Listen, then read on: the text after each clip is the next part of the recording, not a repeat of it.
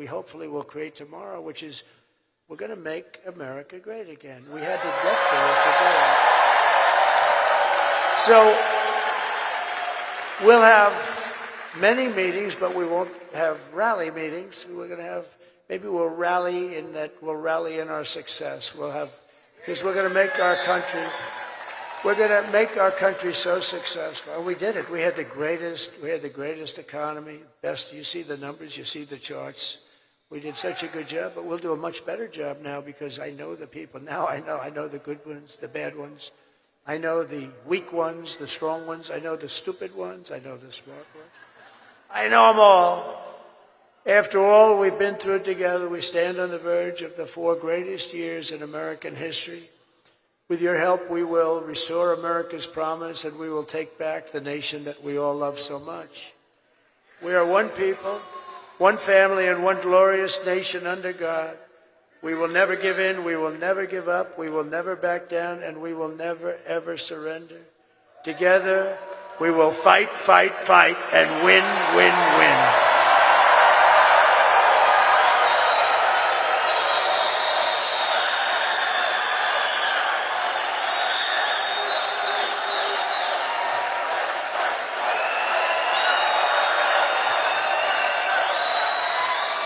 November 5th will be the most important day in the history of our country. We're going to save our country. We're going to turn our country around, and we're going to do it quickly. And together we will make America powerful again. We will make America wealthy again. We will make America healthy again. We will make America strong again. We will make America proud again. We will make America safe again. And we will make America great again. Thank you, North Carolina. Go out and vote.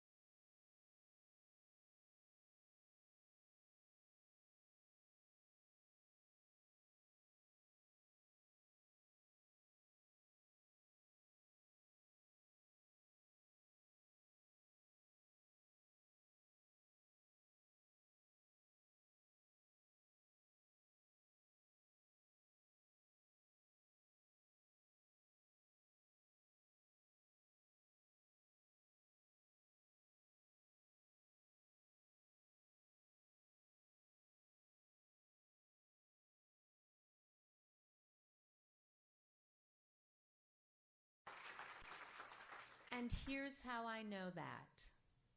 Because we have you. That's why we are going to win. Now, I just want to say how much of a privilege it is for me to be with all of you and join this fight. Because Tim and I have tried our entire lives to be good neighbors. That's a really important thing to be. And you know, I could not be prouder of the people of Wisconsin, and I am so glad that you are my neighbor. Thank you. Thank you.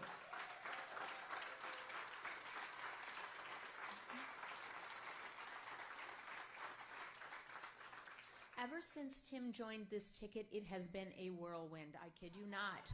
I've been knocking on doors in northern Michigan, making phone calls in Macon, Georgia, and launching canvases in Las Vegas, and assembling packets in Pennsylvania. And now here we are. I was gone for just a few minutes from Wisconsin, and I'm back because we are getting out the vote in Wisconsin. Yes, we are.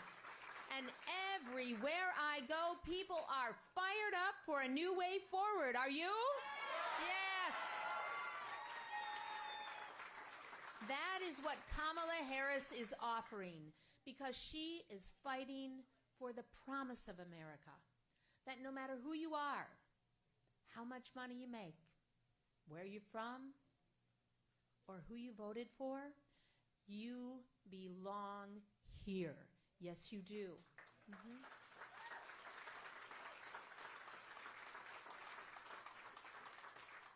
And you can build a life here. Kamala and Tim will be a president and a vice president for all Americans, for everyone. That's right. And that means fighting for middle-class families like the ones they grew up in, and that means defending our freedom to make our own decisions about our own bodies and our own lives.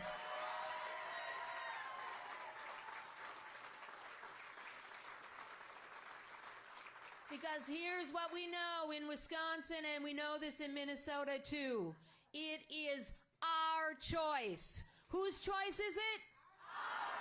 It is our choice. And that future that we are talking about, that is within our grasp. But we are going to have to vote for it.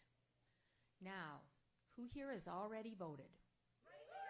Oh, very good. Not bad. But you know I'm a longtime teacher. Some of my students are here, right? I see some.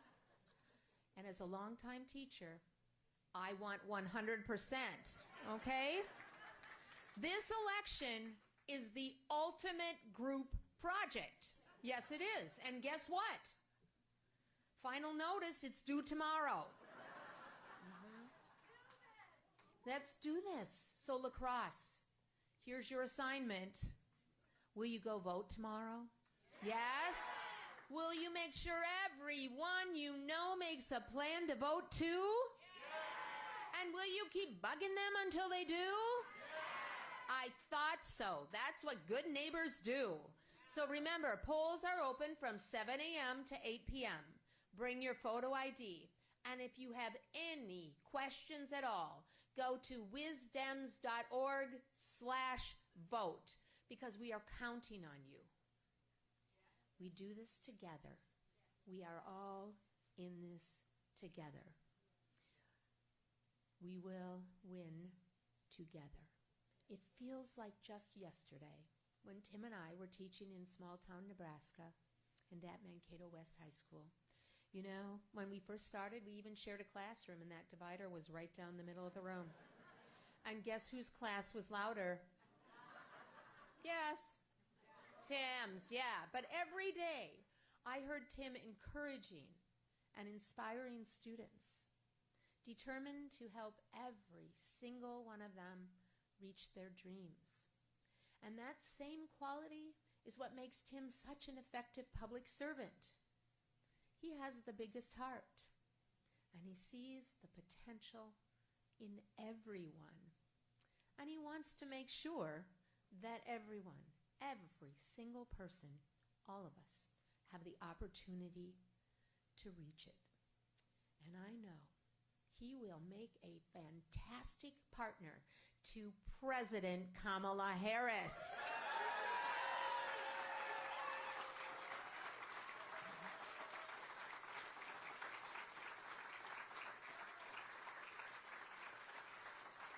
So, friends and neighbors who are doing this together with me, with all of us, will you please join me in welcoming the next Vice President of the United States, my husband, Tim Walz.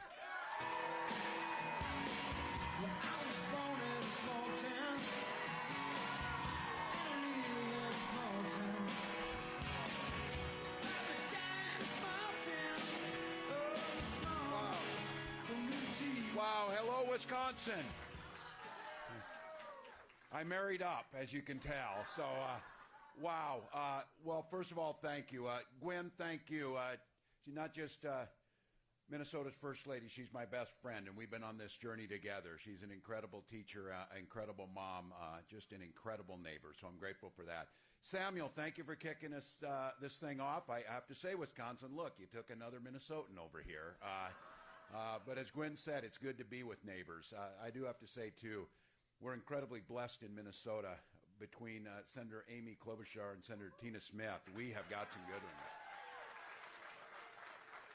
And they've got an incredible partner, not just for Wisconsin, but for this whole country. Send Tammy Baldwin back to the Senate, please. So, look, I was thinking between Minnesota, you hear those three powerful leaders in there? So between Minnesota and Wisconsin, 3 out of 4 ain't bad. So we'll get that other one, though. Don't worry about that. I did see this, and I want to send a huge thank you to my friend Ron Kind. When I was a school teacher going to run for Congress, I went out to Washington, D.C., and I wanted to meet with some people, and 3 people took meetings. I don't necessarily blame them, but one of those people who took that meeting was Ron Kind. And that means a lot to me. It means a lot. It means a lot. I learned an awful lot with that. And what I do know is that this district was represented as well as any place in the country under Ron Kind. So I would encourage you, elect Rebecca Cook to that seat and make sure it gets done. Elect Rebecca Cook in there. We're traveling with some of them. We're kind of, this journey we're on, I do want to give a big thank you to. Gwen is not only managing all this, we're all both together managing a 23 and an 18-year-old. I wanted to send my shout out while I get the chance to Hope and Gus. They've been fantastic on this journey. They've been fantastic. And good to be in here. We landed and we had to go across the river back in over to La Crescent, to come around. I know. So I'm like, I'm over there bragging. This is my congressional district. And I'm telling the Secret Service right around the corner is a really great Quick Trip and an Apple Store. So, I'm in Pennsylvania. There's this big fight out there between Wawa and Sheetz, the convenience stores. And they said, what's your feeling on this? And I just split the middle with Quick Trip right down there. So that's the way to do it. But look, all of you came out today, Monday. We are within 24 hours of polls opening. You could be anywhere. You came here because you love this country, and I'm grateful to each and every one of you for doing that. The thing is upon us now, folks. I know there's a lot of anxiety, but the decisions that are made over the next 24, 36 hours when those polls close will shape not just the next 4 years, they will shape the coming generations. We've got a chance, and it's a rare thing to do in the moment that we're living in to elect a new generation of leadership, a new way forward, a hopeful, unified America that holds true to our values. That's why you're here today. And it's been 100 days. I could not be prouder to be on this ticket. Also very surprised. My pro tip is when you're expecting an important call, take it the first time. So you should do that.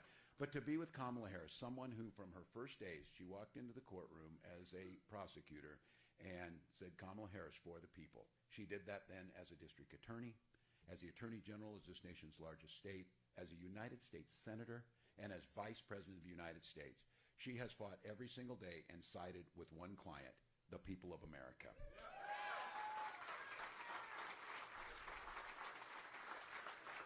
She stood up for women and children against predators and abusers. She stood up with seniors and workers against fraudsters and big corporate interests. She stood up for families and communities against international gangs and drug traffickers. And she never once hesitated to reach across the aisle to work with anyone if it was for the good of the American people. When people would come to her, and you hear her talk about this, and she says this, and we know this, this is what we do out here. She never asked if they were Democrat or Republican. She asked, how can I help you? That's the type of president that she will be. She's done it as vice president. She's done it her entire career. She's talking about an economy where that if you work hard, you don't just get by and skim by. You actually get ahead. Doesn't matter if you're a red state or blue state, big city or small town. Everyone should get a chance to succeed. So I'm in this fight and proud of it. I grew up in rural Nebraska, and I always tell this, you get this, we have this fight when you're in this, when you say, I'm from a small town, and I can see people say, how small?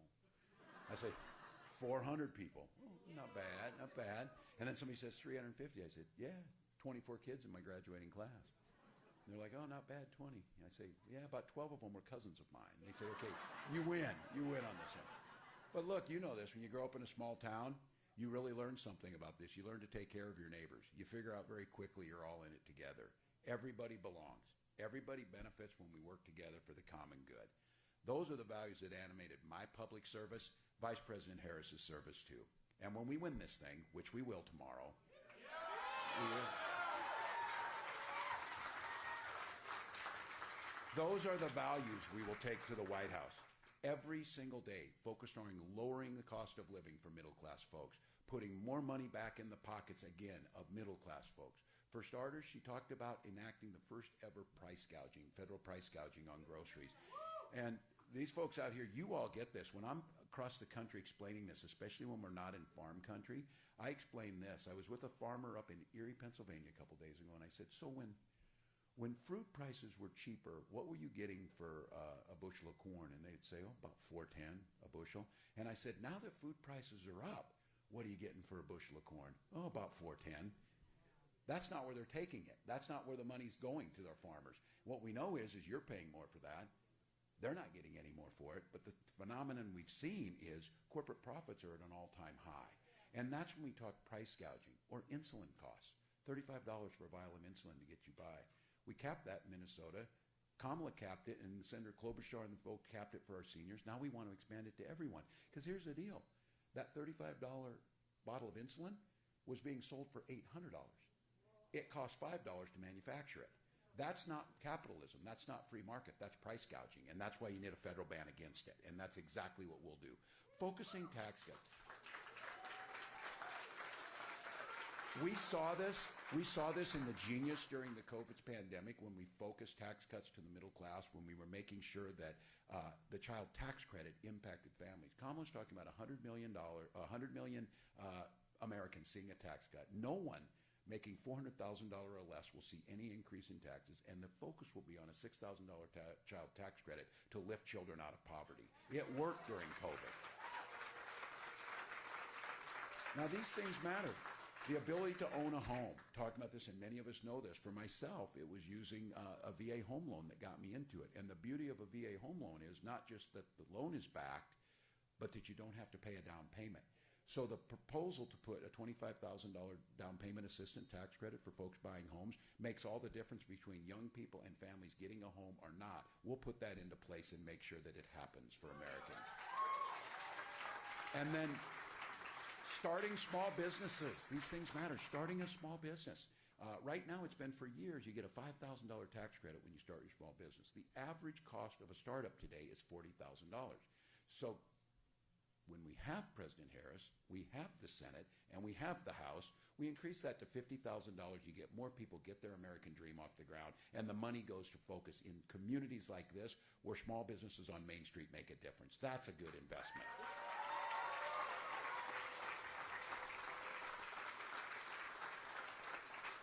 And I think most of us know, you saw it at the convention in the summer, and you see Vice President Harris walk out to Freedom, the song. Well, it's a great song, but it's not just a song. It's foundational to what we're talking about. You hear us talk about freedom a lot. And freedom means you make the decisions on your health care. You make the decisions on who you love. You make the decisions on the books you read. You make those decisions, not politicians. That's what freedom looks like. Freedom for seniors to retire with dignity and grace. This idea of listening to the other side talk about cutting Social Security and cutting Medicare, that's the exact opposite thing we should be doing. Those are programs that are the greatest anti-poverty programs that we've seen. And that's why Kamala's talking about enhancing those programs, adding in-home care for our seniors to Medicare benefits. Those things make a difference. And we've seen it across this country. Freedom means a lot of things. That freedom to retire with dignity, freedom to make your own decisions, and freedom to send your children to school without worrying they'll be shot dead in their schools. That's a big thing. And I know across this country, whether it's Pennsylvania or whether it's here in Wisconsin, I understand people own guns like myself. I'm a veteran, I'm a hunter, I'm a gun owner. Kamala is a gun owner. And what we know is that you can defend, and we have, the Second Amendment, but also uphold our first responsibility, protecting our children in our communities. Those things you can do.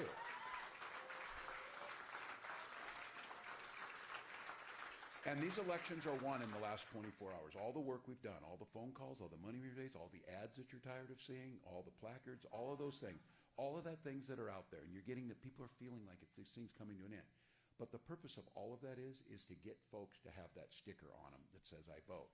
And folks have to be motivated on where they go. So I would talk to the guys and have you talk to others that are out there why this is such a big deal. And I would ask you in this moment to think of the women in your life that you love, daughters, wives, moms, aunts, uncles, sisters, whoever it is. Think about those women. Think about them. Those people, those women, this election is truly about their lives are at stake. We're seeing it across the country. Maternal mortality rates in states like Texas have shot through the roof. A story comes out every single day because of Donald Trump's abortion ban that put 20 states under this ban. Our daughters now, those people you're thinking of, those loved ones that are in your minds right now, they have fewer rights than their mothers and grandmothers had. They are more at risk than they've ever been. But here's the good news. When we get that Senate, we get that House, we elect Kamala Harris, they will send over the restoration of Roe, making reproductive rights enshrined into law, and President Harris will sign it.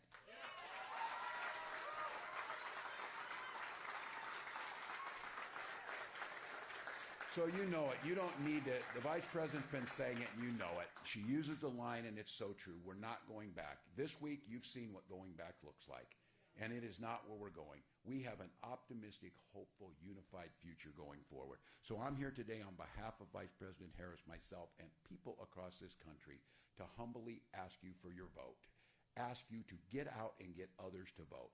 This is a generational opportunity for us to turn the page, for us to take this momentum going forward. Now, you know we're not taking it for granted. This thing will be won. This election quite literally could be won through the state of Wisconsin, and it could be won right here through La Crosse for the work that we're doing. That's how close this thing could be. So we're taking nothing for granted. We're taking nothing for granted. We're asking you to get out there and get it done. And I ask all of you, when do you get this opportunity that we are in a moment? I know it's stressful. Everybody's out there, and you're like, oh, you're on this, the polar coaster, as they call it. Oh, we're winning. Oh, we're losing. Oh, we're winning. Did you see Iowa? Oh, no, Pennsylvania. And you go through all this, and everybody's all stressed out. Well, the antidote to that is to do something about it. Like all of you in here, how many have already voted? All right. How many are voting tomorrow and taking somebody with you, too? There you go. All right. This is where you get this opportunity.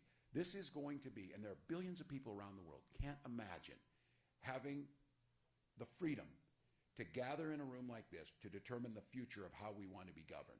A future that either goes backwards, is divisive, dark, and angry, or one that is hopeful, unified, inclusive, that gives us the rights that we know 250 years of patriots have kept this American experiment alive.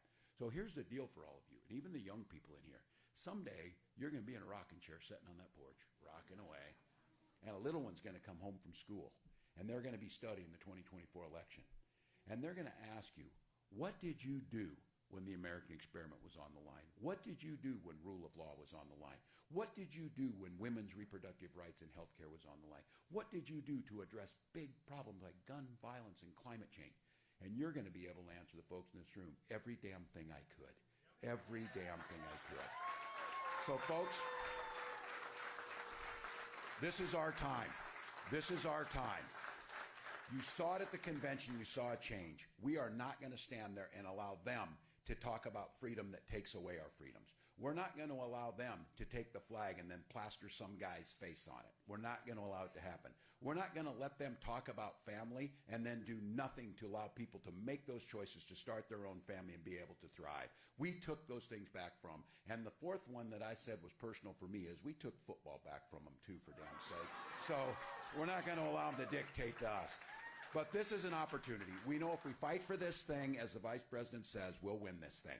We know that if we get out there and vote, we'll win this thing. So I'm asking you, make sure that anyone that you know that you call, let them know iwillvote.com /WI. You can go get that done.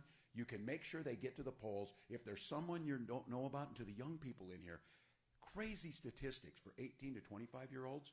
If you simply ask someone if they voted and you say you have voted, the chance of them voting almost doubles. If they don't get asked, they won't go. So if from you're out here, what difference make? If there's just somebody you're thinking of, if there's someone you can talk to, make that case to them. Because look, we're going to get an opportunity by tomorrow night, and we'll know our system, as we all know in this room, we have the fairest, the most secure elections in the world. We will count the votes, we will win on the votes, and we will be able to know that we had a part in not only moving on from 9 years of what we've seen, but to charting truly a new way forward. The rest of the world is watching us. So I got one request of you, Wisconsin. Win this thing for America. Get out there and vote. Let's get this done. Thank you all.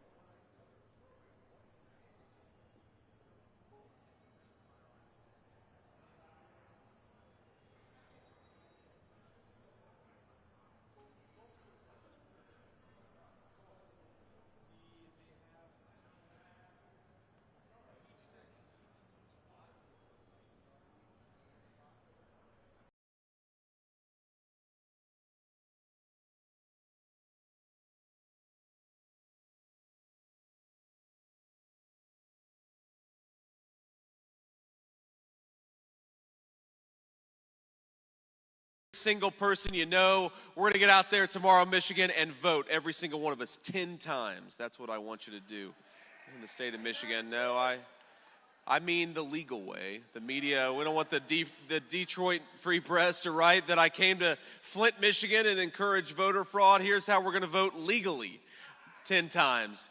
You're going to take yourself to the polls tomorrow, take 9 of your friends and family with you, and we're going to make Donald J. Trump the next president.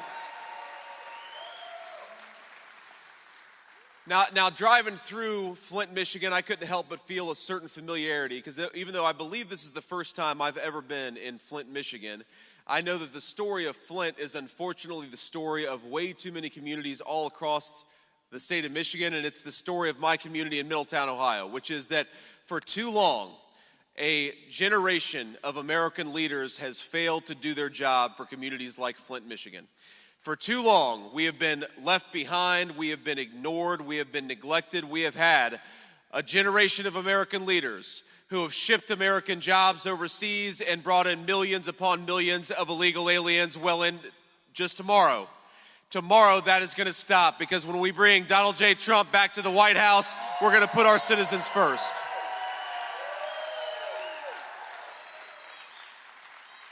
I mean, look at this. Look at this beautiful building. You know how lucky we are to have come from a generation of, hundreds of years. The people of the United States of America, they built places like this. I'm overwhelmed by it. You know, you go all different places when you run for vice president of the United States, but we're driving downtown Flint. And all I could think is, St. Paul's Episcopal Church. We know St. Paul's Episcopal Church. I'd never seen it before in my life. I drove by it on the way out here, and I thought, we have the most beautiful country in the world. And for hundreds of years, Americans built beautiful buildings because we wanted our citizens and our people to be surrounded by a reminder that we have the capacity in the United States of America to do great things. We are descended from the people who, with pocket calculators and slide rulers, built rockets to go to the moon. We are descendants of people who built this beautiful building, who built all of these wonderful structures in Flint, Michigan. But unfortunately, a generation of leaders like Kamala Harris have decided that we don't need to make enough of our own stuff in the United States of America anymore. And we know the consequences of it. We know that a generation of middle-class Americans lost their jobs. We know that a lot of our people are struggling to get by. We know that our fellow citizens can't afford to buy groceries, can't afford to buy housing, can't afford to put food on the table because people like Kamala Harris failed to do their job. Well, tomorrow, we get an opportunity to send a message to those people. We don't want you anymore. We want Americans who care about their fellow citizens. That's what Donald J. Trump offers. Look, I got to be honest with you. I saw Tim Walz a couple days ago in Las Vegas, Nevada. We were both arriving in beautiful Las Vegas airport at the exact same time. And, I actually feel bad for Governor Tim Walz, if I'm being honest with you, because think about this. He's got the toughest job in American politics, maybe one of the toughest jobs in America, period. He's got to go around the United States of America and pretend that Kamala Harris is fit to be president of the United States. And I know... Look, think about it. I know a lot of us have had hard days at work. Our hands hurt, our backs are tired, but have you ever had the kind of day where you had to tell people that Kamala Harris was able to be the president of the United States? That's tough work, my friends. But here's the thing, we don't have to guess at what Kamala Harris's leadership is going to be like. We don't have to pretend that the slogans and what she says with a teleprompter in front of her is the reality. We know exactly what Kamala Harris is going to do because she's already been doing it for the last 4 years. And what is the consequence of Kamala Harris's leadership? What does Tim Walz have to go around America and pretend that Kamala Harris has been doing? Well, we know that thanks to Kamala Harris and trillions of dollars of new spending, our fellow citizens can't afford to buy groceries, that gas prices are up by 45%. Did you see the jobs report that came out just a couple of days ago? 28,000 private sector jobs that we lost. 46,000 American manufacturing jobs lost in the United States of America. But the only category where we gained employment was the government. So under Kamala Harris's economy, our good, hardworking Michigan citizens, they're losing their jobs. Our great Michigan auto workers are losing their jobs, but Kamala Harris's government bureaucrats are doing just fine. And look, I don't wish unemployment on anybody. I know it's terribly stressful to lose a job, but the one person that I think that we're going to make unemployed tomorrow is Kamala Harris, because we don't want her anywhere near the Oval Office.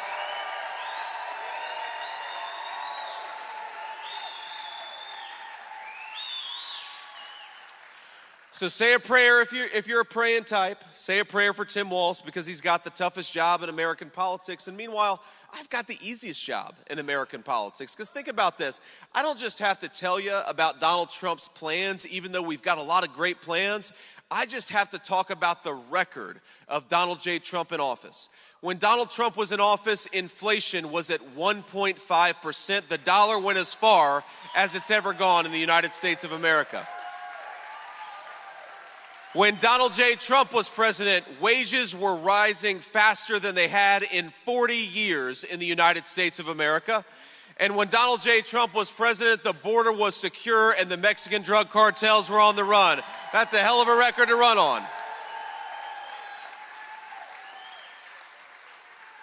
So I've got the easiest job. I've just got to try to convince our fellow citizens all over the state of Michigan, all over the United States of America, that if we get back to the common sense policies of Donald J. Trump, we can get back to the peace and prosperity of that leadership. And I do believe, my friends, that we are on the cusp of a golden age of American prosperity. We're on the cusp of an America where we're not just energy independent, but we're energy dominant.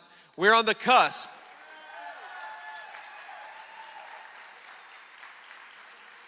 We're ready to make the American dream of homeownership affordable for millions of young Americans all over the state of Michigan and all over America. But the thing that we've got to do, the only thing that we can do to unleash that golden age of American prosperity, is to get Donald J. Trump back in the White House. So let's go and do it, and let's do it together.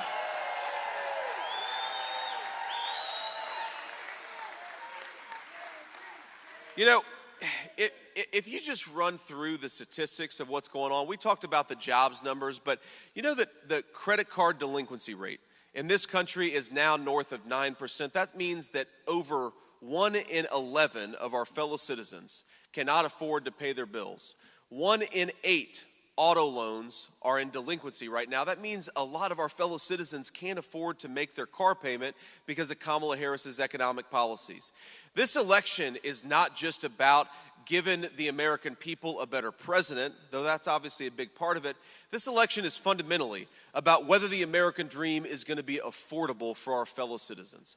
And I think that we have got to do better. There are so many people out there that are struggling. I know in the city of Flint and all over this great state, there are a lot of people who are working hard, they're playing by the rules, and they're falling further behind instead of getting further ahead. Wouldn't it be nice to have a president of the United States who made it easier for American citizens who work hard and play by the rules to afford the American dream again?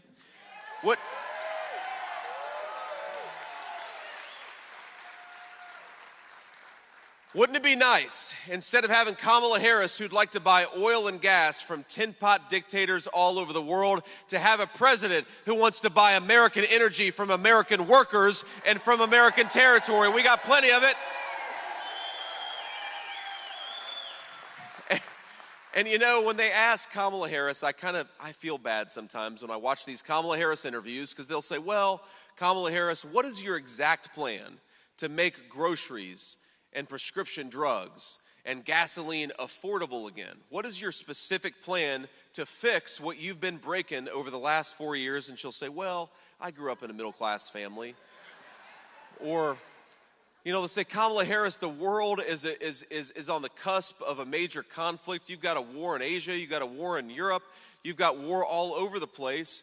What is your plan to restore peace and stability to a broken world? And she'll say, well, you know, when I worked at McDonald's, I was very good at making the hash browns. And, you know, those of us who, first of all, I think maybe Donald J. Trump has spent more time working at McDonald's than Kamala Harris has at this point. But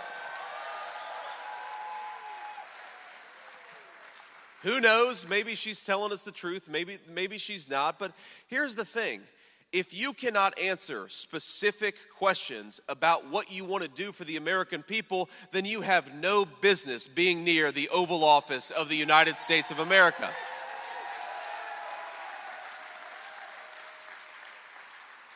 We know what Kamala Harris is going to do because we know what Kamala Harris has already done. She cast the deciding vote on trillions of dollars of new spending. She bragged about being the last person in the room when important decisions were made over the last 4 years. We know what Kamala Harris is going to do because we know what Kamala Harris has already done. And I'd like to borrow a line from my running mate when we're going to say tomorrow to Kamala Harris, you are fired. Go back to San Francisco where you belong. We don't need you in the White House.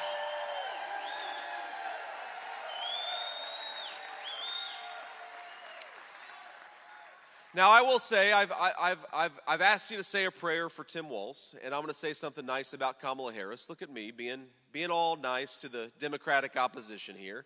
But here's the thing I'll say about Kamala Harris. While, yes, she's done a lot of bad things, and she's screwed up in a whole lot of ways as Vice President of the United States, the one thing I'll say about Kamala Harris is that every time she gives an interview, I think we gain about 100,000 votes. And so, you know, what... I said this to the president a few weeks ago. You know, one of our closing campaign strategies, we should just get Kamala Harris out there doing as many interviews as possible, because that's how I think we're gonna persuade the people of Michigan. Because look, when she's got a teleprompter in front of her, she'll talk a big game about how she's going to be different. She'll say a lot about how she's nothing like Joe Biden. She'll even say things like, on day one, we're going to tackle the affordability crisis affecting American families. And I think all of us with a lick of common sense are saying, Kamala, day one was 1,400 days ago. What the hell have you been doing the whole time? Stop talking about doing your job and go and do it.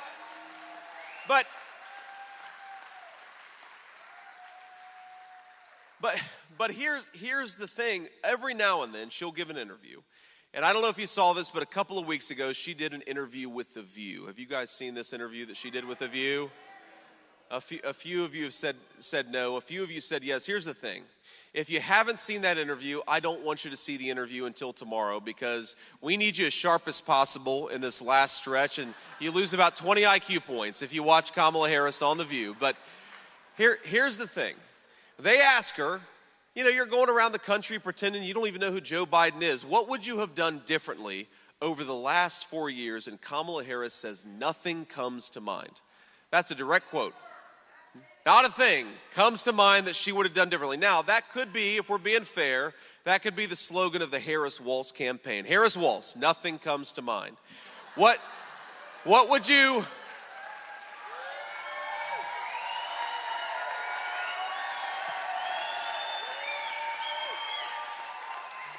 What are you going to do about that wide open southern border? Nothing comes to mind. What are you going to do to undo the broken economic policies that make groceries unaffordable? Nothing comes to mind. That could be, again, the slogan of their campaign. But what it revealed is the lie at the heart of the Kamala Harris campaign. Because while she says that she's somehow going to be different, even though she can't give you the details on how, we know that Kamala Harris is more of the same.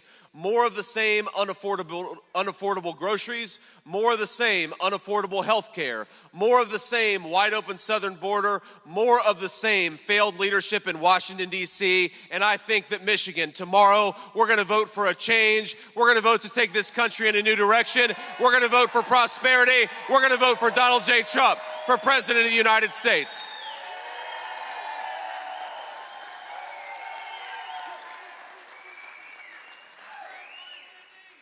It's, you know, here's the biggest problem with Kamala Harris. It's not just that we disagree with her on policy. It's that Kamala Harris has decided, instead of saying what she's going to do to make your lives better, she's more focused on dishonest smears against Donald J. Trump, or more importantly, dishonest smears against the American people. For my entire time that I've paid attention to politics, I'm all of 40 years old. And, you know, I used to talk about, I turned 40 in August of this year, right after Donald J. Trump made me his running mate. And I used to go out and complain about having just turned 40. And then, you know, people who had just turned 60 or just turned 70 said, why don't you shut the hell up about having just turned 40? So I stopped doing that. But in my entire life, I've never seen a political candidate not just criticize the other party or criticize the other candidate, but go out and attack millions upon millions of Americans for disagreeing with Kamala Harris. We saw this when Joe Biden, Kamala Harris's boss, called half of America garbage for wanting to think that Donald J. Trump should be president of the United States.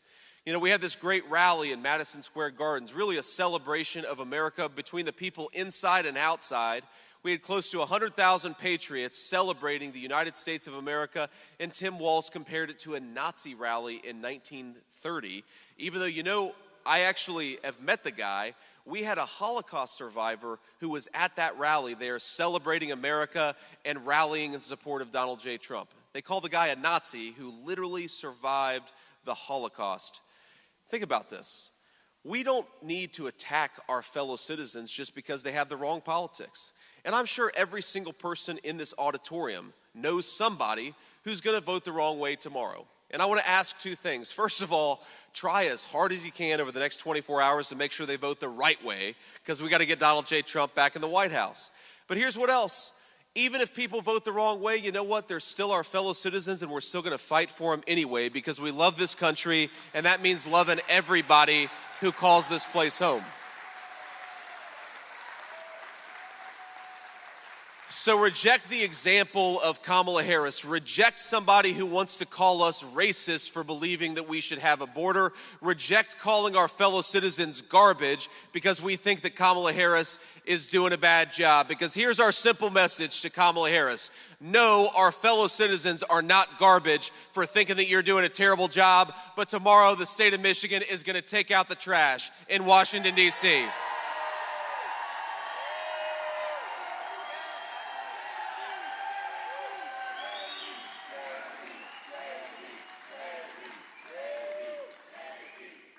Let me just talk about two other issues because I know they're so important. And the first in particular is the great tradition of Michigan auto manufacturing.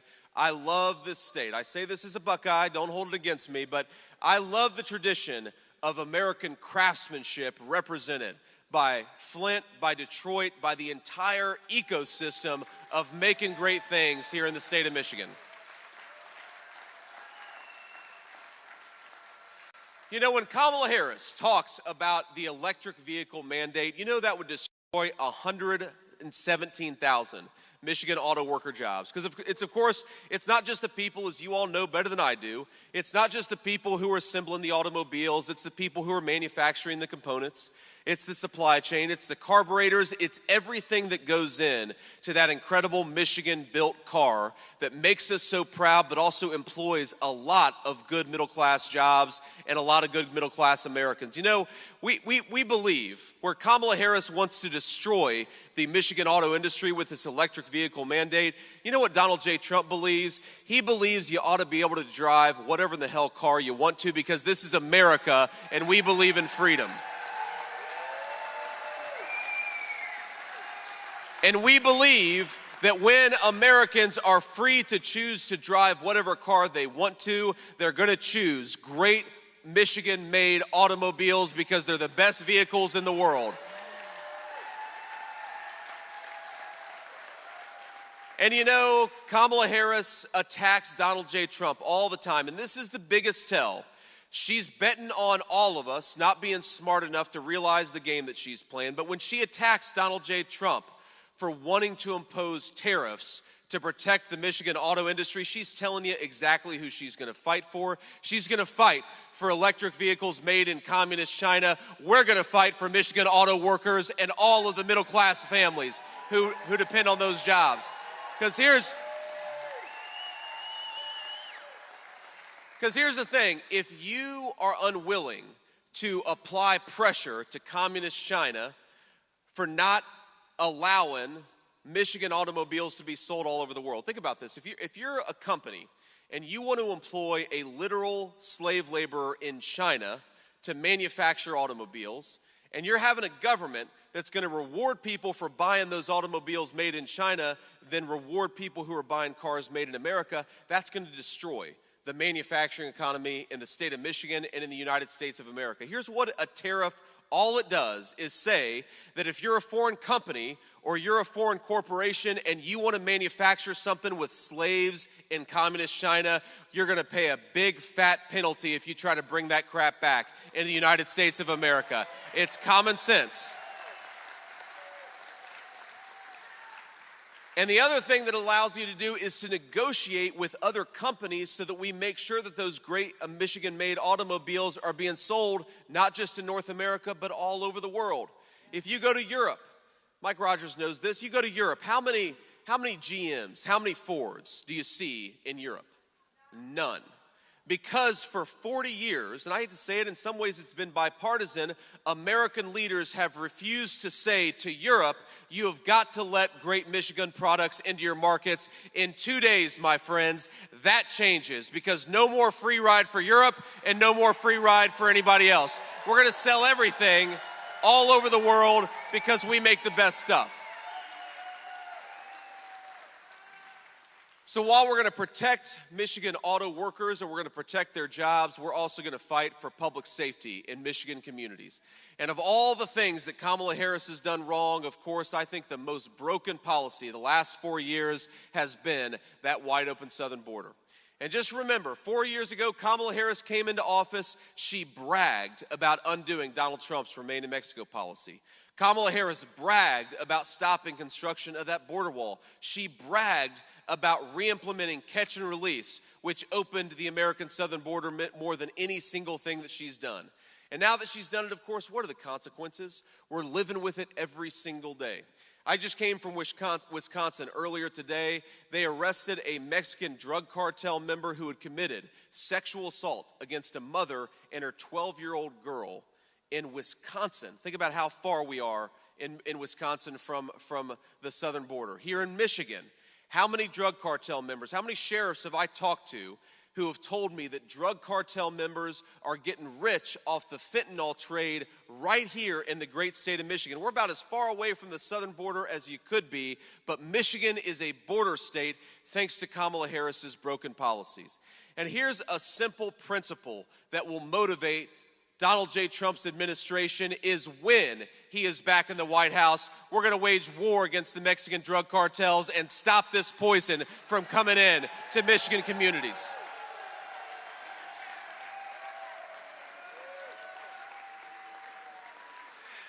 You know, a lot of you know my story. A lot of you know that I was raised by my grandmother because my own mom struggled with addiction for a big chunk of my early life. Now, I'm proud of my mom, and she's been clean and sober for almost 10 years, and that's an incredible grace and an incredible blessing for my family. Thank you.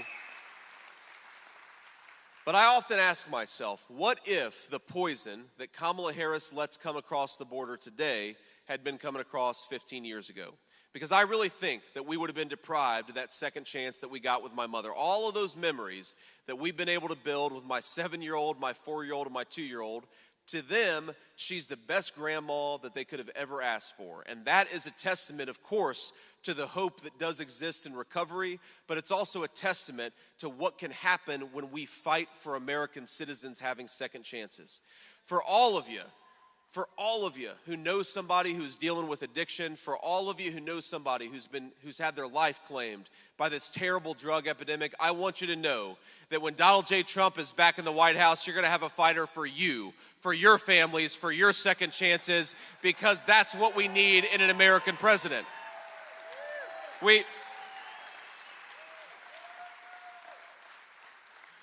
If you think of all the consequences of the border crisis, you think of the fentanyl, the poison that's coming into our communities at industrial scale, thanks to those drug cartels and thanks to Kamala Harris letting them do business in the state of Michigan. If you think about the public schools that have been overwhelmed because you've got thousands and thousands of kids who don't even speak English who have been dropped in to our Michigan schools, which has, of course, made it harder for American citizens of every color to get the kind of education that they deserve.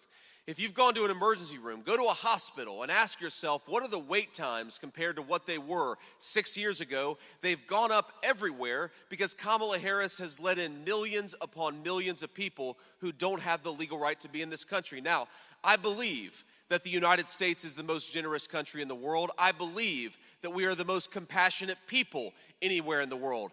But the compassion of the American president belongs to American citizens, to people who have the legal right to be here, not to people who shouldn't be here in the first place.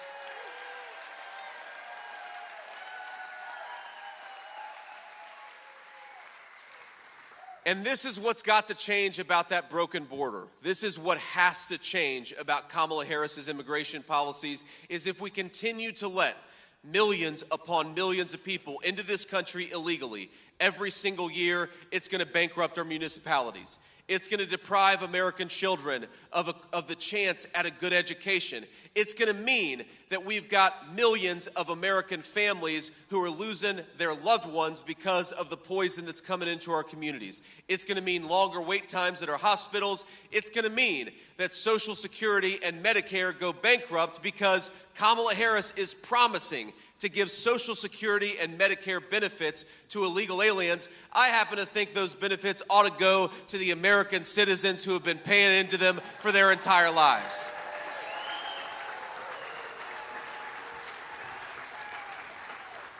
So while Kamala Harris is rolling out the red carpet and offering free medical care, free health care, free housing, and free schooling to people who don't have the legal right to be in this country, Donald J. Trump's message is a little bit different. If you're in this country illegally, pack your bags, because in 3 months you're going back home.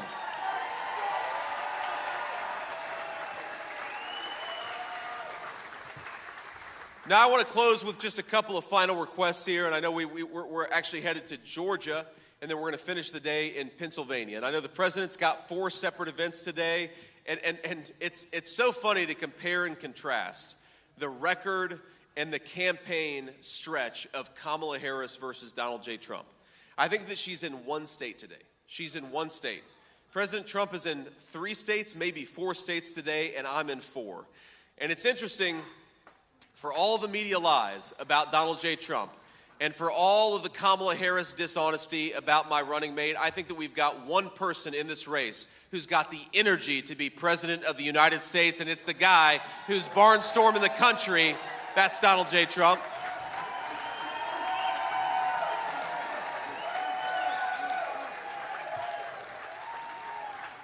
But I think especially at this cycle, this point of the race, it's very easy to get tunnel vision. It's very easy to focus on just the politics and not on what's at stake. Because look, this is not just about red team versus blue team, Republicans versus Democrats. We've got a lot of independents, Democrats, and Republicans as part of this team, and we're thrilled to have them. If you believe in common sense, if you want government that actually belongs to the American people, then you got to vote for the common sense ticket of Donald J. Trump. It's that simple. But look, this is not just about beating Kamala Harris and the Democrats. And trust me, more than any person in this auditorium, I am looking forward to beating Kamala Harris and the Democrats. Trust me, I'm going to enjoy it more than anybody else in this room. But here's why we got to beat Kamala Harris and the Democrats tomorrow. It's because the American people deserve to have better leadership. It's really that simple. And I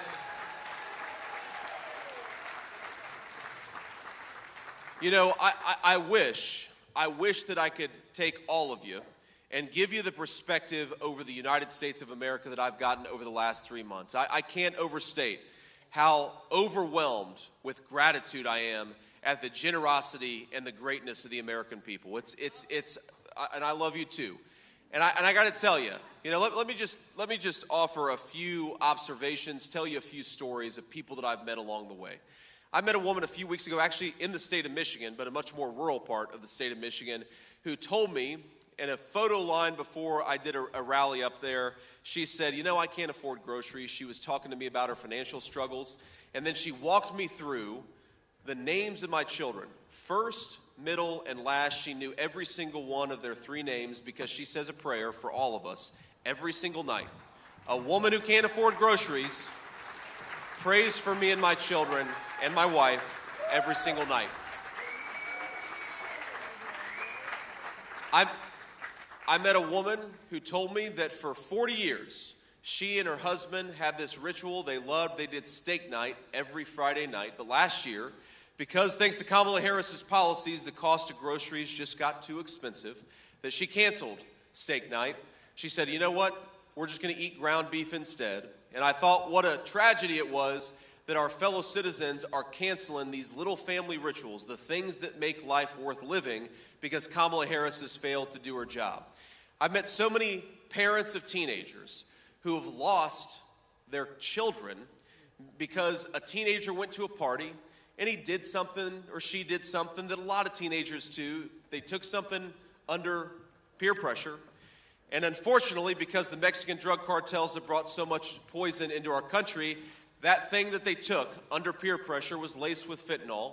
And so instead of paying for that teenage mistake with a headache or a lecture the next morning, they paid for that teenage mistake with their lives. When you look at how much this country is struggling, and you think about the golden age of prosperity that we could unleash, we've got to go and do it, my friends. And over the next day, as we're working hard for the people of Michigan, working hard for everybody, getting people to the polls, telling our neighbors, our friends and family, offering to drive them to their polling location if that's what it takes. I want you to remember that what we're fighting for is we're fighting for a retiree being able to afford steak night with their husband. We're fighting for the parents of children to be able to raise their children in communities that are safe and secure. We're fighting for people to be able to afford groceries. We're fighting for our fellow citizens because they deserve to have an American president that is fit to lead this great nation. And my friends, tomorrow, that's exactly what we're going to give them. God bless you all, Michigan. Thank you. I'll be back soon, but we got to go win this thing. We love you.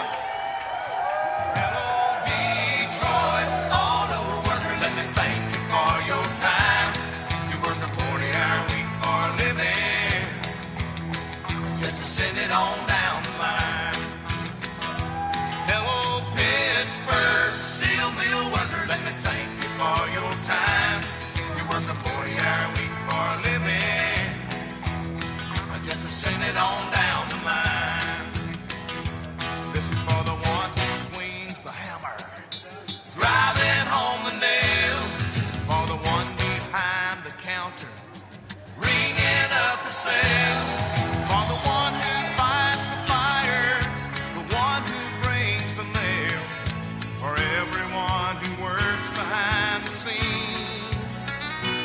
You can see them every morning in the factories and the fields, in the city streets and the quiet country towns, working together like spokes inside a wheel. They keep this country turning around. Hello, Kansas, Wheatfield farmer, let me thank you for your time. You work a 40-hour week for a living, just to send it on down the line. Hello, West Virginia coal miner, let me thank you for your time. You work a 40-hour week for a living, send it on down the line. This is for the one who drives the big rig up and down the road, for the one out in the warehouse bringing in the load, for the waitress, the mechanic, the policeman on patrol, for everyone who works behind the scenes with a spirit you can't replace with no machine. Hello, America. Let me thank you for your time.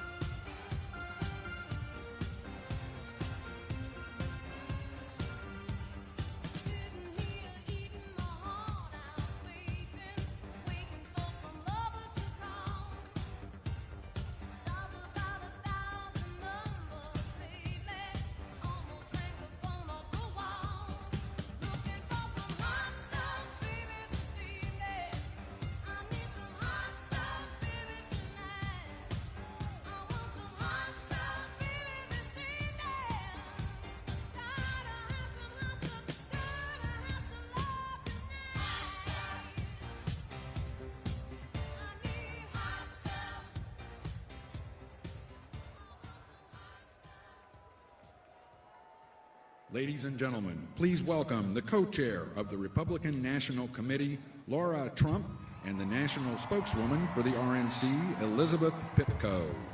We voted Trump and Bears, baby. Trump and Bears, vote Trump. America needs saving. America needs saving. We voted Trump and Bears, baby. Trump and Bears, vote Trump. November 5th, we going crazy. November 5th, we going crazy. Red pill poppin', swerving in the trunk. Republican 4G, and teeth and nose, what's up? Break by the blue, MAGA nation. Throw it up. Black, white, and brown, all wanna go to Trump. Democrat party gon' take your freedom. Indicting our president cause they can't beat it. It's a two-tier justice system. Put America first, we the big. MJB, MJB, MJB, MJB, MJB, MJB. Let's go, Brandon. Sing a we voted Trump and Bears. Hello, Pennsylvania!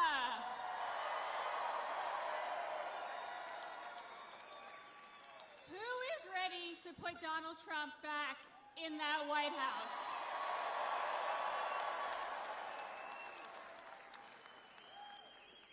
I am so excited to be here with you all right now. Let me tell you, for those who don't know me, my name is Elizabeth Pipko, and I have had the honor for the last 6 months of being the spokeswoman for the GOP, and the even greater honor for the last 8 years of being one tiny member of Team Trump.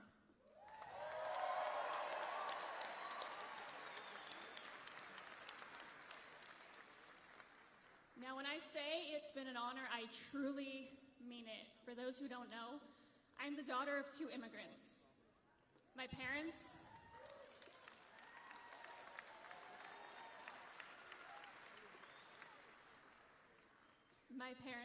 came here from the former Soviet Union with $90 each in their pockets, definitely never imagining that this would be their daughter's life one day. But here we are.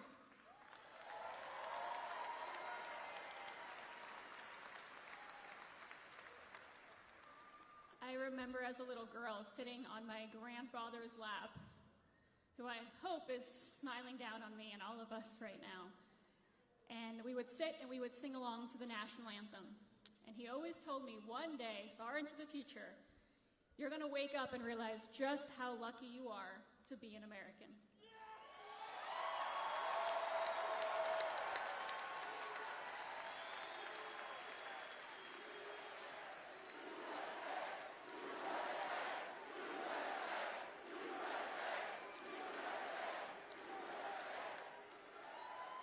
I think it's safe to say I feel pretty darn lucky right now.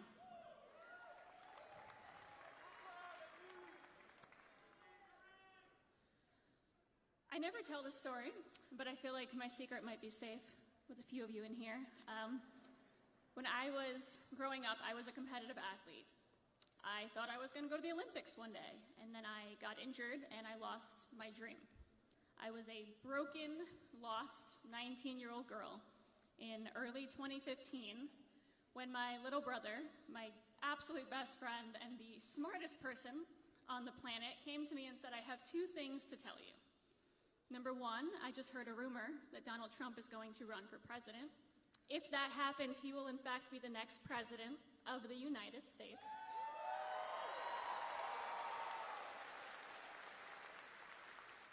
And number 2, if you want to fix your life, get back on your feet and find a little inspiration, start watching Donald Trump's videos, start reading his books, and get your life together. So I did.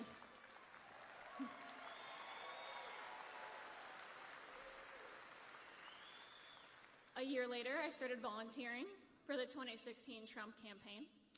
A few months later, my brother and I were offered jobs as 2 of probably the youngest staffers on that campaign, and then a couple of weeks later, we were a teeny tiny piece of the team that made American history.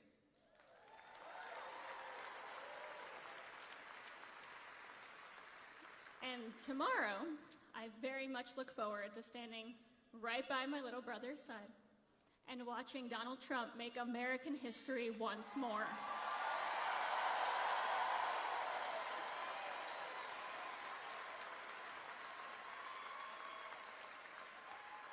Because tomorrow will truly mark the greatest comeback, not only in American history, but in the history of this world. And I cannot wait.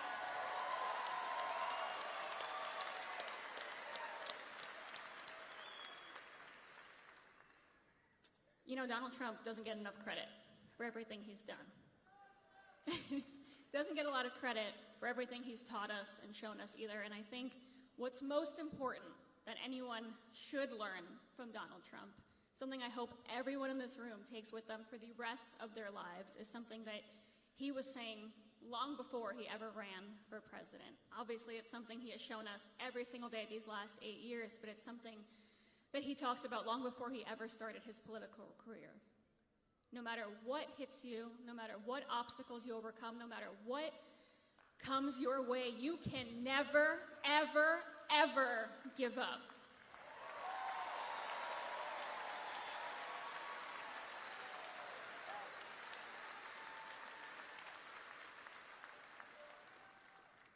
I ask anyone in this room or listening right now, if you have not yet voted, tomorrow is the most important day of our lives.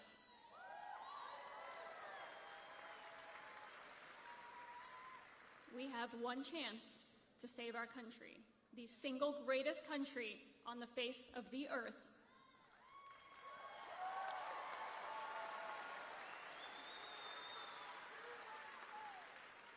So I ask you all, vote for your children, vote for your grandchildren, vote for everyone who fought and died so we can be here right now.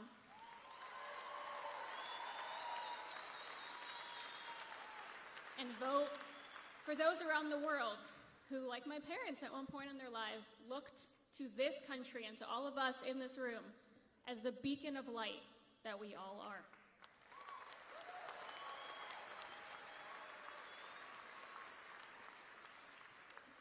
It has truly been the honor of my lifetime. I don't know what I did in a past life to deserve anything I've experienced with you all these last 8 years. It has been an honor to be here with you this afternoon, to be a small part of this journey we've all been on for 8 years, the MAGA movement, which will live on much longer than any of us in here, I'm sure.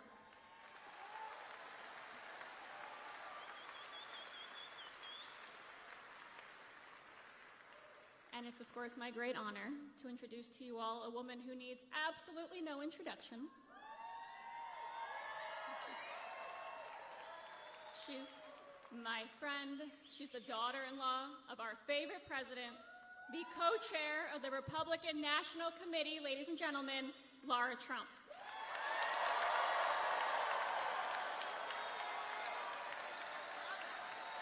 What's up, Pennsylvania?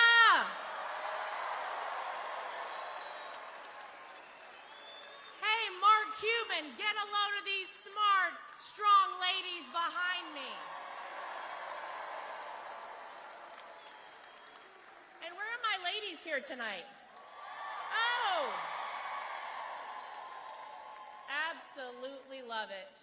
Well, guys, it is such an honor to be here. I love you guys. Thank you.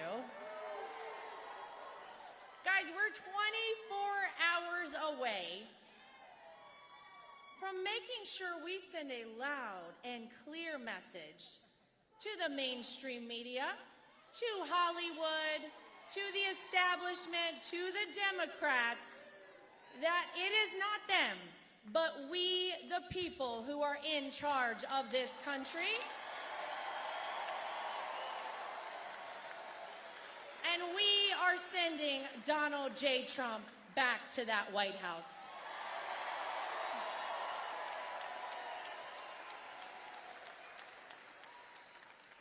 I almost can't believe that tomorrow is it, right? I mean, we've been thinking about this for so long, and we're 24 hours away. I mean, this has really been such an incredible ride for the past 9 years of my life. I am so honored to have the last name Trump and be part of this family, something I promise you I never in a million years imagined. I'm also incredibly honored to be your co-chair of the RNC. And in case nobody noticed, we're not going to have any cheating in this election this time around.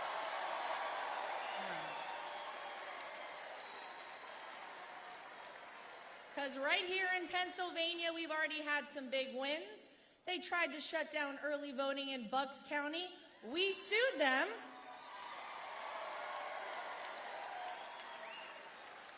And we got 3 extra days for you folks in the great Commonwealth of Pennsylvania to get out and vote early.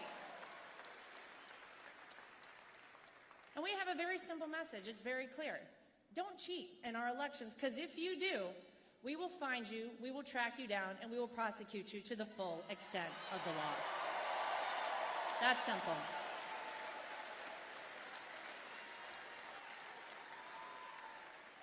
We want free, fair, and transparent elections. And by the way, do you guys know this? We offered for our friends over at the DNC to come join us in our pursuit of election integrity. Now, we have yet to hear back on that, but we do still have around 24 hours, so I'll let y'all know if they give us a call. But don't hold your breath. It has also been such an honor to be right there fighting side by side with the greatest president this country has ever seen, a man I'm proud to call my father-in-law, Donald J. Trump, from day one.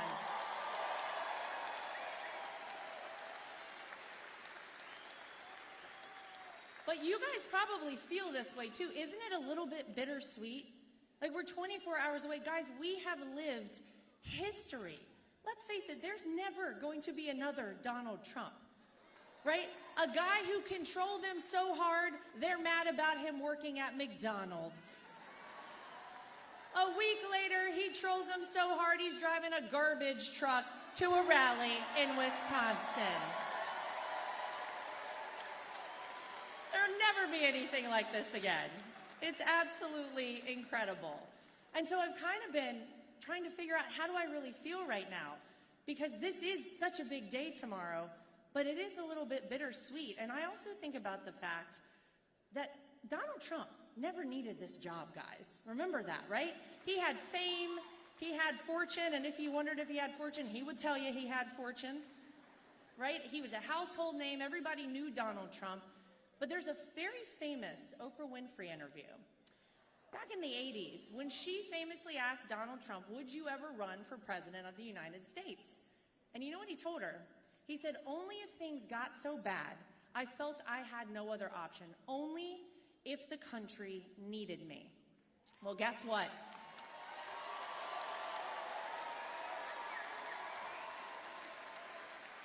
That's exactly why he ran in 2016, because the country needed him. That's exactly why he ran again in 2020, because he wasn't done. The country still needed him. And that is why, despite every single thing thrown his way, the attacks, the lies, the smears, the impeachments, the indictments, the mugshot that is the greatest mugshot the world has ever seen,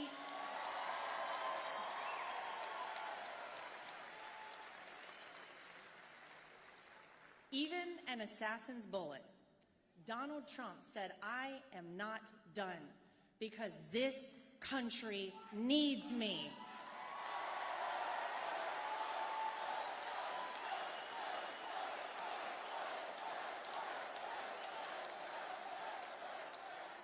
And let's face it, this country right now needs Donald Trump more than we ever have before, ladies and gentlemen. That's why tomorrow is such a big deal. Now, can I get a show of hands? Who in here voted early in Pennsylvania? Okay, now I love that. But here's what else I love. The rest of y'all that didn't raise your hands, tell me who's voting tomorrow here in Pennsylvania. You absolutely love to see it. I got to tell you guys something. The Democrats are getting a little nervous right now. Have you noticed? The vote totals aren't really checking out for them in some of these states in the early voting, because we have absolutely killed them in the early vote totals all across the country. So get ready for tomorrow. And when you guys go out tomorrow, now you know not to go empty-handed. Pick up your friends, pick up your family, your dentist, your pediatrician, your veterinarian. I don't care. If you got to buy them a sandwich or mow their lawn, do it if they're going out to vote for Donald Trump and you take them to vote with you tomorrow, okay? Can we do that? So listen, as bittersweet as this kind of is for all of us in the Trump family, this is also very exciting because what I've come to realize and what I think we're all feeling right now in this country is that tomorrow is not the end. Tomorrow is the beginning. Yeah. It's the beginning of a new era in the United States of America, and I'm going to make a prediction right now. Despite all that this man has had against him, despite how much they've attacked him and fought against Donald Trump, it will be Donald J. Trump who unifies this country, who brings us back together, and finally restores the American dream for the United States of America.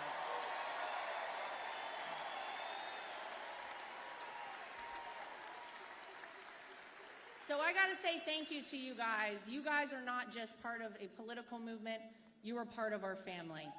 We love you. Thank you from the bottom of our hearts for everything, for the support, for the love, for the prayers. We have all felt them time and time again. And we are so appreciative. We love you too. Thank you. And so I want you guys to remember this. Tomorrow night is the beginning, because it's not just that Donald Trump is going to make America great again. He's going to make America greater than ever before. Thank you, guys. Thank you, Pennsylvania. Get out and vote. I love you. We voted Trump and Bears, baby. Trump and Bears, vote Trump. America needs saving. America needs saving. We voted Trump and Bears, baby. Trump and Bears, vote Trump. November 5th, we going crazy. November 5th, we going crazy. Red pill poppin', swerving in the trunk. Republican 4G, and keeping those busts up. Break by the blue, MAGA nation, throw it up. Black, white, and brown, all by the vote Trump. Democrat party gon' take your freedom. Indicting our president, cause they can't beat it. It's a two-tier justice system. Put America first, we the big. MJB, MJB, MJB, MJB, MJB, MJB. Let's go, Brandon, sing it. We voted Trump and Bears, baby. Trump and Bears, vote Trump. America needs saving. America needs saving. We voted Trump and Bears, baby. Trump and Bears, vote Trump. November 5th, we going crazy. November 5th, we going crazy. Now I pledge allegiance to vote for Trump. There's a red wave coming, you gon' surf for what? And God I trust to take the devil away. Lock Joe Biden up and throw the key away. Your propaganda ain't gonna work on me. Biden and I just like you working for free. I demand reparations from every idiot that voted for Joe Biden, boy, period. Period, Sleepy Joe is a fraud. And the bloodbath and the overall fraud. The media is the enemy of the people. The Democrats and the fake news, how is she? MJB, MJB, MJB, MJB, MJB, MJB. Let's go, Brandon, sing it. We voted Trump and Bears, baby. Trump and Bears, vote Trump. America needs saving. America needs saving. We voted Trump and Bears, baby. Trump and Bears, vote Trump. November 5th, we going crazy. November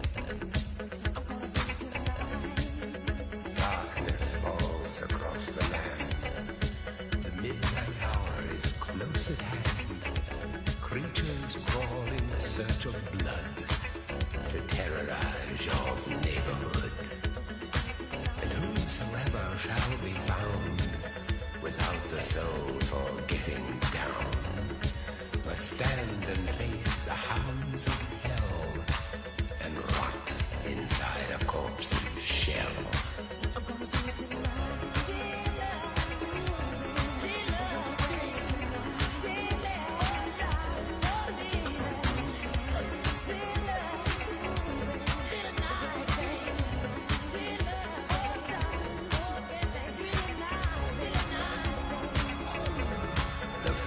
Stench is in the air, the funk of 40,000 years, and grisly ghouls from every tomb are closing in to seal your doom.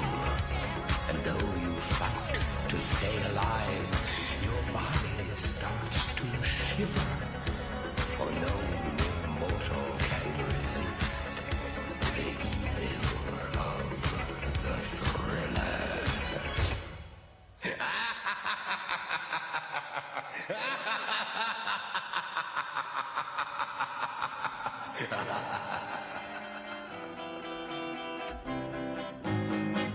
Hold me close, hold me tight, make me thrill with delight. Let me know where I stand from the start. I want you, I need you, I love you with all my heart. Every time that you're near, all my cares disappear. Darling, you're all that I'm living for. I want you, I need you, I love you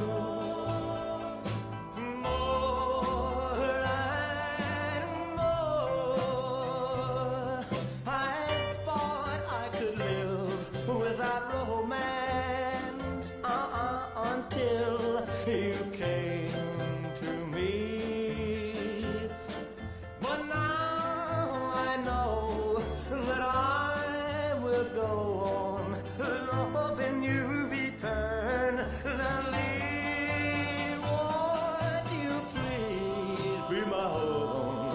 Never leave me alone, 'cause I die every time we're apart. I want you, I need you, I love you with all my heart. Well, I thought I could live without romance until you came to me. But now I know that I will go on loving you eternally. Won't you please be my own? Never leave me alone, 'cause I die every time we're apart. I want you, I need you, I love you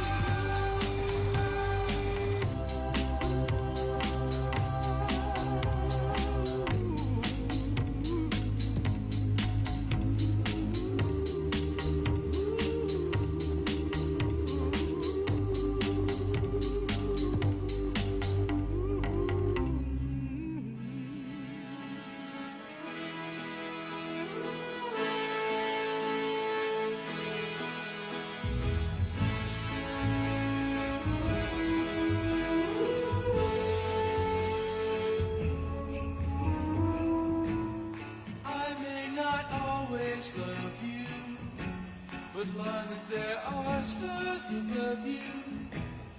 You never need to doubt it. I'll make you so sure about it. God only knows what I'd be without you. If you should ever leave me, though life would still go on, believe me, the world could show nothing to me.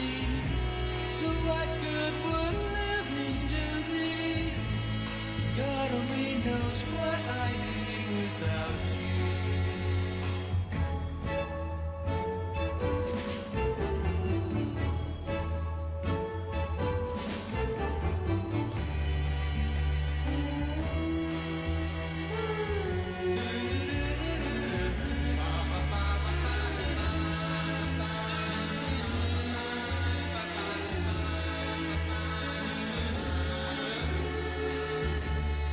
God only knows what I'd be without you.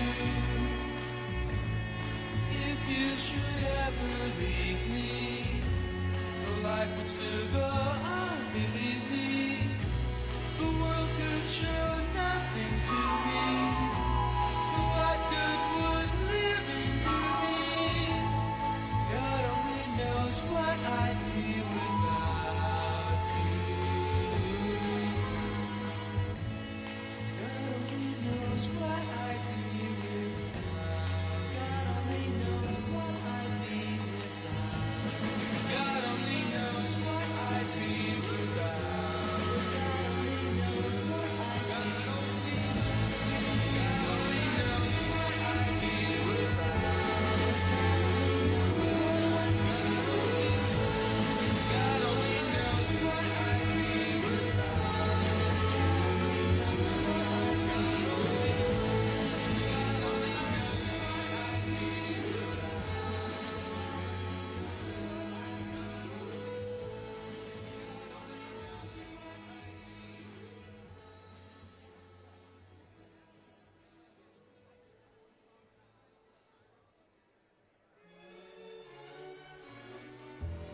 Heavenly shades of night are falling. It's twilight time. Out of the mist your voice is calling. 'Tis twilight time. When purple colored curtains mark the end of day, I'll hear you, my dear, at twilight time. Deepening shadows gather splendor as day is done. Fingers of night will soon surrender the setting sun. I count the moments, darling, till you're here with me. Together at last at twilight light. Here in the afterglow of day, we keep our rendezvous.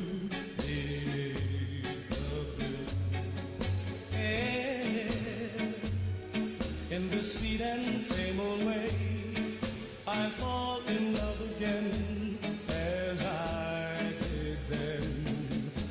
Deep in the dark, your kiss will fill me like days of old, lighting the spark of love that fills me with dreams untold. Each day I pray for evening just to be with you. Together at last at twilight time. Here in the afterglow of day, we keep our rendezvous beneath the blue. Here in the sweet and same old way, I fall in love again as I did then. Deep in the dark, your kiss will thrill me like days of old, lighting the spark of love that fills me with dreams untold. Each day I pray for evening just to be with you. Together at last at twilight time. together at last at twilight time.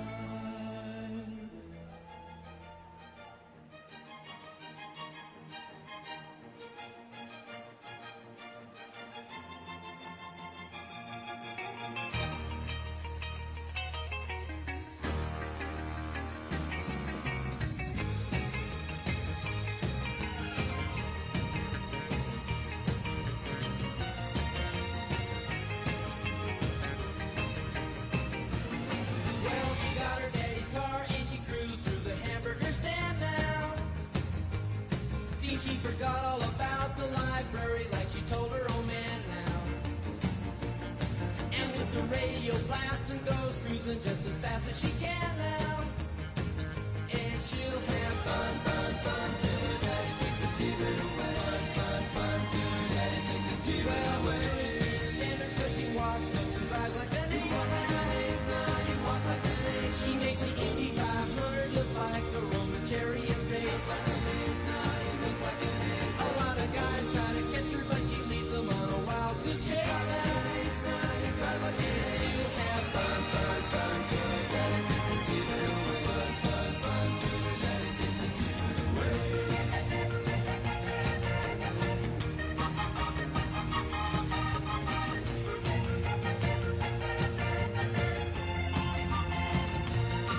Well, you knew all along that your dad was getting wise to you now. Now you shouldn't have lied. And since he took your set of keys, you've been thinking that your fun is all through. You shouldn't have lied. Now you shouldn't have lied. But you can come along with me, 'cause we got a lot of things to do now.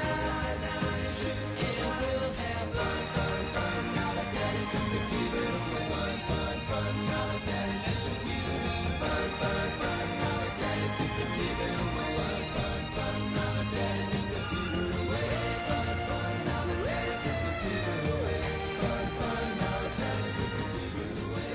Fun, fun. Now that daddy took the T-bird away. Fun, fun. Now that daddy took the T-bird away. Fun, fun. Now that daddy took the T-bird away. Round, round, get around, I get around, yeah, get around, round, round, I get around, I get around, round, round, round, I get around, get around, round, round, I get around, get around, round, round, I get around, get around, round, round, I get around. I'm getting bugged driving up and down the same old strip. I gotta find a new place where the kids are hip. My buddies and me, you're getting real well known. Yeah, the bad guys know us and they leave us alone. I get around, round, round, round, I get around, get around, round, round, I get around, get around, round, round, I get around, get around, round, round, I get around, I get around, get around, round, round.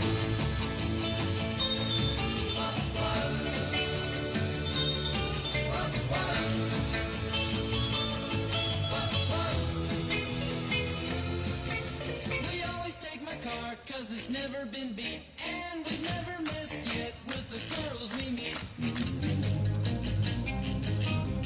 None of the guys go steady 'cause it wouldn't be right to leave your best girl home on a Saturday night. I get around, round, round, round, I get around, get around, round, round, I get around, get around, round, round, I get around, get around, round, round, I get around, I get around. Round, round, get around.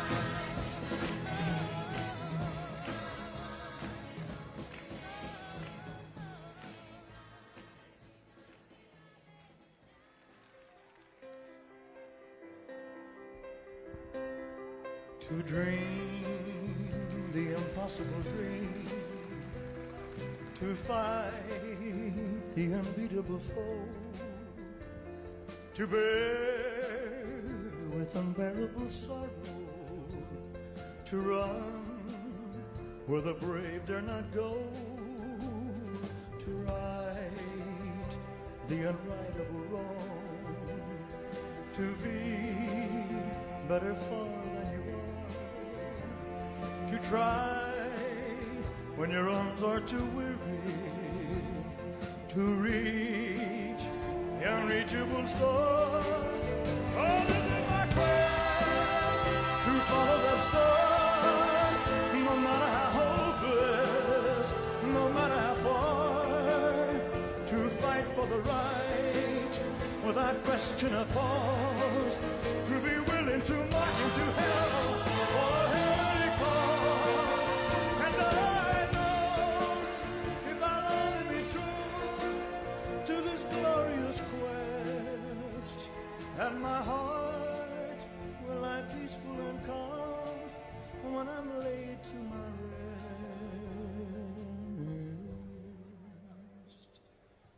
And the world will be better for this, that one man, scorned and covered with scars, still strove with his last ounce of courage to reach the unreachable star. And the world will be better for this.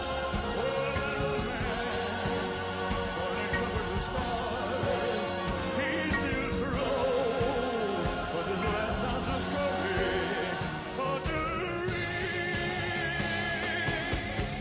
the unreachable star.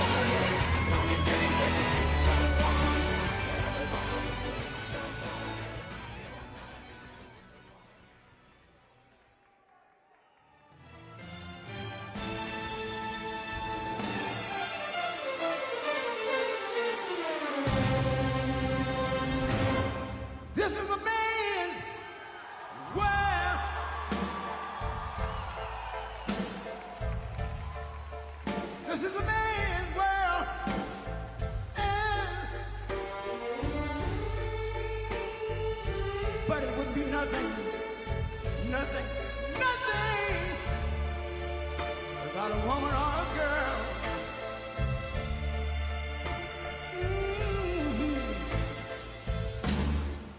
You see, man made the car, will take us over the road. Man made the train, carry the heavy load. Man made the electric lights, take us out of the dark. And man made the boat of the water, like my Bible said Noah made the ark. This is a man's world. Ow! But it wouldn't be nothing, nothing but a woman or a girl.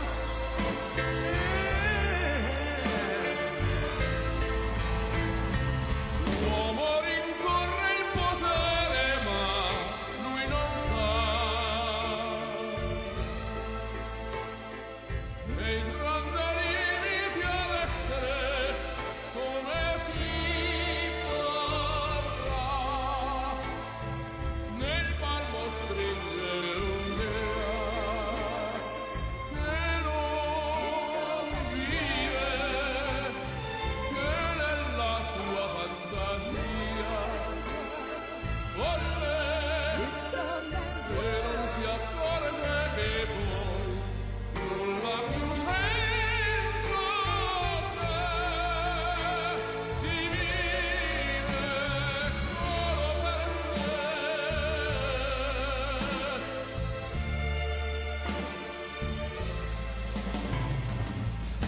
Man thinks about a little bit of baby girl and a baby boy.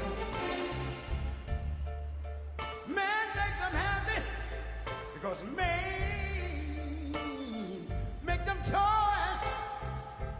But after man made everything he can, man made lira, pesos, dollars, rubles, to buy from every good woman and every man. Ow! This is a man's world. Senza te But it wouldn't be nothing. solo per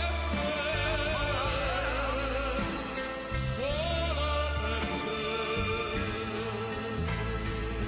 He's lost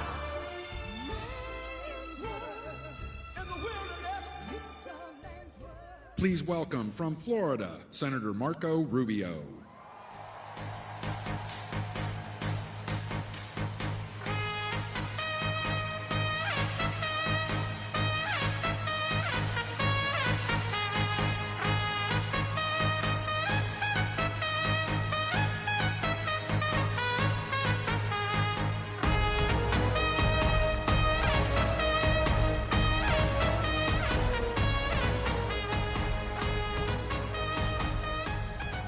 Thank you.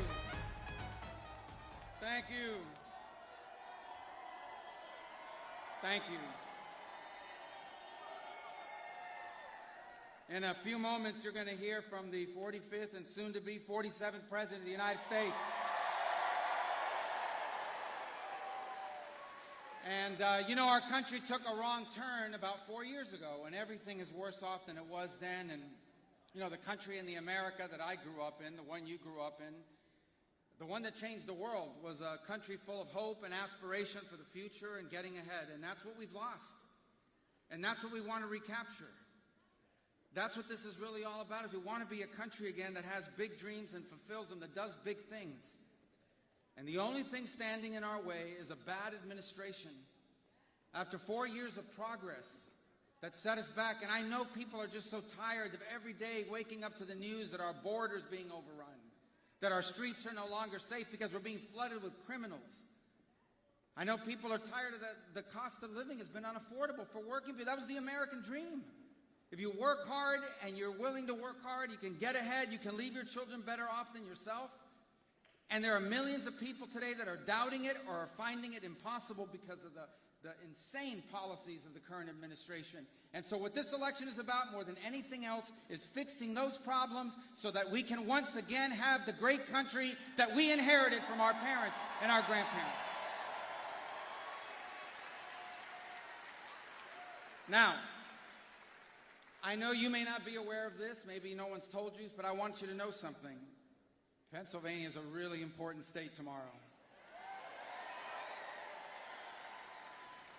The whole country is going to be watching you and what's done here and what happens here, because it's going to determine not simply the outcome of this election, not just the next 4 years in our country, but I honestly and deeply and truly believe it'll help determine what kind of country our children, our grandchildren, and future generations of Americans will inherit.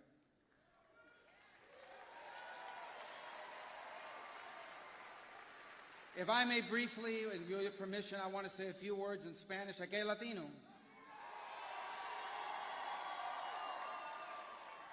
And I primarily do that. They speak English, by the way, but I primarily do it because I don't like the way the translators translate my words on the news. I prefer my translation.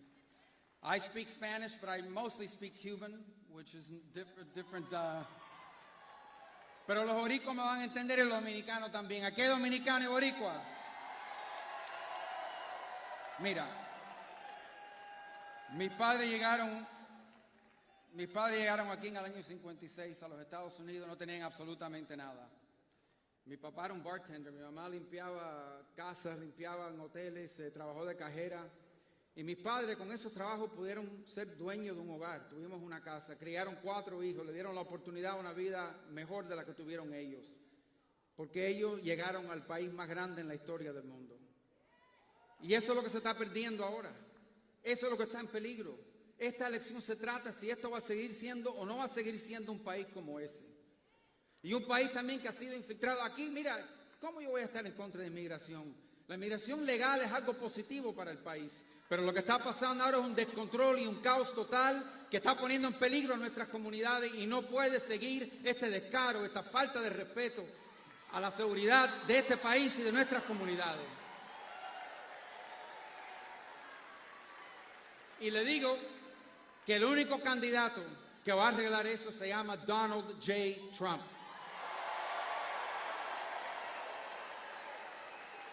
El único candidato que va a decir que a la hora de adelante ustedes van a ser su prioridad. No mandar trabajos a otros países, no mandar a factorías a otros países, no preocuparse de las necesidades de personas de otros países, incluso criminales que vinieron. Estos son criminales no porque son inmigrantes, son criminales porque eran criminales en sus propios países y ahora quieren venir aquí a destrozar comunidades y amenazar al pueblo. No se puede permitir. Y eso va a seguir si Kamala Harris sale electa presidente. Pero Donald Trump va a salir presidente mañana y él lo va a parar.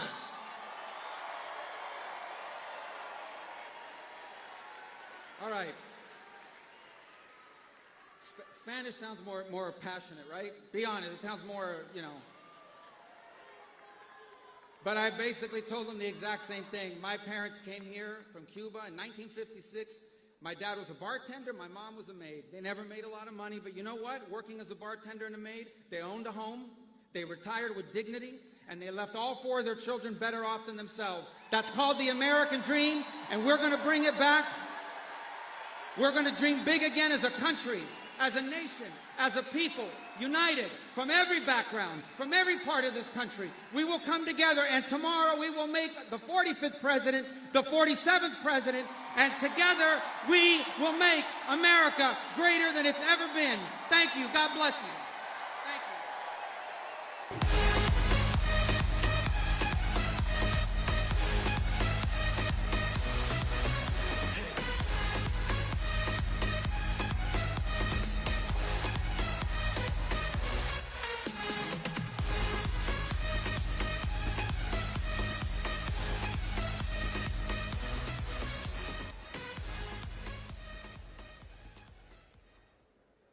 Ladies and gentlemen, please welcome from Arkansas, Governor Sarah Huckabee Sanders.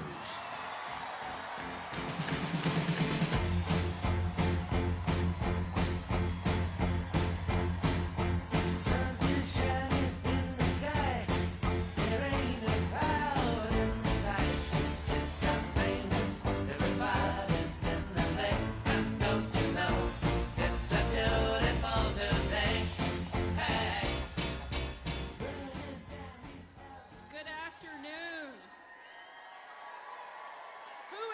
ready to fire the Biden-Harris administration and bring Donald Trump back to the White House. It is an honor to be here with you today and help celebrate and make sure we get Donald Trump across the finish line and take him back to the White House tomorrow night.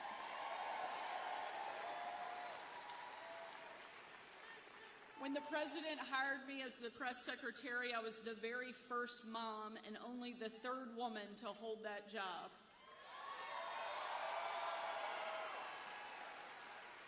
And when the left relentlessly attacked me, kicked my family out of a restaurant, called me vile, unfit to be a parent, not even human, and a parent of a teacher, a parent of a child spit on our car. It was Donald Trump who empowered me, defended me, and built me up to take the next step back to the podium.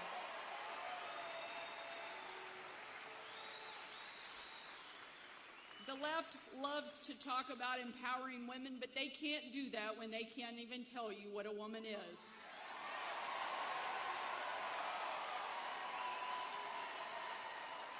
Donald Trump not only believes in empowering women, he believes in empowering every American, and that our country is worth fighting for, and he will never stop fighting.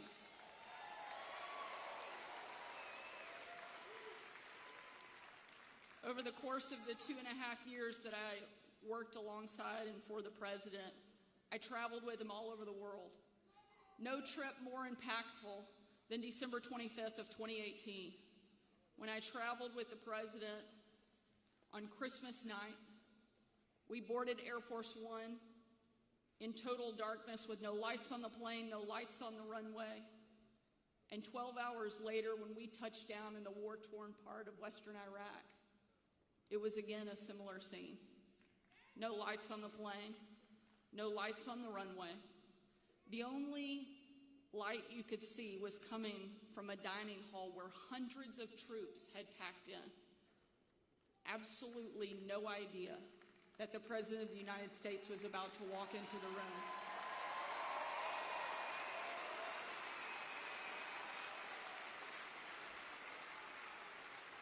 And when he did, a sight and a scene and a sound that I know I will never forget unfolded. You had men and women from every part of the country, every race, every religion, every demographic you can imagine represented in that room. But in that moment, in absolutely perfect unity and in one voice, they chanted over and over and over again, USA, USA, USA.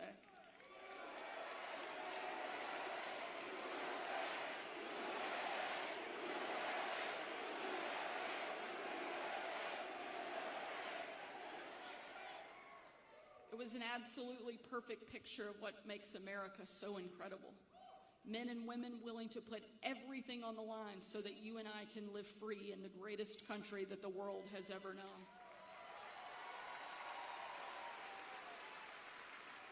And we had a president who understood that and was willing to fight for it as well. One of the young soldiers yelled from the back of the room, "Mr. President, I re-enlisted in the military because of you." And he said, "And son, I'm here because of you." An incredible moment.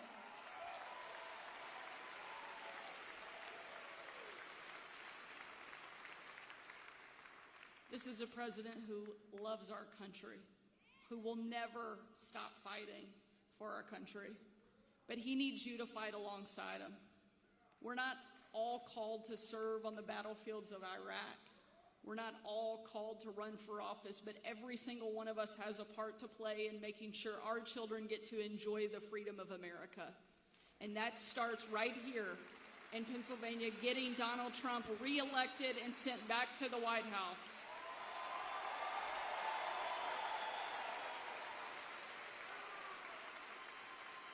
Donald Trump is the fighter that our country needs, at a time when we need it the very most. No pressure, Pennsylvania, but the entire country is counting on you to show up and show up big. Let's make sure we send Donald Trump back and we make America the best it's ever been. Thank you so much.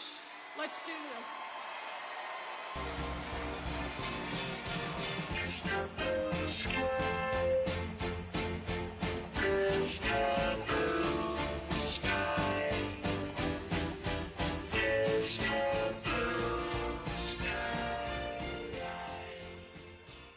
Ladies and gentlemen, please welcome Eric Trump.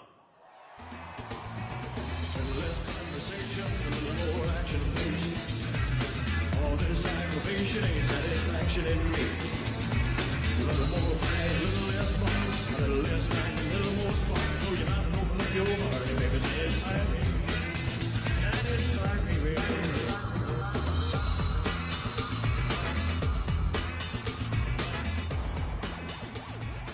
Pennsylvania! Well, Donald Trump is in the house, so let's make some noise for the greatest president the United States have ever had.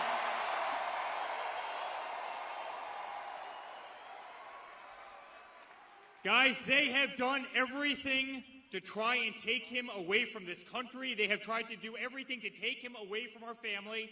And tomorrow, we vindicate ourselves, all of us. I have truly never been more proud of an individual in my life. I really mean that sincerely. The guy has more vigor, the guy has more energy, the guy has more backbone than any person I have ever seen before. I mean, the guy just doesn't stop. He doesn't stop. Well, we love you too. We love you too. Thank you, my man. Guys, they tried everything. They tried the Russia hoax. They tried dirty dossiers. They impeached him the first time. They impeached him the second time. They went after his Supreme Court candidates. They tried to take away his First Amendment right. They took him off of Twitter. They took him off of Facebook. They took him off of Instagram. They raided his home. They raided Melania's closet. They raided Barron's room. They subpoenaed me 111 times. When that didn't work, you know what they did? They tried to take him off the ballot in Colorado. Then they tried to take him off the ballot in Maine. When that didn't work, they weaponized every single AG and DA around the country to go after him, to criminally prosecute him. And you know what? When that didn't work, some madman tried to take his life. And the whole time, guys, he stood up and he said 3 simple words: fight, fight, fight.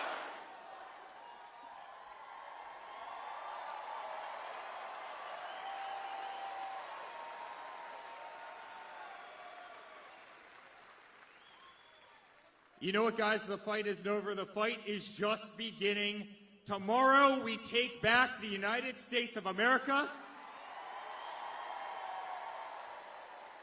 We restore all the things we love: the greatest economy, the greatest constitution, love of the American flag, love of the Second Amendment, love of family, love of God.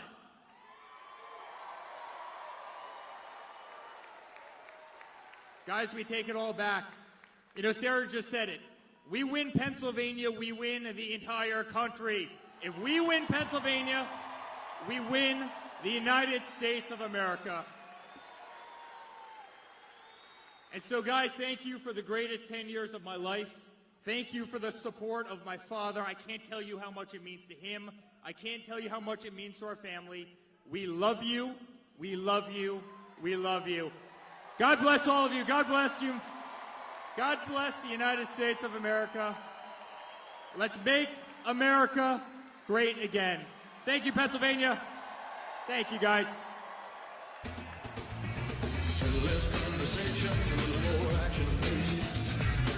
All this aggravation ain't satisfaction in me.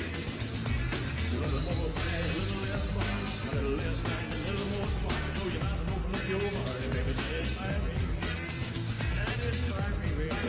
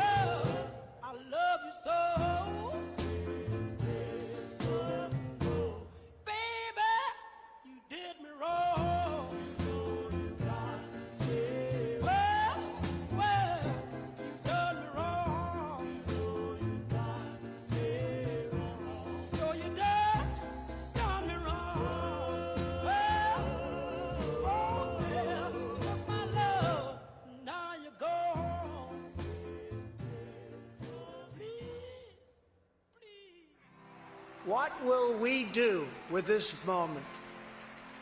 How will we be remembered? Look at the opportunities before us. This election really isn't about the left versus the right. It's about we the people choosing our government and the choice between freedom versus tyranny. Nobody has a chronic disease burden like we have. Why are we allowing this to happen to our children? Ultimately, the only thing that will save our country is if we choose to love our kids more than we hate each other.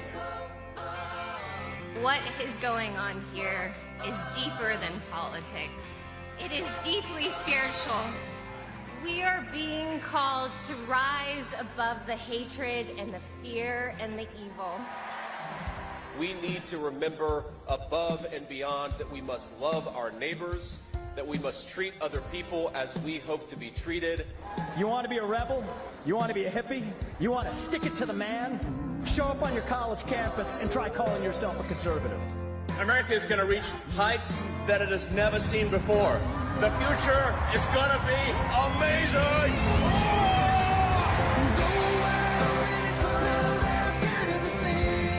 Don't you want healthy children?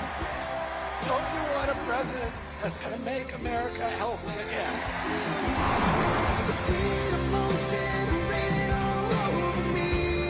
I come to you today as a former Democrat. I will be a first-time Trump voter tonight.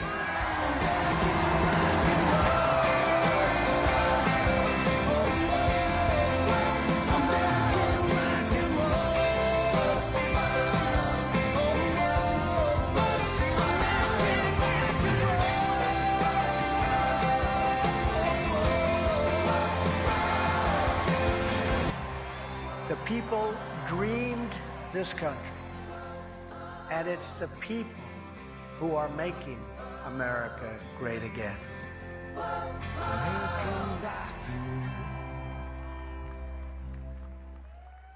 Ladies and gentlemen, please welcome the next president of the United States, President Donald J. Trump. And I'm proud to be an American, where at least I know I'm free. And I won't forget the men who died, who gave that right to me. And I gladly stand up next to you and defend her still today. 'Cause there ain't no doubt I love this land. God bless the USA.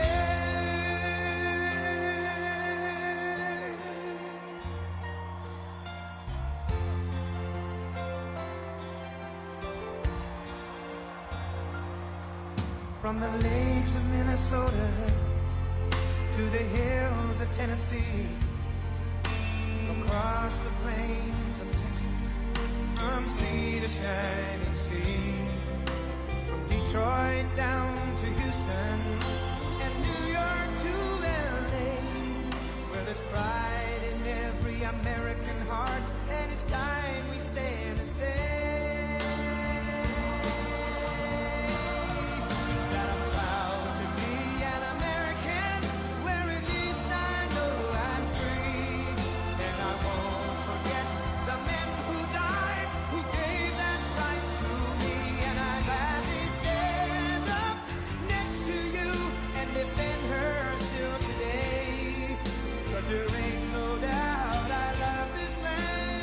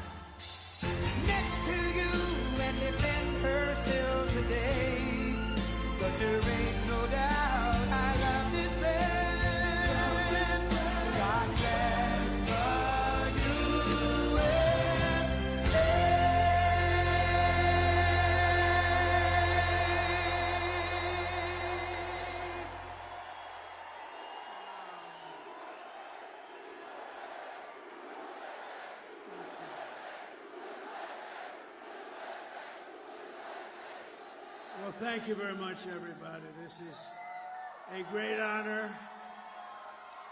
We're on the 2-yard line, not the 5-yard line. 2 days ago, we were at the 5, now we're at the 2. But we have to turn out and vote tomorrow. We're going to vote. But we're right there. We're right there. And then we're going to do something, a term you've never heard of, make America great again. That's what we're going to do. So hello to Pennsylvania, a very special place. I went to school here, as you know. I spent a lot of time here. I have a lot of friends here, and I'm thrilled to be back in this beautiful Commonwealth with thousands of proud, hardworking American patriots. Great people. Great people. You built this country, I have to tell you. You built this country. You're going to save this country, too. You're going to save it. Because, you know, if we win Pennsylvania, not me, if we win Pennsylvania, we win the whole ball of wax. It's over. It's over. So I'd like to begin by asking you a very, very easy, simple question. Are you better off now than you were 4 years ago? With your vote tomorrow, I will end inflation. I will stop the invasion of criminals coming into our country. And I will bring back the American dream. You're going to have the American dream back. What a shame what they've done to our country. They have destroyed our country, but we're going to get it back and fast. We're a nation in decline, but that will not be long, believe me. And after 4 years of economic suffering, we will create the greatest economic boom the world has ever seen. They're all coming back. All those companies that left us with the jobs, they're all coming back. Think of this, though. We're just 1 day away. Oh, we've been waiting for this. I've been waiting 4 years for this. And so have you. And so have you. We've all been waiting 4 years. 1 day, you gotta show up. I don't want any money. I don't want anything. Just show up and bring your vote. And if you have somebody else that got a little lazy, bring that person too. Say, Jim, you gotta get off the damn couch. Come on. We gotta make America great again, Jim. We're just 1 day away from what will be the most important political event in the history of our country. But you have to get out. We have to vote. Just show up and vote. I'd love to, really, what we should do is swamp them. Just swamp them tomorrow. You know, we have a massive lead. I don't even like telling you that, to be honest with you. We have a massive lead. First time ever, a Republican was leading by a lot in early vote. It didn't happen. The Republicans would always be way behind. They believe in going on Election Day, so we're going to let you go on Election Day, right? But they waited till the end always. Democrats would always have hundreds of thousands of votes, and then you either catch them or you don't. You never know what's going to happen. But Republicans have never been in the lead, and not like this. It's a big number. So we have to just get out. You know, the ball is in our hand. We're at the 2-yard line, maybe the 1-yard line, but it's in our hand, and we put it over that. It'll be the biggest event maybe in the history of our country. And let me tell you, it will be also something much more important than that. It's going to save our country, because our country is in trouble. But that's all you need to know. And another thing you want to know is Kamala broke it, and I will fix it, and fast.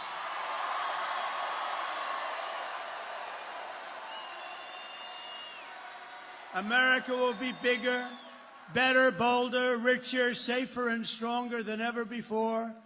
This election is a choice between whether we will have 4 more years of gross incompetence and failure. That's what it was, 4 years of gross. Nothing good happened. What good happened? They cheated in their numbers. You saw last week they cheated in all their economic. We're in like a depression territory. I'll give you a little advance notice, 12,000 jobs. When did you hear that? That's like for Walmart. That's not for us. That's not for a country. It's 250, 300, 400, 100, 12,000. We lost hundreds of thousands of manufacturing jobs over the last month. Think of that. It's going to be that, or whether we will begin the 4 greatest years in the history of our country. We're going to make these unbelievable years, and we're starting from a negative. You know, we're starting from like about 15 yards off the field. We're not starting at the 20. We're starting from 15 yards off the field. And speaking of football, maybe we can get the NFL to drop that ridiculous kickoff sit. What the hell are they doing? What is that? I watched the game the other day. I said, what the hell happened? They just kicked off and nobody moved. Oh, well, that's up to them. This will be the golden age of America. Tomorrow, it's a beautiful term, isn't it? I was saying before, I was just proofing and reading and studying and all that stuff, and what a beautiful term, the golden age. We're going to be in the golden age. Won't take long.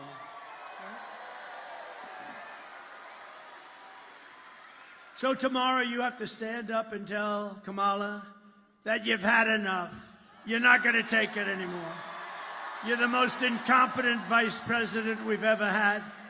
And Joe Biden was the worst president in the history of our country. Kamala, you're fired. Get the hell out of here. You're fired.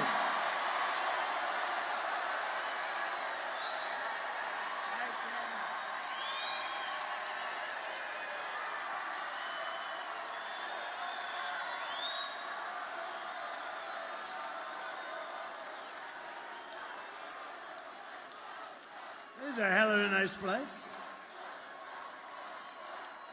Thank you. With your vote, we're going to win Pennsylvania, and we're going to defeat Kamala and those radical left, what they're doing to our country. Crazy Nancy Pelosi. What's about her? She has Visa stock, a big position. You know, she started off with nothing. Now she's worth $200 million. How did that happen? So she has Visa stock, and she sells her stock. The day before, it was announced that Visa's under major federal investigation. I don't know. I wonder, do you think she had any insider information? I don't know. It's disgrace. Honestly, she's a disgrace. They ought to throw her the hell out of Congress. We are going to make America great again, and it's going to be fast. We're going to do it fast. We'll fast track it. Over the past 4 years, Kamala has orchestrated the most egregious betrayal that any leader in American history has ever inflicted upon our people. She's violated her oath of office. She's eradicated our sovereign border and unleashed an army of gangs and criminal migrants from prisons and jails, insane asylums and mental institutions from all around the world, from Venezuela and the Congo in Africa, stealing countless American lives. And these are rough customers that are coming, much rougher than almost anybody in this room, other than the other night I had the Penn State national champion wrestling team. Think of this. They have a great coach. They've won exactly 11 out of the last 13 national championships. And I looked at these guys. They came up. I brought them up. And we were at Penn State when we did a little bit of a rally. It was a little rally that we could have sold the place out about 15 times. But we brought them up. I heard they were here, and I brought them up. And they had more muscle than I ever saw in any human being.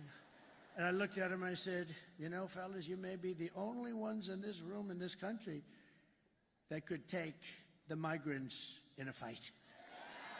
You may be the only ones. Then I said, but they fight dirty. They use knives and guns, and they do, and they are vicious and they're tough. And we're going to get them the hell out. We have to. Our country's being destroyed.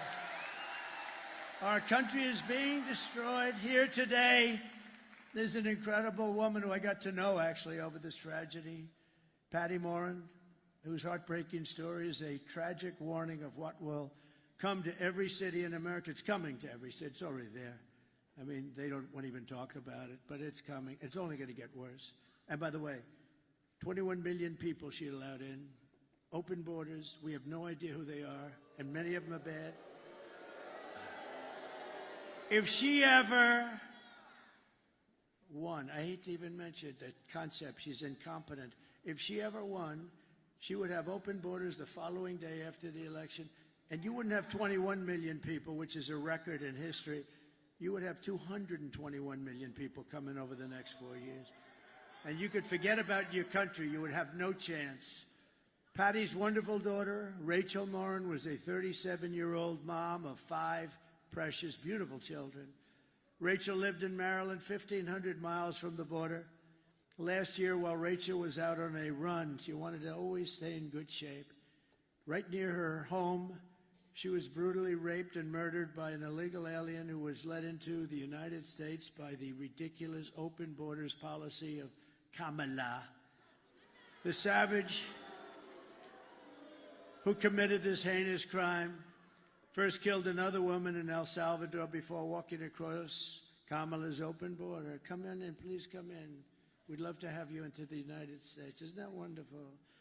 He then attacked a 9-year-old girl and her mother in a home invasion in Los Angeles, beating the hell out of both of them before murdering Rachel.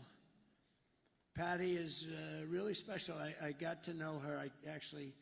We had lunch together, and she's a very great woman. She's just like, look, there's nothing you can tell somebody when that happens. You can't say, oh, well, time. I don't know. Sometimes time's good. Sometimes it makes it worse. I've had them say it's worse now than it was 10 years ago. But Patty's a fantastic person. I'd love to call her up. She'll say a few words about her beautiful daughter. Please. Patty?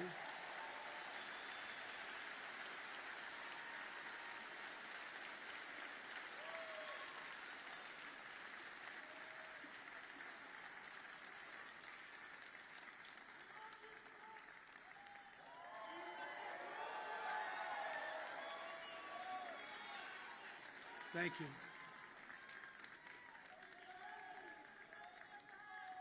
Thank you.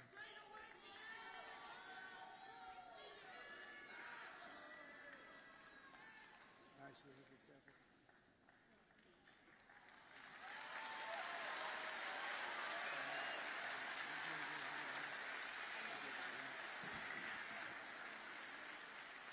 Thank you.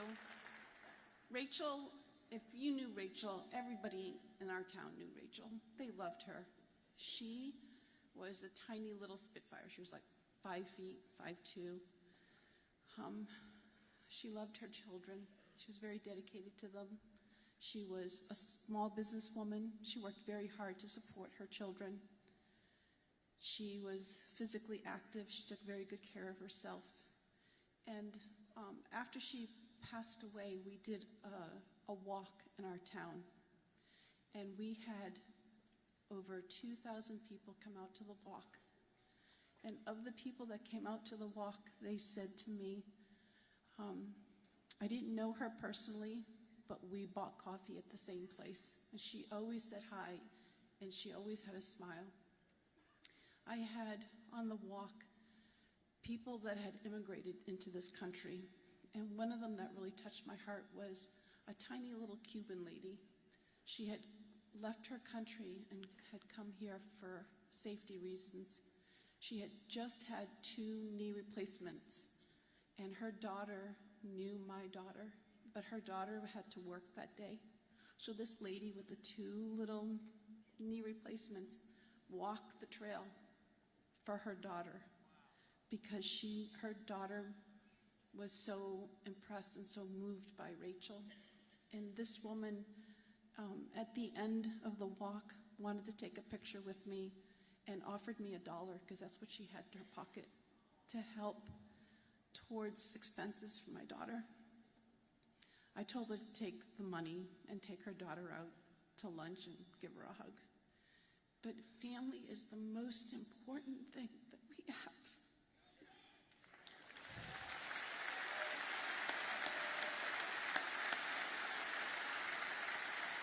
There's a proverb, and the proverb says, when a righteous man reigns, the people rejoice.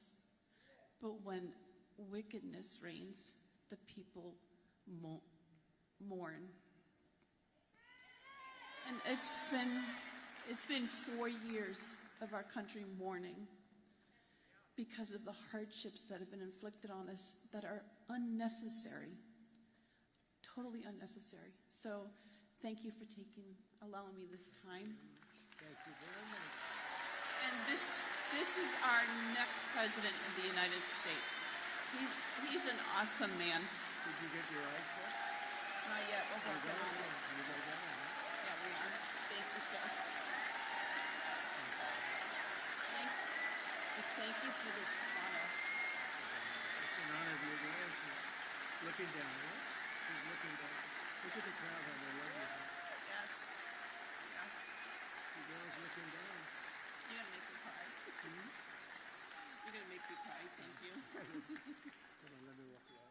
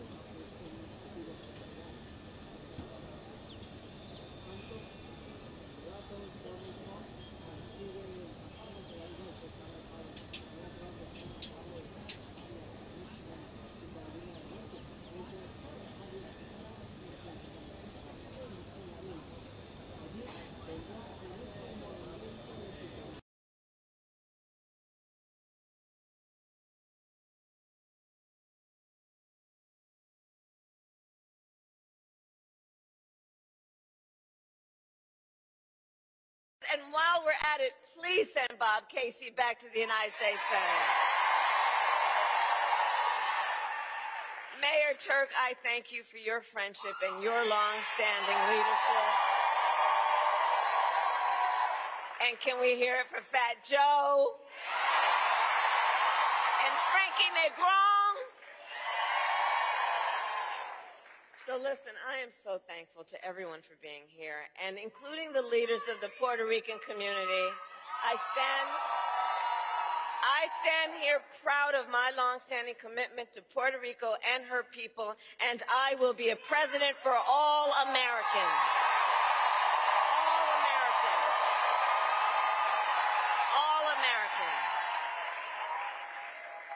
So Allentown, this is it. Just one more day. One more day.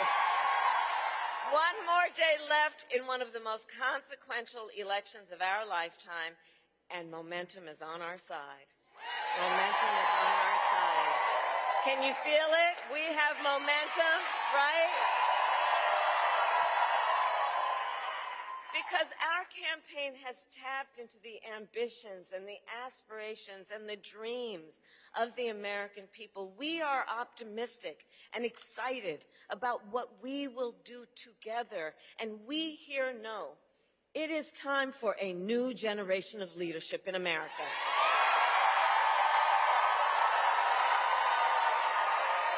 And I am ready to offer that leadership as the next president of the United States of America.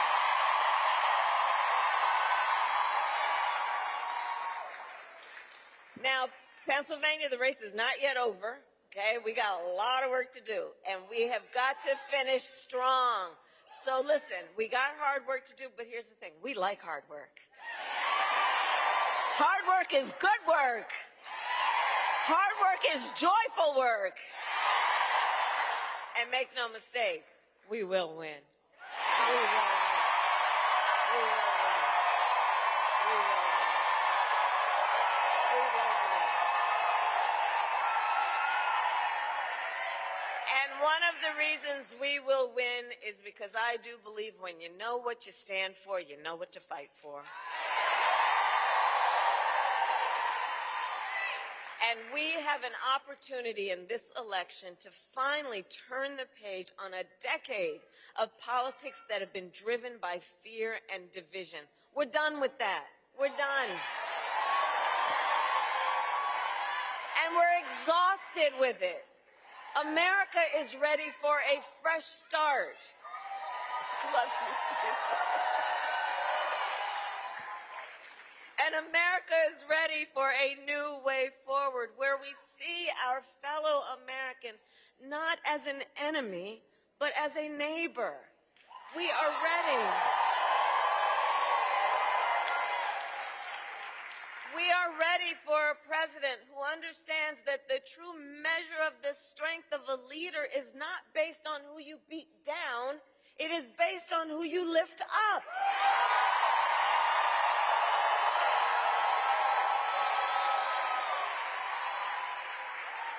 And Pennsylvania, you know me, I am not afraid of tough fights, evidently. For decades, as a prosecutor and the top law enforcement officer of our biggest state, I won fights against the big banks that ripped off homeowners. I won fights against for-profit colleges that scammed veterans and students. I won fights against predators who abused women and children and seniors, and cartels that trafficked in guns and drugs and human beings.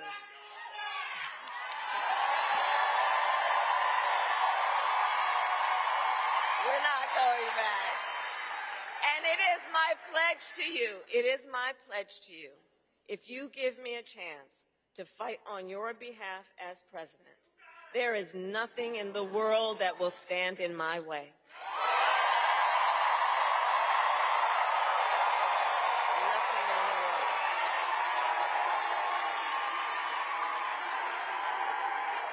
It is my pledge to you that when I walk, with your help, it is my pledge to you that when I walk in the White House, instead of stewing over an enemies list, I will spend every day working on my to-do list on your behalf. Full of priorities that are about improving your life, about bringing down the cost of living, about banning corporate price gouging on groceries, about making housing and childcare more affordable. My plan will be about cutting taxes for workers and middle-class families and small businesses, lowering health care costs, including the cost of home care for our seniors.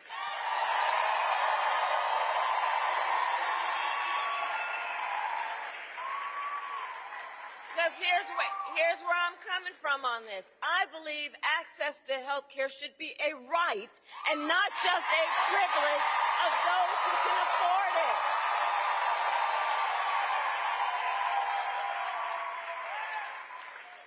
And to those certain individuals who still want to get rid of the Affordable Care Act,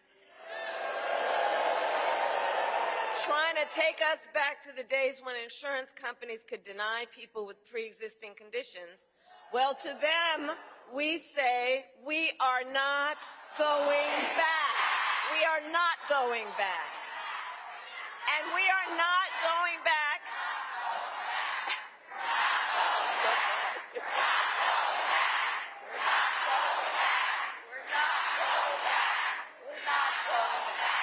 We are not going back because ours is a fight for the future. Ours is a fight for the future.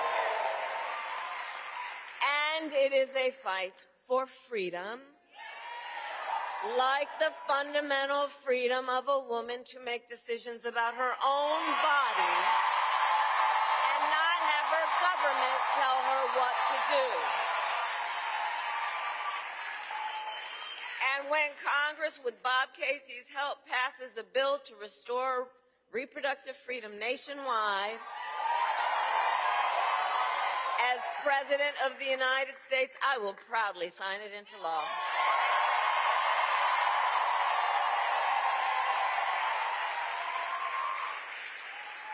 So, Pennsylvania, I am here to ask for your vote. I am here to ask for your vote. And here is my pledge to you. As president, I pledge to seek common ground and common sense solutions to the challenges you face. I am not looking to score political points. I am looking to make progress. And I pledge to you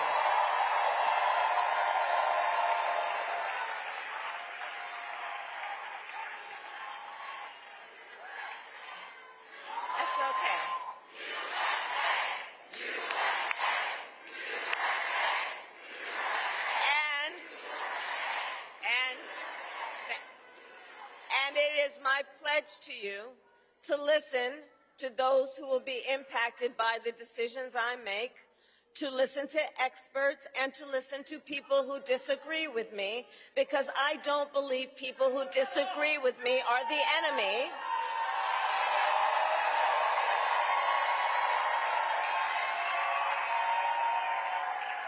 And you know what, by the way, listen, we are fighting for a democracy right now. And we love our democracy, and democracy can be a bit complicated sometimes. But that's okay. We are fighting for a democracy, which is why I say that I am not going to be a leader who thinks that people who disagree with me should be put in jail, that they are the enemy. I'll give them a seat at the table, because that's what real leaders do, and that's what strong leaders do.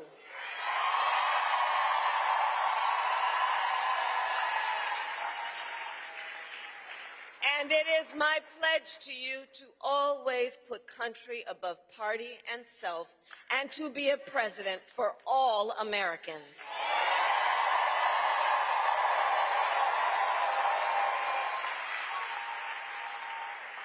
So, Allentown, that is my pledge to you. And so let me ask, who here has a plan to vote? Fantastic. That's great. All right. So polls are open happen here in Pennsylvania tomorrow from 7 a.m. to 8 p.m. Let's get the word out.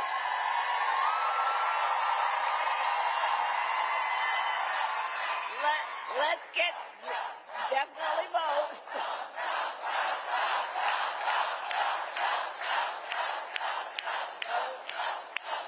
And let's get the word out. All the leaders here, help get the word out to remind people of the hours the polls are open and to remind folks that they can go to iwillvote.com for all the information that folks may need in terms of when and where to vote and where to drop off their mail ballots, right? Because that's going to be very important.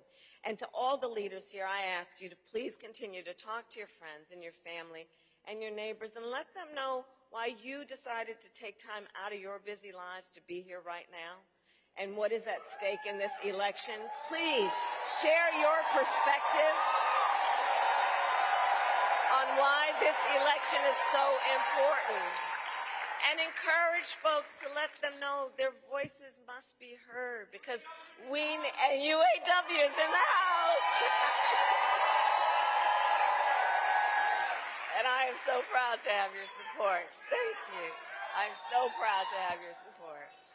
And we need everyone in Pennsylvania to vote because you are going to make the difference in this election. You will. So here's how I think about things. We are all here together because we love our country. And when you love something, you fight for it. And I do believe it is one of the highest forms of patriotism, of our expression, of our love for our country, to then fight for its ideals and to fight to realize the promise of America. And look, I have always believed in our nation's promise because I have lived it. I grew up as a child of the civil rights movement. My parents would take me to marches when I was in a stroller. And there were people there, we've all read and know about it, there were people there from all walks of life who came together in a fight for freedom and for opportunity. You know, growing up, I watched my mother as she raised my sister and me and gave us the same chances our country gave her. I was blessed to have family by blood and to have family by love who instilled in me the values of community and compassion and faith. I've spent my life fighting for people who have been hurt and counted out, but who never stopped believing that in our country anything is possible. I have lived the promise of America, and today I see the promise of America in everyone who is here, in every one of you, in every one of us. We are the promise of America. We, everyone here, we are the promise of America. We are the promise of America. And I see it. I see it in the fathers and the mothers and the grandparents who work hard every day for the children's future. I see it in the women who refuse to accept a future without reproductive freedom. I see it in the men who support them.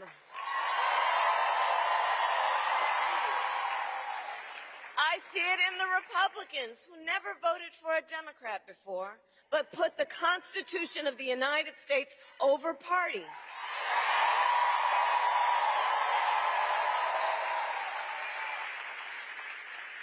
And every day I see the promise of America in all the young leaders who are voting for the first time. Thank you. I love Gen Z.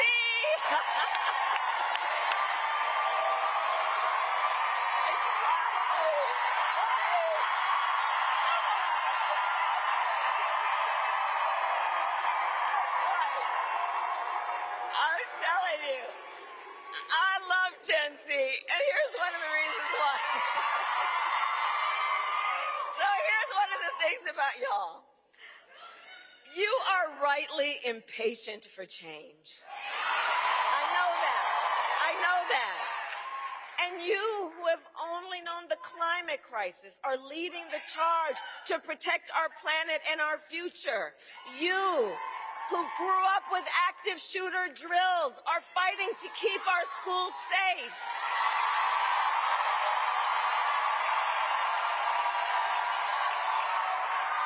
You who have known fewer rights than your mothers and grandmothers are standing up for freedom. And for you, none of these issues is theoretical or political. This is your lived experience. And I see you, and I see your power. And we must recognize how bright the future of our nation is because of you. So can we hear it for our first-time voters, everybody?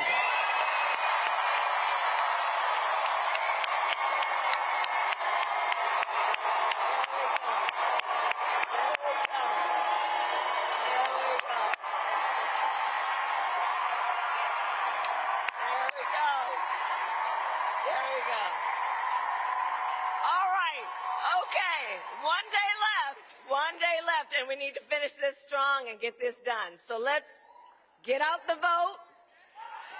Let's reach out to all of our folks in the next 24 hours, family and friends and classmates and neighbors and coworkers. And as we do, I ask, let us please be intentional about building community.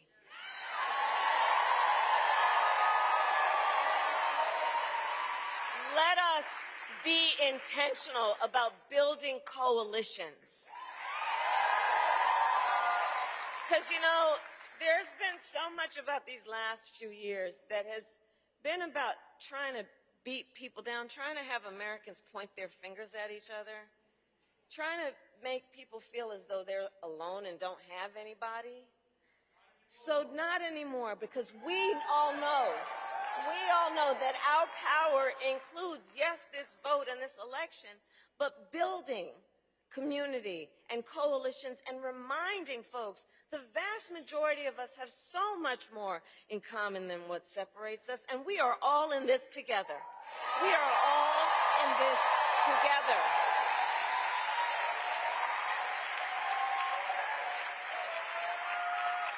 And from the very start of our campaign, this has not been about a fight that is against something. This is about a fight that is for something. This is for something.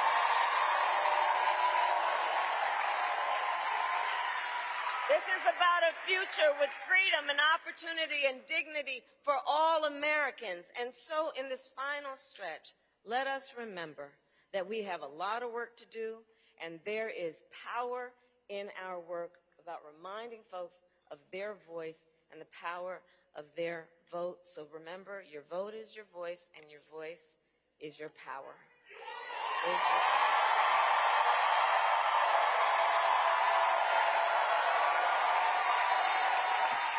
So, Pennsylvania, Allentown, I then ask you, are you ready to make your voices heard? Do we believe in freedom? Do we believe in opportunity? Do we believe in the promise of America? And are we ready to fight for it? And when we fight, we win. God bless you, and God bless the United States of America.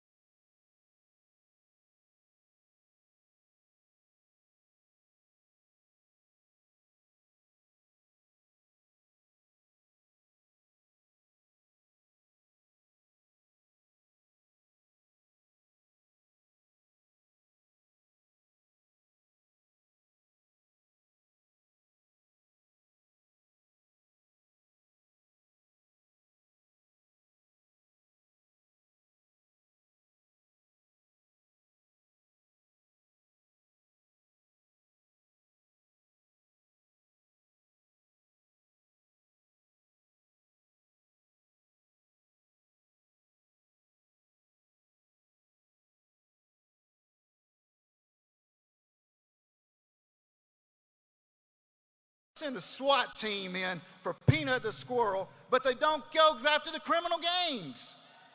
They send money to foreign countries, but they don't help any of our hurricane victims. Guess what? Trump will fix it.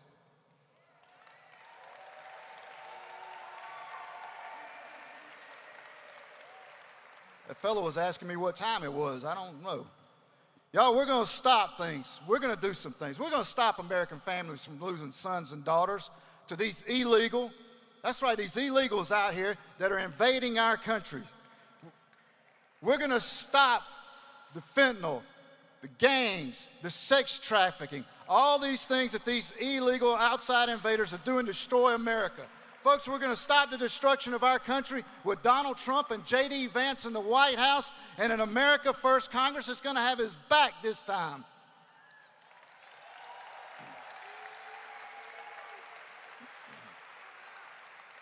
So listen, I'm going to ask y'all to do something for me.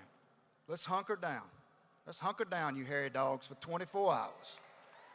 You do your part. Pull out that phone. You find 10 people tonight. Text them. Make sure they get to the polls tomorrow and vote. Tuesday is the final battle. The end game is right now. You do your part. We'll put Trump in the White House. We'll increase our majority in the House. We'll flip that Senate. And by God, y'all, we'll take our country back. Thank you.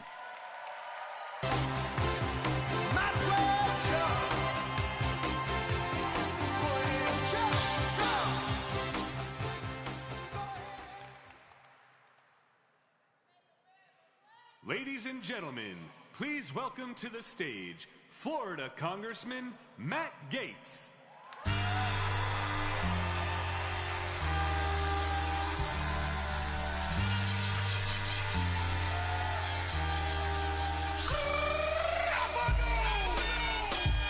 Thank you all. Well, our time together is short, and the work ahead in the coming hours is incredibly important. We all know folks right now who are struggling because the country is going in the wrong direction. Maybe they're worried about their job or high prices or their family's prospects for a brighter future. Maybe they're worried about our open border or the fact that this incompetent administration pushes us closer and closer to world war. I can tell you this, whatever you're worried about, Kamala Harris broke it, and Donald Trump and J.D. Vance will fix it. Kamala Harris embraced the worst policies as DA in San Francisco. She was for defunding the police. She was for cashless bail. Then she became the border czar and allowed over 400,000 criminals into our country while losing over 300,000 children. She said she was the last one in the room when these decisions were made that have really, really drawn the world into a state of instability, and she aligns herself with the policies that turn our streets over to the criminals. But my friends, do not be despair, because sun cometh in the morning, and tomorrow we're going to elect Donald Trump and J.D. Vance.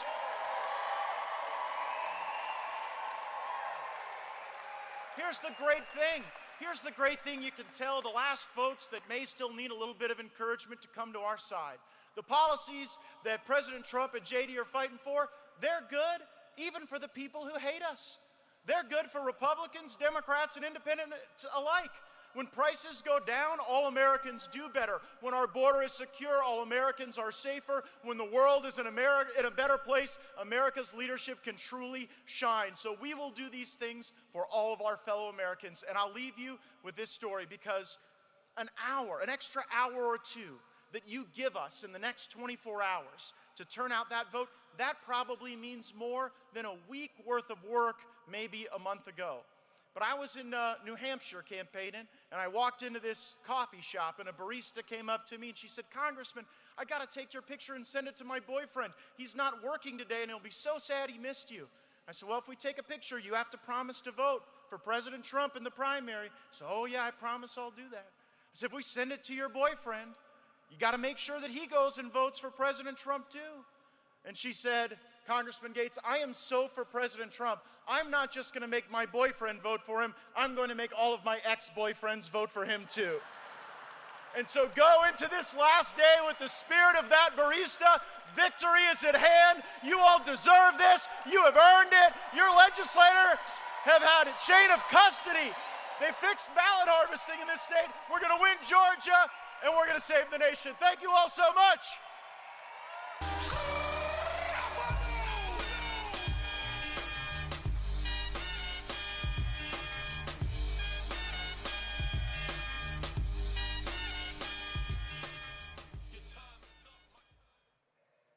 Ladies and gentlemen, please welcome to the stage Lieutenant Governor of Georgia, Burt Jones.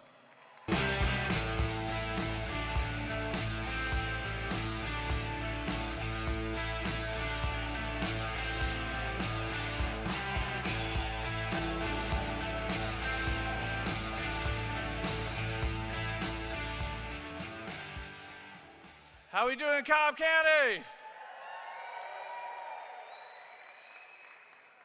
Are y'all tired of the text messages yet? Has everybody gone to vote in this room yet?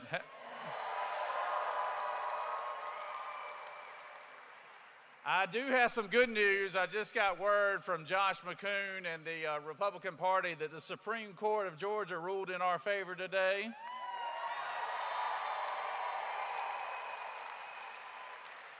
That the Cobb County is not going to be able to accept any ballots after 7 p.m. tomorrow night.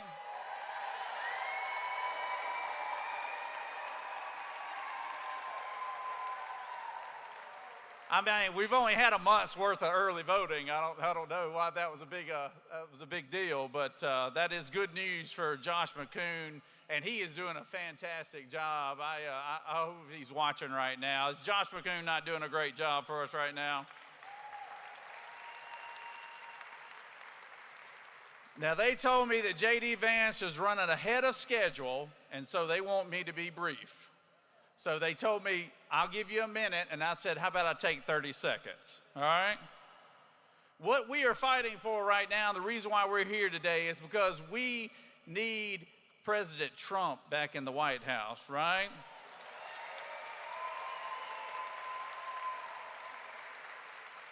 He also needs a good wingman, and that's J.D. Vance, I can tell you.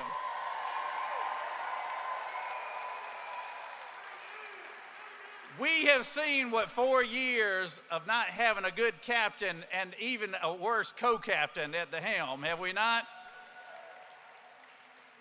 And I'd much rather have J.D. Vance as my VP than I would the football coach from Minnesota, you know?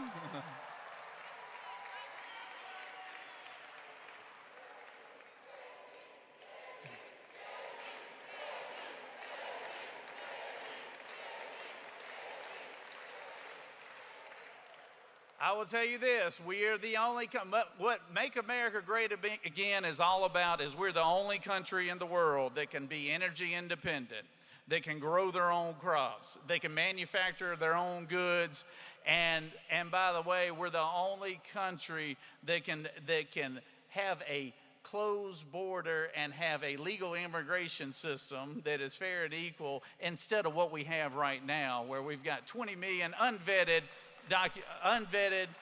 untested people coming across our border right now. So there's nothing left to do.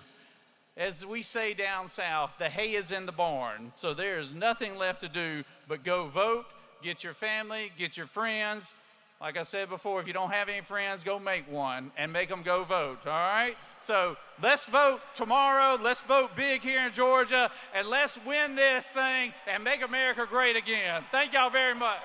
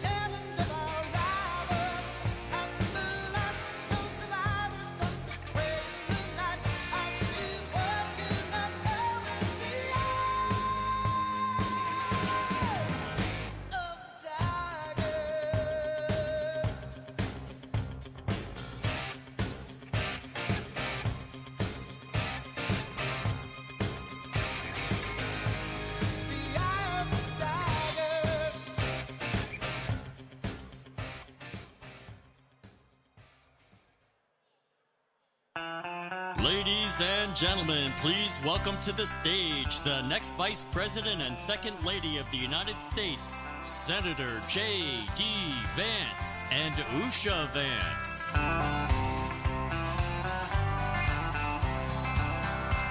Why don't we liberate these United States? We're the ones who need it worst. Let the rest of the world help us for change, and let's rebuild America first. Our highways and bridges are falling apart. Who's blessed? Who has been cursed? There's things to be done. Thank you. Over the world.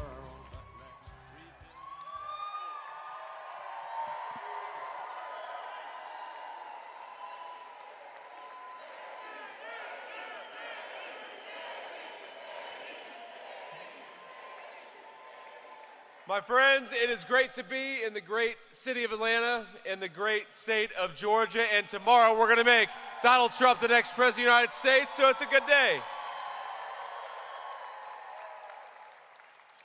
I got a few people I want to thank here before we get started. Of course, first, Lieutenant Governor Burt Jones. Burt, thank you so much, man. Appreciate your leadership, appreciate everything you've done. God bless you, man.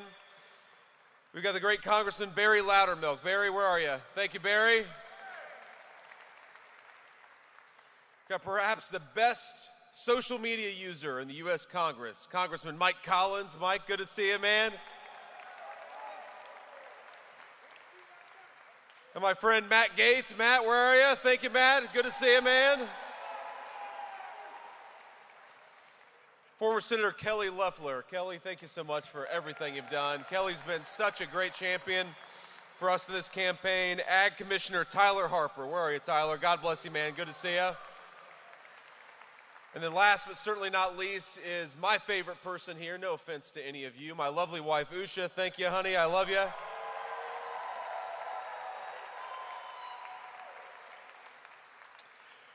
So look, here's the thing. We're done with early voting in the state of Georgia, so tomorrow is the day. Tomorrow is the day that we vote for the future. So tomorrow is the day that we vote for change. Tomorrow is the day that we vote for lower grocery prices and more affordable housing.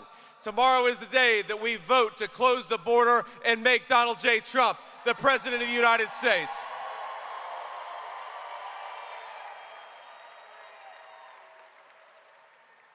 Now, I didn't realize how small this was. In 2020, Georgia was decided by less than 12,000 votes. That is crazy. Less than 12,000 votes in the great state of Georgia. So here's the request that I'm going to make of every single person here. I want every single one of you to get out there and vote for Donald J. Trump 10 times.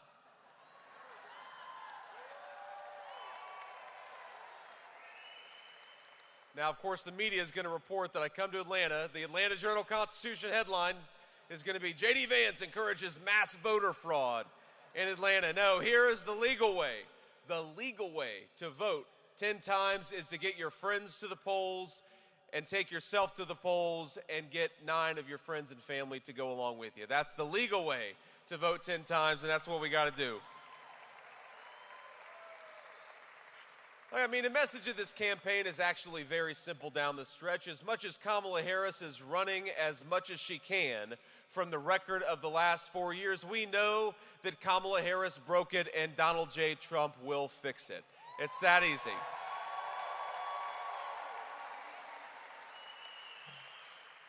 You know, Kamala Harris, I got to say, she has run a campaign that is based in fundamental dishonesty, but it's also based on a bet that the American people aren't going to be wise enough to notice the fact that Kamala Harris has been lying to them for the past 3 months. You know, we were in Las Vegas a couple of weeks ago, and we get to the tarmac at the same exact time as Governor Tim Walz, my Democratic colleague, who, of course, is running to be Kamala Harris's vice president. You know, I'm going to say something nice about Governor Tim Walz. I want all of you, if you're the praying type, and I imagine we've got a lot of Christians and other people of faith in this room, say a prayer for Tim Walz, because he's got the toughest job in American politics. Think about this. You know, we've all had tough days at work, right?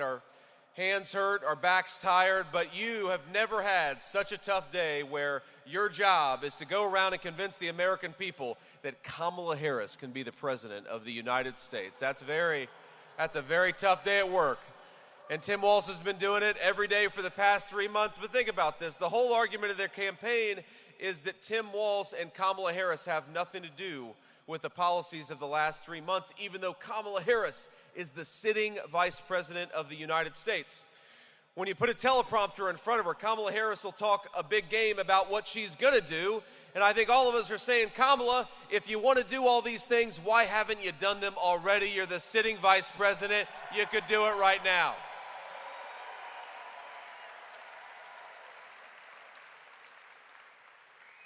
You know, I've never met anybody in politics who's shameless enough to stand before the American people as the sitting vice president and to say on day one, we're going to make groceries and housing more affordable. She'll say on day one, we're going to get serious about the southern border. Kamala, you've been the vice president for 1,400 days. Day one was 3.5 years ago. What the hell have you been doing the whole time? Stop talking about doing your job and go out there and do it.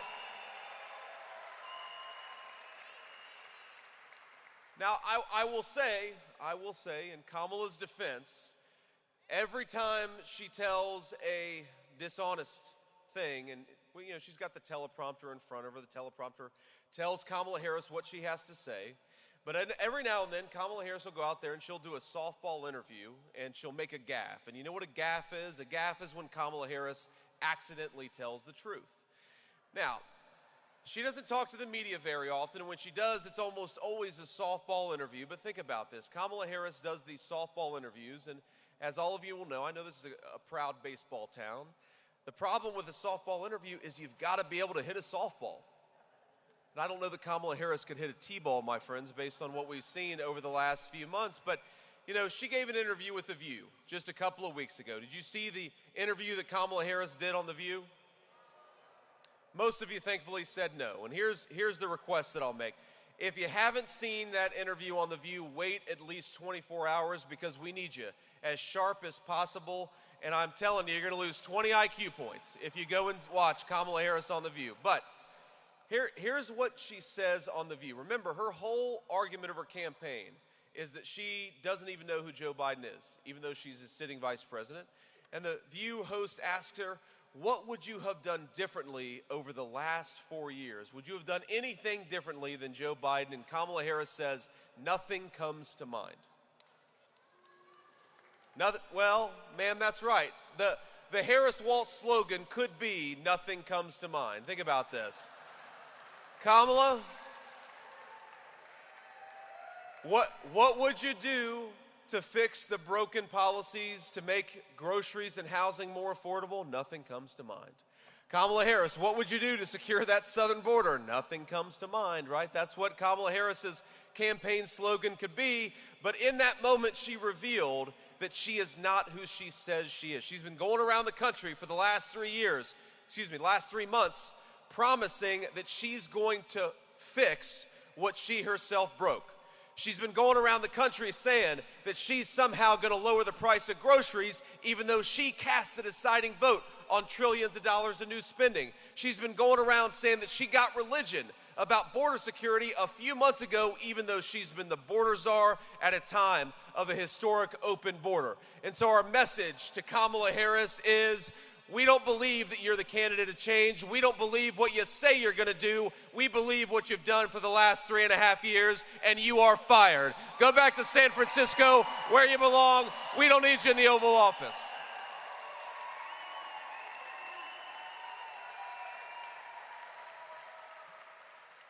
Now, the record of Kamala Harris, it's when you look at just the statistics of what's been going on in this country, it's hard to believe how much suffering our fellow citizens have been experiencing.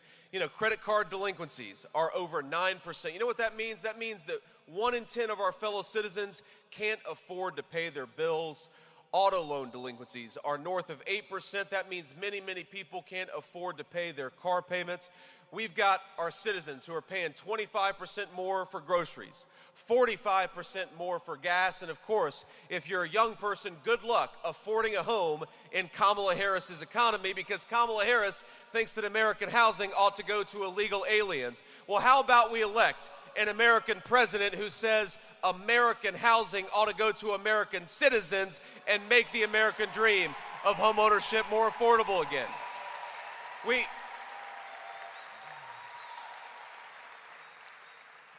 Now, we got a lot of great leaders here, and they all appreciate this. The reason that Donald Trump, the reason why he was so successful as president is because he pursued some common sense economic policies. Think about that. When Donald Trump was president, I've got the easiest job in American politics, because while Tim Walz has to go around the country pretending that Kamala Harris didn't break it, all I have to do is go around the country and talk about Donald Trump's actual record of achievement during the 4 years when he was in office. And what a record of achievement it is.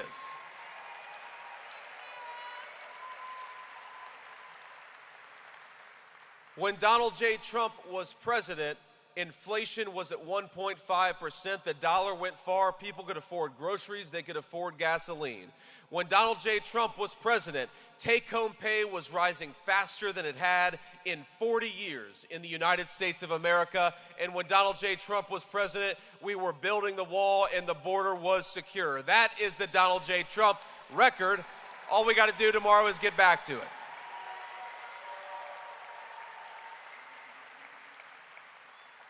And you know, that's the thing about this race is, for the first time in the lifetime of every person in our country, we don't just have plans and policies and slogans between Kamala Harris.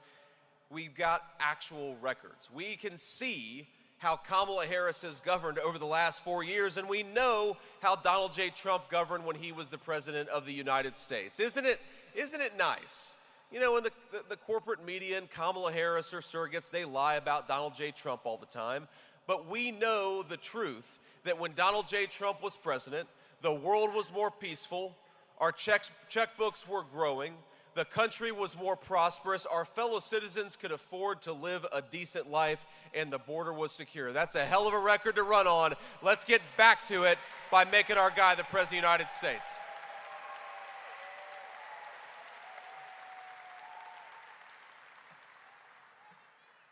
Now, here's, let's talk about plans for just a little bit, because if you compare and contrast the Kamala Harris approach and the Kamala Harris proposals against the Donald J. Trump proposals, it's very obvious who's going to be better for the American people, who's going to be better for the voters of Georgia, especially the swing voters who are watching at home. We know who's going to deliver for the American people because we already saw Donald J. Trump do it. But just think about this. I don't know if I've ever seen in my lifetime a politician like Kamala Harris go around and brag about the fact that she wants to raise your taxes. I've never seen it. Usually, Matt Gaetz will tell you, the Democrats who want to raise your taxes, they're at least smart enough to lie about it, to hide it from you, and not to go out there and tell you. But Kamala Harris is bragging about the fact that she wants to raise the taxes of Georgia families. She said she wants to let the wildly successful Trump tax cuts expire, and that's going to cost the average Georgia family thousands of dollars per year. Thousands of dollars per year that you're going to be paying to the federal government instead of keeping your own money and spending it how you see fit. That's the Kamala Harris plan. And it's not just that. It's not just that she wants to raise your taxes. It's what she wants to do with the money. We were in Michigan earlier today, and Kamala Harris is telling us all that she wants to raise your taxes so that she can reward foreign corporations that make electric vehicles in China. And I happen to think that we ought to cut the taxes of American workers and penalize foreign corporations that are making jobs in China. Let's reward companies that are making jobs right here at home. That's common sense. My favorite Kamala Harris interviews, the best ones of all, and this is the sacrifice I've accepted to be your next vice president, is I watch Kamala Harris interviews so that you don't have to, my friends. This is a life of service I've taken upon myself, and I don't take it lightly. But You know, they ask her, they'll say, well, Kamala Harris, you've been the vice president for 4 years. Americans can't afford to buy the things they need to buy. What is your specific plan to fix what you yourself broke? And she'll say, well, you know, I grew up in a middle-class family. Or they'll say, Kamala, you know, you seem to not care a whole lot about border security during your first 3.5 years as borders are. What's your plan to secure that southern border? And she'll say, you know, when I worked at the McDonald's, I was really good at making the hash browns. And, you know, anybody with a lick of common sense is saying, Kamala, you didn't answer the question. And by the way, I think maybe my running mate has worked at McDonald's for longer than Kamala Harris has. But who knows?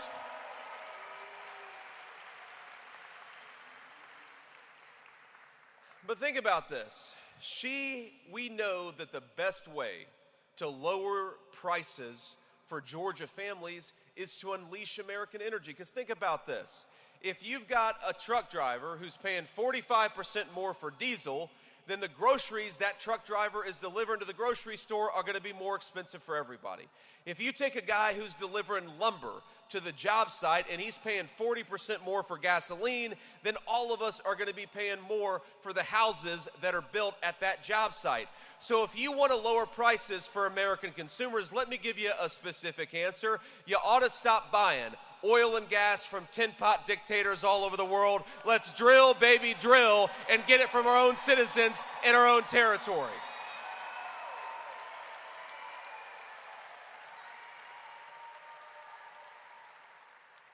And of course, President Trump wants to build on the successful economic record. We're not just talking about the record, even though the record is very good. President Trump thinks that if you're working overtime, you ought to be able to keep more of your own money. That's why we're doing no taxes on overtime. That's a big one. You know, Kamala Harris wants to give, if you've been paying into Social Security your whole life, Kamala Harris wants to give your Social Security benefits to illegal aliens, people who don't have the legal right to be here. Donald J. Trump wants to say no taxes on the Social Security. You paid into it your whole life. You ought to be able to enjoy the benefits in retirement.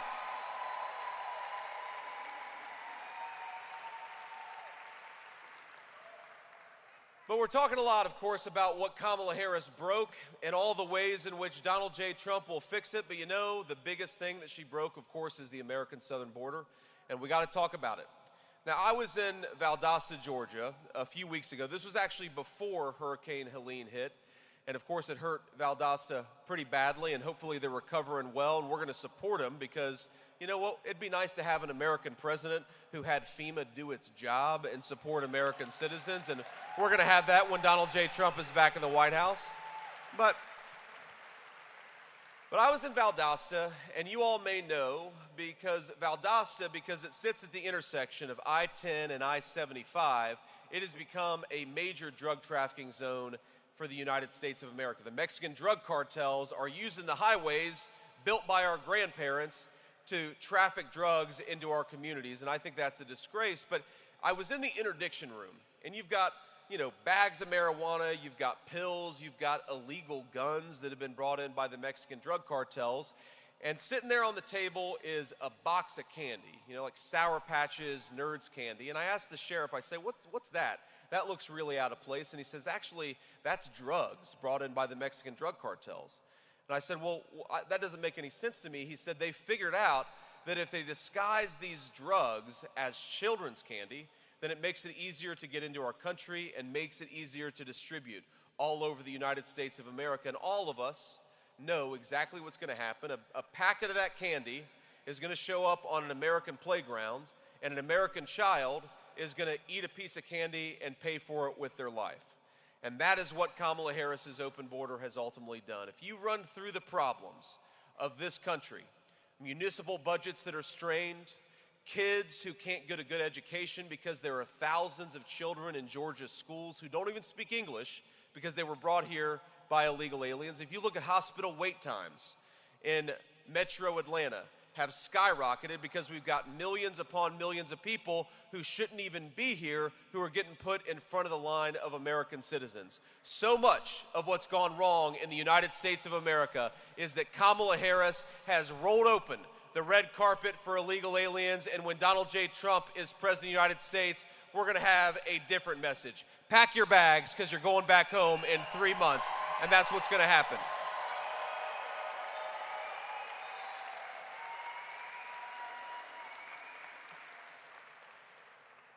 You know, I'm the father of three. My wife and I have three beautiful kids. We've got a 7-year-old boy, a 4-year-old boy, and a 2-year-old girl.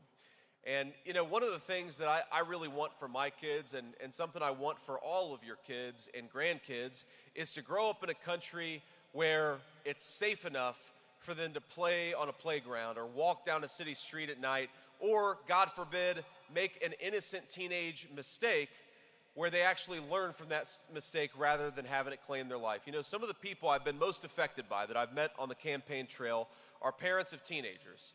And they tell me about their teenager who goes to a party and takes something under peer pressure because, look, sometimes kids do that, right? They take things at parties under peer pressure. But instead of waking up with a headache or a lecture from their parents, that innocent teenage mistake takes their life. Because too many of the drugs floating around this country are laced with fentanyl brought in by the Mexican drug cartels.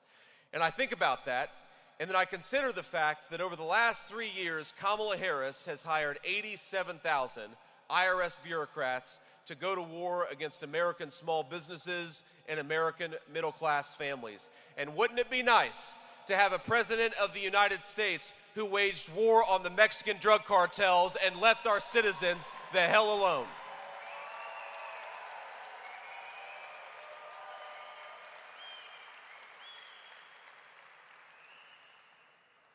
And you know, for all the policy disagreements, all the things that Kamala Harris has done wrong, all the things that Kamala Harris broke, the biggest problem that I have with her is not just what she's done in office, but the complete disrespect, the condescension, and even the hatred in the way that she talks about her fellow citizens.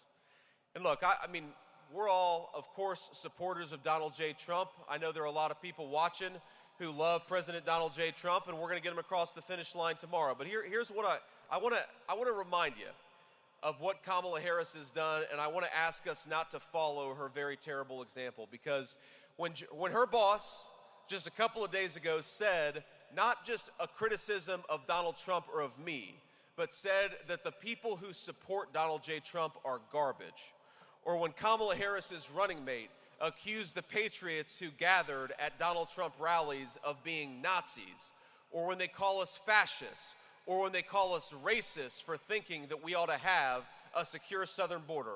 All I can think is, wouldn't it be nice to have an American president who loved the people of this country rather than hated the people of this country?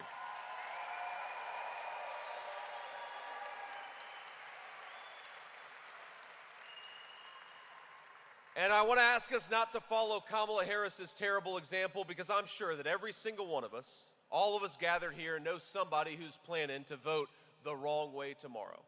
And number one, please do everything you can to make sure they vote the right way tomorrow, because we need everybody's vote. And that's how we're going to win this race, is persuading our fellow citizens. But look, there are going to be people we love who vote the wrong way tomorrow. And the thing that I'd ask you is to not discard lifelong family relationships, not to discard friendships because people vote the wrong way. Here in our movement, we love every citizen of this country. We want their prosperity because we love this nation, and that means loving the people who live here.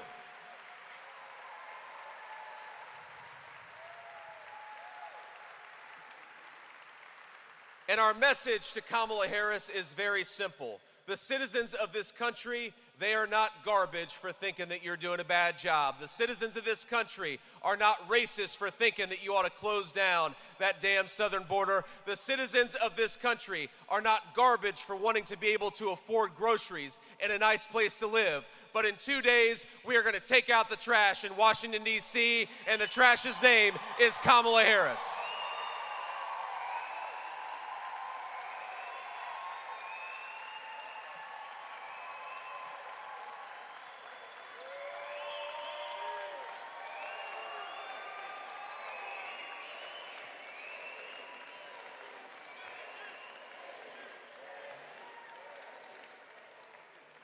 All right, so let me leave you with one final thought here, because This is our third event of the day, and you know, let me just say something about President Trump. For as much as Kamala Harris and her allies in the corporate media constantly lie about Donald J. Trump, let me tell you a little story about President Trump. So this was probably 6 weeks ago.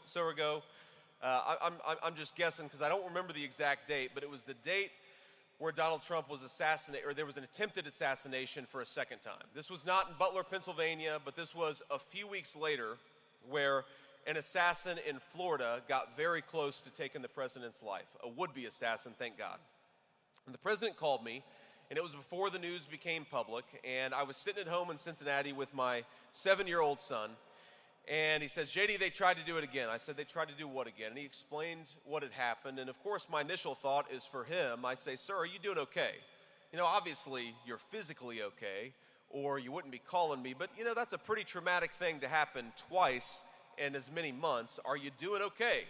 And he said, yeah, I'm doing fine. I'm kind of pissed off because I was about to make a birdie on the 6th hole and the Secret Service wouldn't let me finish. And I had a realization, something that hadn't quite clicked with me about President Trump until that moment, which is that, again, he is the most lied about person maybe in the history of the United States of America.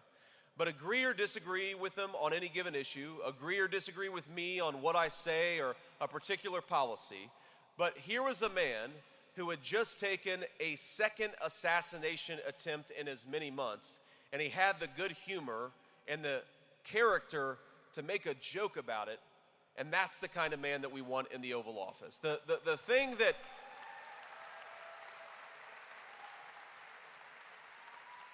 I think it's hard to fully appreciate, I think all of us understand it, but it's hard to fully appreciate that the presidency of the United States is not just about enacting public policy, and it's not just about leadership, it's about handling moments of crisis when those moments of crisis inevitably come up.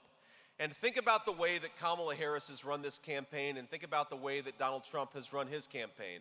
Just today, the last day of the campaign, Donald J. Trump has done, well, will do 4 events. I think he's on his 3rd event right now, and here I am on my 3rd event, and we'll both do one more event before the day is over.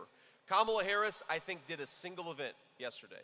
And today, she's in 1 state, while her running mate is in 1 state. I think I've hit 4 states, or will by the end of the day.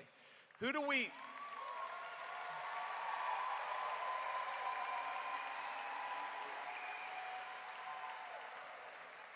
want answering that phone call when times are really tough? Who do we want dealing with a world leader in a moment of crisis? Is it Kamala Harris, who runs away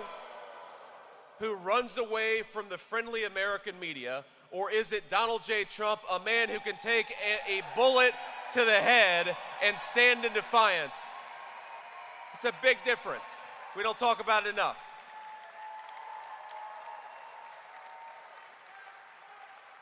But look, it's very easy at this stage. I mean, we're all patriots. We love this country. We want to fix the broken leadership. It's very easy at this stage of the campaign to get a little tunnel vision about the politics and to forget the stakes. This is not just red team versus blue team. Think about this. We've got, in this common sense movement, we've got the lieutenant governor and the governor of Georgia, Nikki Haley on the right, and Tulsi Gabbard and Bobby Kennedy on the left. This is a big tent, my friends. So it's not just red team versus blue team. And you know, it's not even just about beating Kamala Harris as much as, trust me, I will enjoy beating Kamala Harris more than any person in this room. Maybe even more than Mike Collins. I really want to beat Kamala Harris. But think about what's at stake. And let me just offer you a few insights into some of the people that I've gotten to know over the last few months on the campaign trail. Other than being married to that beautiful woman there, the honor of my life is to get to stand up here and ask you all to be the next Vice President of the United States. It's an incredible thing. And it's...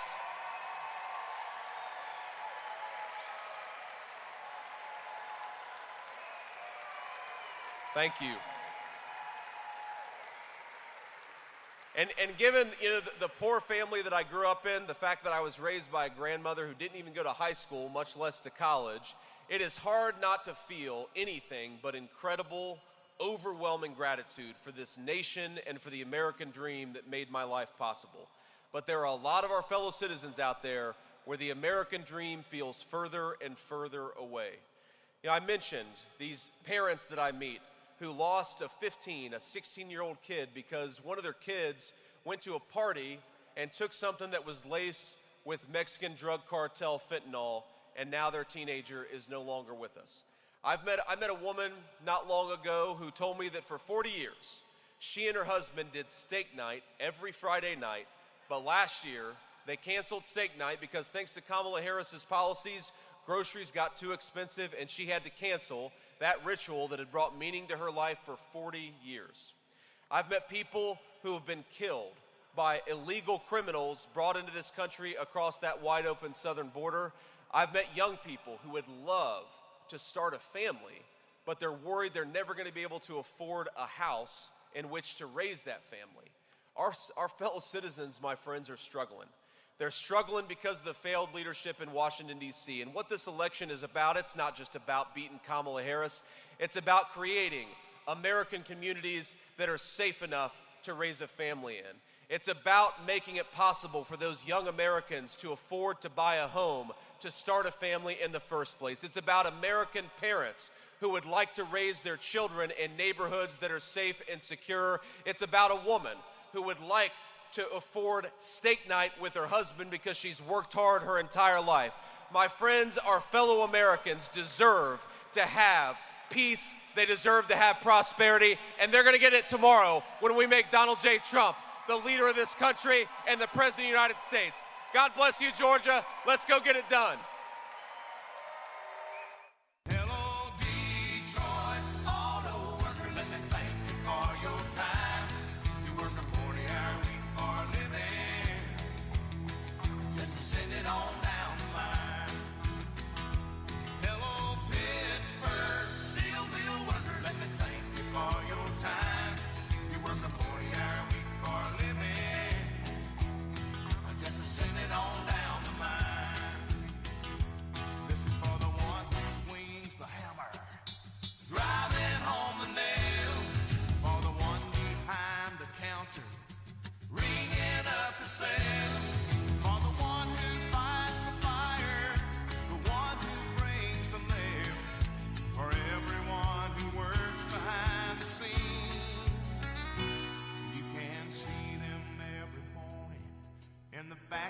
And the fields, in the city streets and the quiet country towns,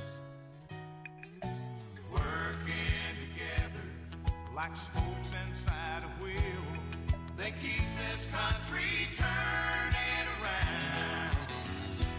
Hello, Kansas, sweet Bill Farmer, let me thank you for your time.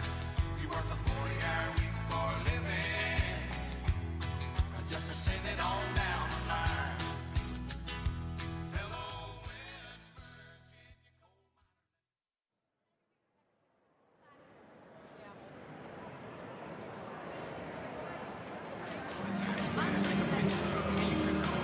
Took my life from negative to positive, I just want y'all to know that.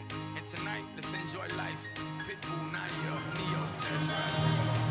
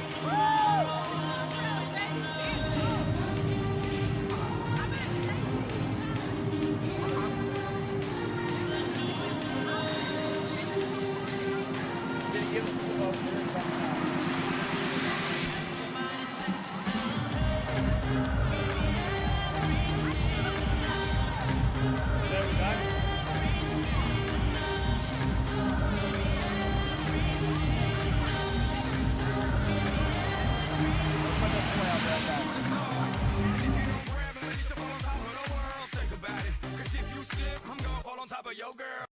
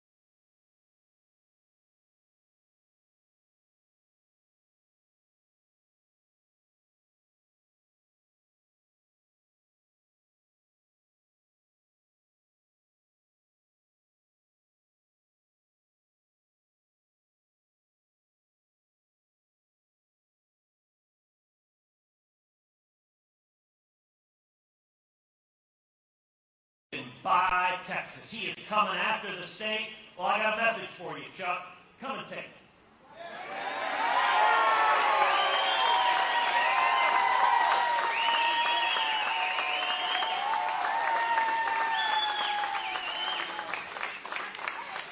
So I want to ask everyone here to do two things. Number one, I want to ask you to pray. Pray for Donald Trump. Pray for his safety. He's had 2 assassination attempts. Pray that a host of angels surround him and keep him safe for his sake and for the country's sake. And I want to thank everyone here who lifts me up in prayer, who lifts Heidi up in prayer, who lifts our girls up in prayer. We are grateful. The hedge of protection around us, it is real, and we are lifted up by prayer warriors and intercessors each and every day.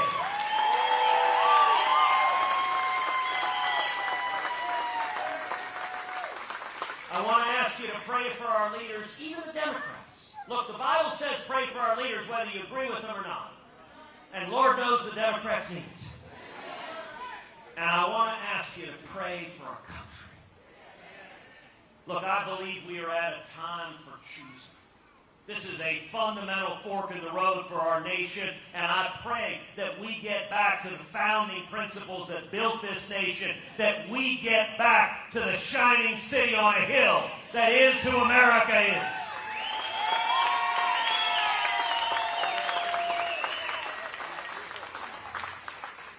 And the second thing I want to ask you to do is vote. All right, how many of y'all have voted already? All right. That is awesome. Anyone who didn't show up, who didn't raise your hand, tomorrow is election day. Come out and vote, come rain, come shine, come hell or high water. If the zombie apocalypse happens tomorrow, put 3 clips in your pocket and go to the polls.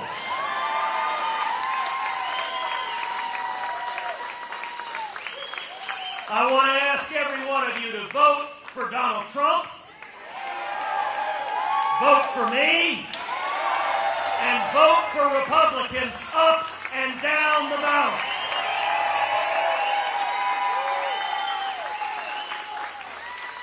I want to ask every one of you to come out and vote for me 10 times.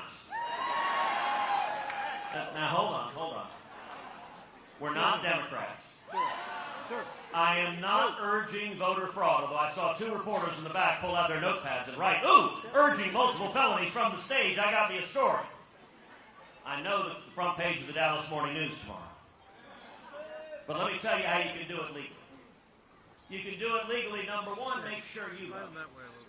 But number 2, when you leave, pull your phone out, go over to your contacts, and today, send 9 texts. Send a text to your sister. Send a text to your son. Send a text to your next door neighbor, or your coworker, or your crazy Uncle Louie. And say, listen, this election matters. I'm scared for our country. And tell them I know Ted. And ask them, please come out and fight to keep Texas, Texas.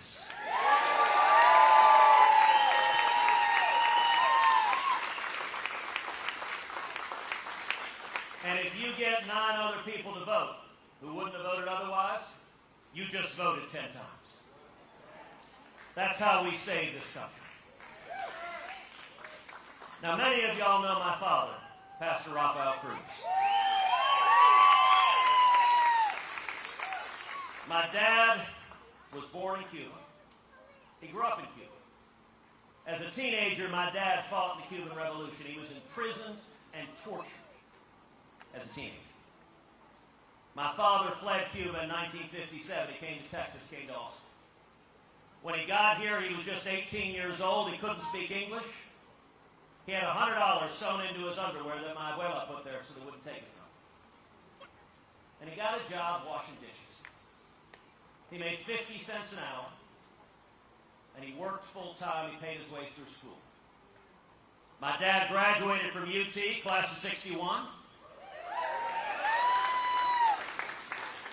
And he went and got a job, and then he and my mother started a small business in the oil and gas industry, a seismic data processing company down in Houston. So I grew up as the son of two small business owners. Today, my father's a pastor. He travels Texas and travels the country preaching the gospel.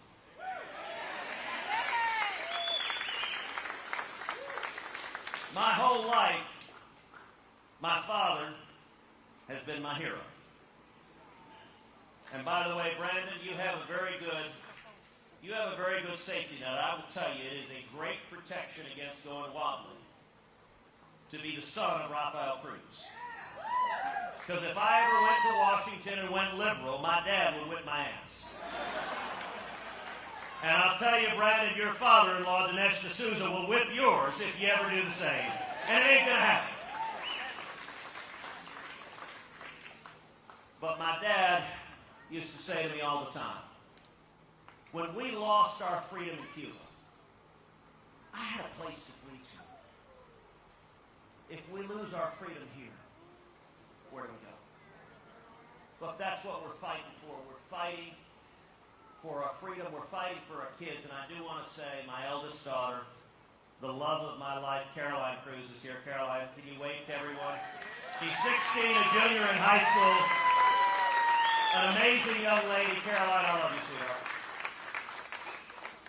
But that's what we're fighting for.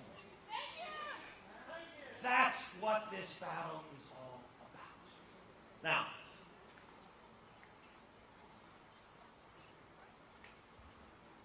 the last thing I want to tell you is I'm here today because freedom is worth defending.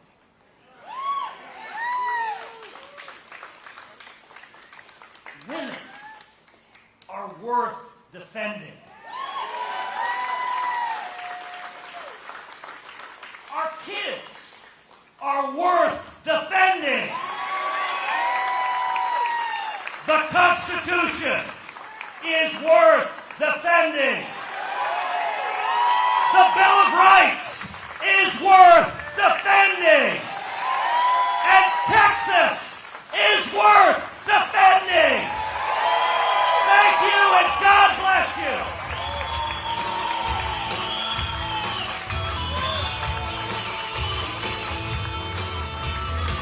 I've seen a lot of places, I've been around the world.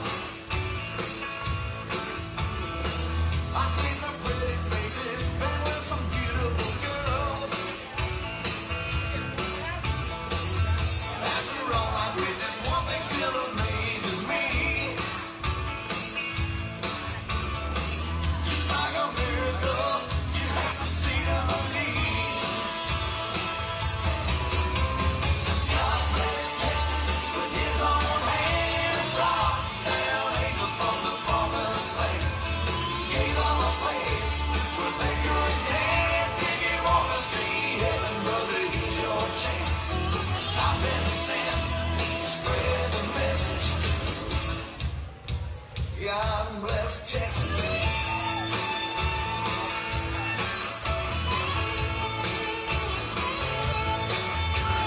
First he lit the sunshine, then he made the water deep. Then he gave us moonlight for all the world to see.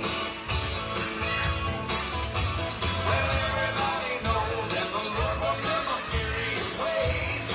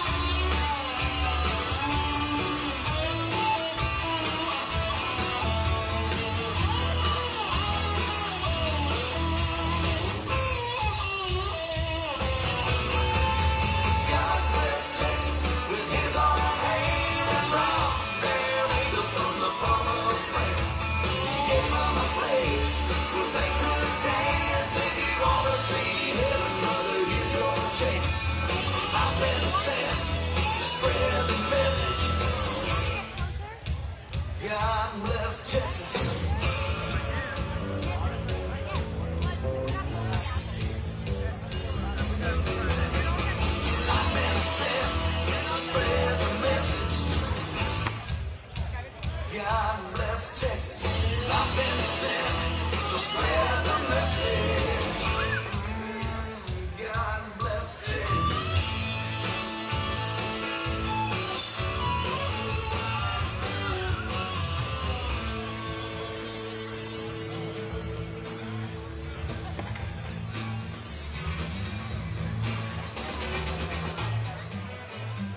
A little less conversation, a little more action, please. All this aggravation ain't satisfaction in me. A little more fight, a little less spark. A little less fight, a little more spark. Close your mouth and open up your heart. Baby, satisfy me. Satisfy me, baby. Baby, close your eyes and listen to the music and dig through the summer breeze. It's a groovy night and I can show you how to use it. Come on with me and put your mind at ease. Hey, a little less conversation, a little more action, please. All this aggravation is satisfaction in me. A little more fight, a little less spark. A little less fight, a little more spark. Shut your mouth and open up your heart. Satisfy me, baby. Come on, baby, I'm tired of talking. Grab your coat and let's start walking. Come on, come on. Come on, come on.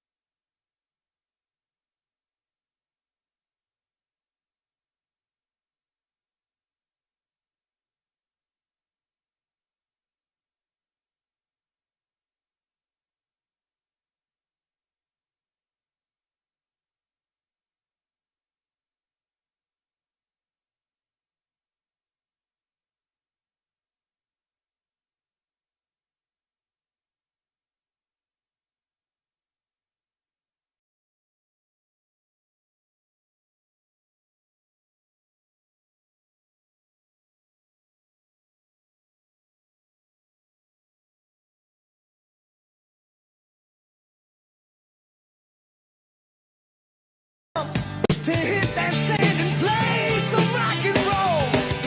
While we were trying different things, and we were smoking funny things, making love out by the lake to our favorite song. Sipping whiskey out the bottle, not thinking about tomorrow. Singing Sweet Home Alabama all summer long.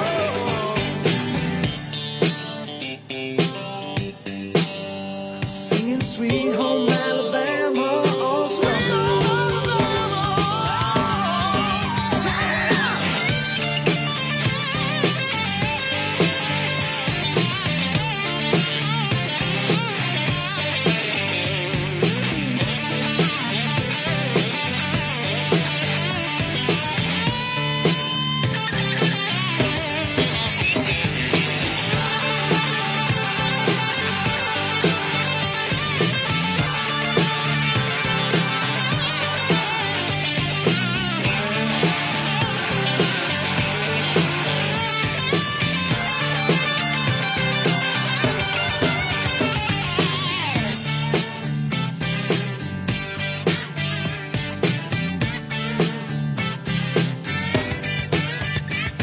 Now nothing seems as strange as when the leaves begin to change.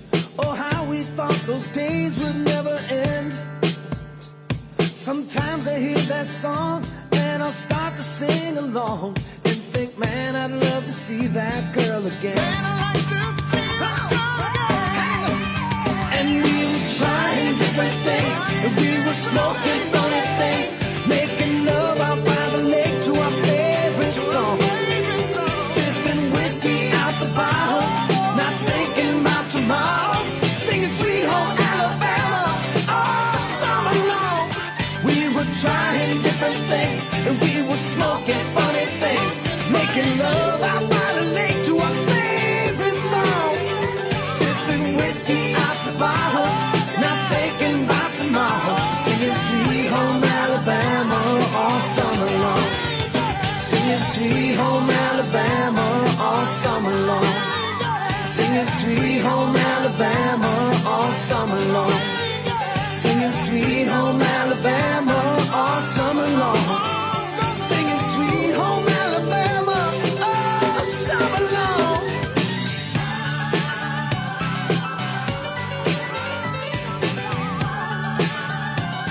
Singing about Sweet Home Alabama, yeah.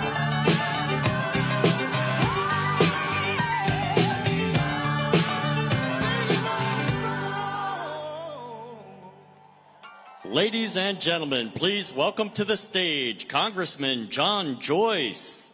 Ain't America beautiful? This place that we call home. Give us your time, your poor, your youngin' to be free forevermore.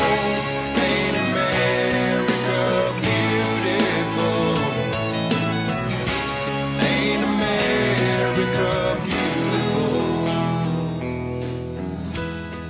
We all came here from somewhere. Let's go, Pittsburgh. This is a Trump rally. Ready to have fun?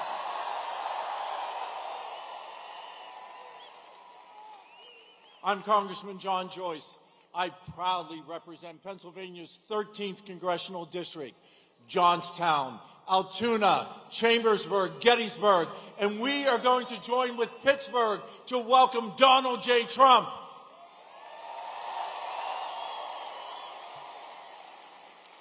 Yeah, it's time to roll up our sleeves and get to work.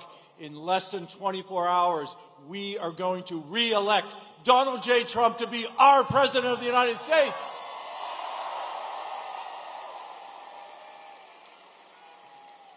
Boy, it's great to be here. Usually I'm here with my son Dan watching a hockey game, but it's great as I look out and I see many patients. I see farmers. I see factory workers. I see nurses. I see doctors.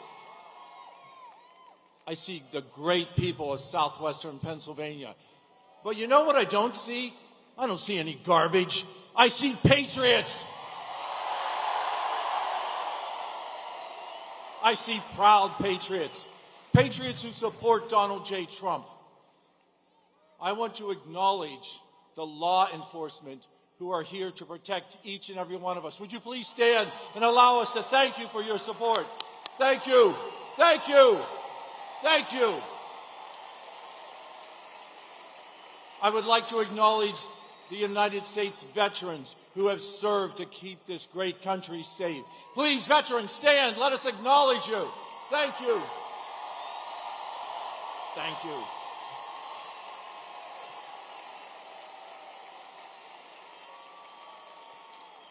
This past weekend, we turned back the clocks 1 hour, and tomorrow we have the opportunity to turn back the clock 4 years. Turn back the clock to a country that is safe and secure. Turn back the clock to a president who wants to defend our southern border, who understands the opening of the southern border and how that has allowed crime to pour into our country, how that has allowed fentanyl to cross our southern border at free will through the cartels, to poison our children, our neighbors, our family. It is time to re-elect Donald J. Trump to make this sovereign country once again secure.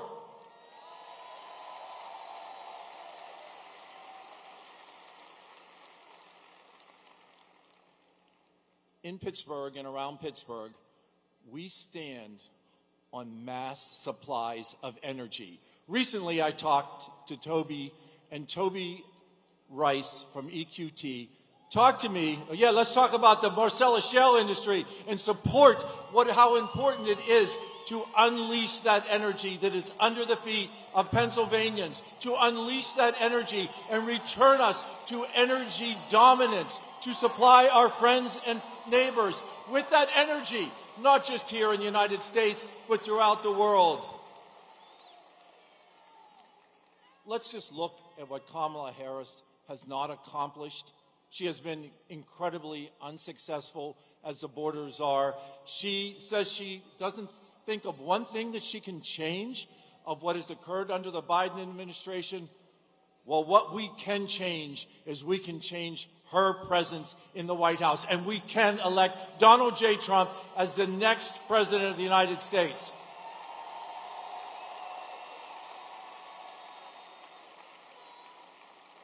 America, we're at a turning point, and that turning point is clear to each and every one of us here tonight at PPG Paint.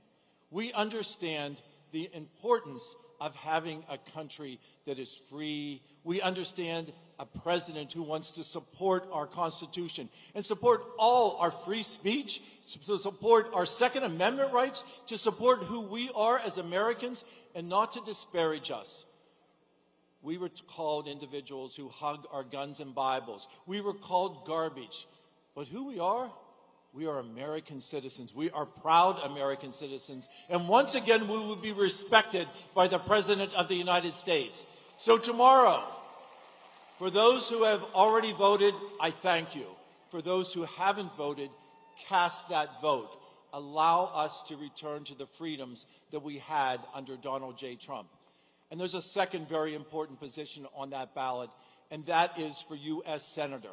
And we have the opportunity to send Dave McCormick to Washington to be our senator.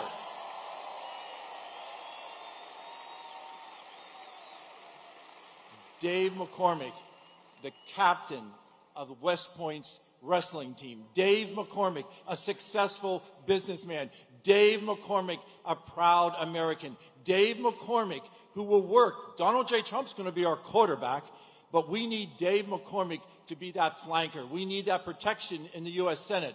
We have not had that with Bob Casey. We do not have that with Fetterman, but we will have that with Dave. And Dave McCormick will be our successful U.S. Senator. We look forward to doing that.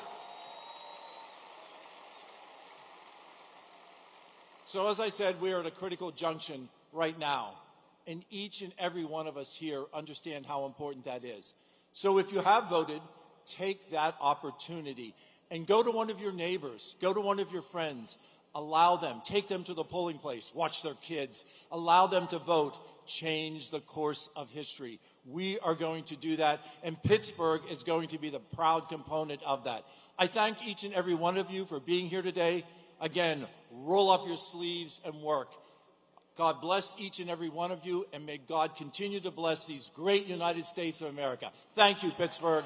Ain't America beautiful? This place that we call home. Give us your time, your poor, your yearning to be free forevermore. Ain't America beautiful?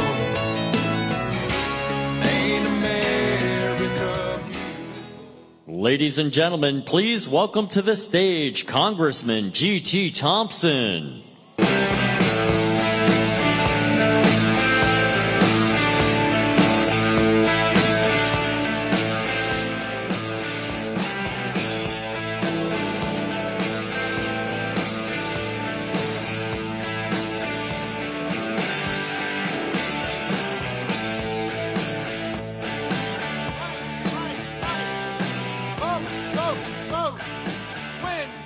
Win.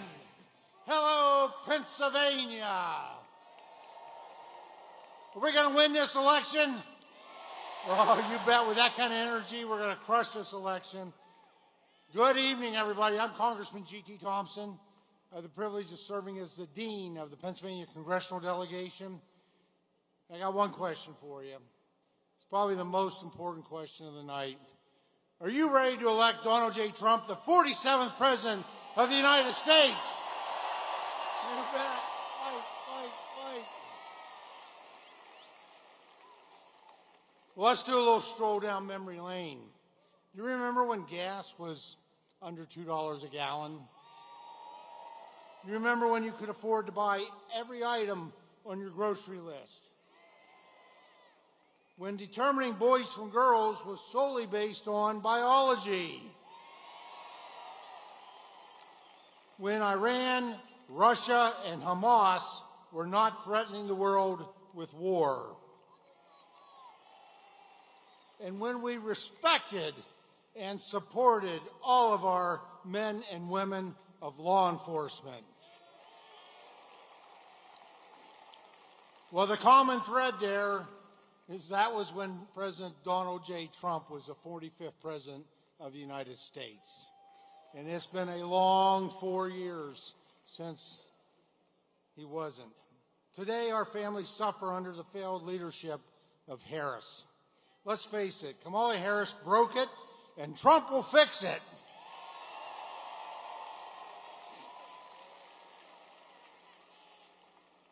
You know, for America to succeed, America must be strong, and Pennsylvania must be strong. And that's not going to happen if Kamala Harris gets another 4 years. It's time to turn the page and close this nightmare book.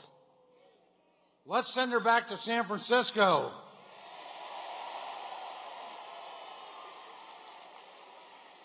Now, how many of you remember Rice-A-Roni? Quite a few. Well, I can honestly say Kamala Harris is no San Francisco treat. All right? You know, since Harris took office, you have spent nearly $25,000 more thanks to her inflation. And this is a tax that, quite frankly, you cannot afford. We cannot afford to go back to those job-killing policies of harmful Harris. A vote for Harris is a vote to end opportunity. Now, President Trump has always stood with our Pennsylvania families. His policies have meant more money in your pockets and more Pennsylvania jobs. And a strong economy needs a strong workforce. In 2018, I was proud to stand in the Oval Office with President Trump. Now, I'm in Center County. I'm from a town, the metropolis of Howard, Pennsylvania. 600 people, one red light. And yeah, it's a great place. It's home, born and raised. But to be able to have the privilege of standing in the Oval Office with President Trump as he signed into legislation my bill modernizing career and technical education, restoring rungs and a ladder of opportunity. You know, as the first Pennsylvania member of Congress in 170 years to chair the U.S. House Agriculture Committee, I also want to take an opportunity to do a shout-out and to thank all of our farmers. A big hand for those who provide us all that we need. These are hardworking folks. They make up our #1 industry in the Commonwealth of Pennsylvania, and they're critical to our economy. These hardworking Pennsylvania farm families provide us with food and fiber and fuel that we depend on each and every day. But our farmers under Harris are struggling with a farm crisis that's creating food insecurity for you and national insecurity for our nation. I have to tell you, having worked closely with the man, President Trump has always had the farmers' back, lowering their costs, reducing their regulatory burdens, and expanding their markets. As Ag Chairman, I look forward to once again working with the farmer's friend, Donald J. Trump, to make agriculture great again.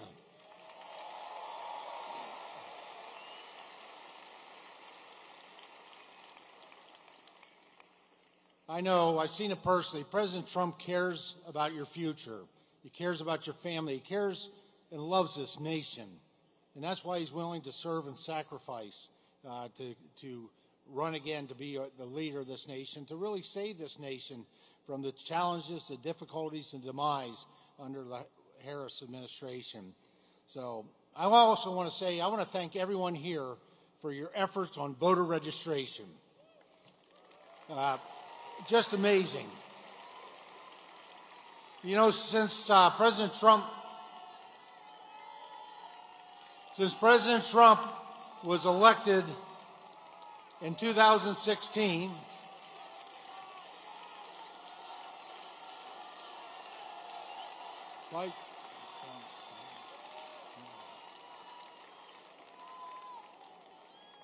since President Trump was elected in 2016, Pennsylvania now has 226,000 fewer Democrats than what it did,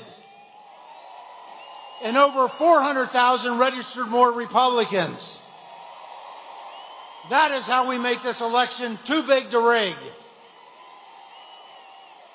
Now I want to do a shout out to just a couple people that are American patriots or running. They're running in this area. A big shout out to State Representative Rob McCurry, who's running for Congress in PA 17. And James Hayes, who's running in PA 12 for Congress. So Pennsylvania, stand united to be Pennsylvania strong and Pennsylvania proud, and stand united to elect Donald J. Trump, the 47th President of the United States. God bless.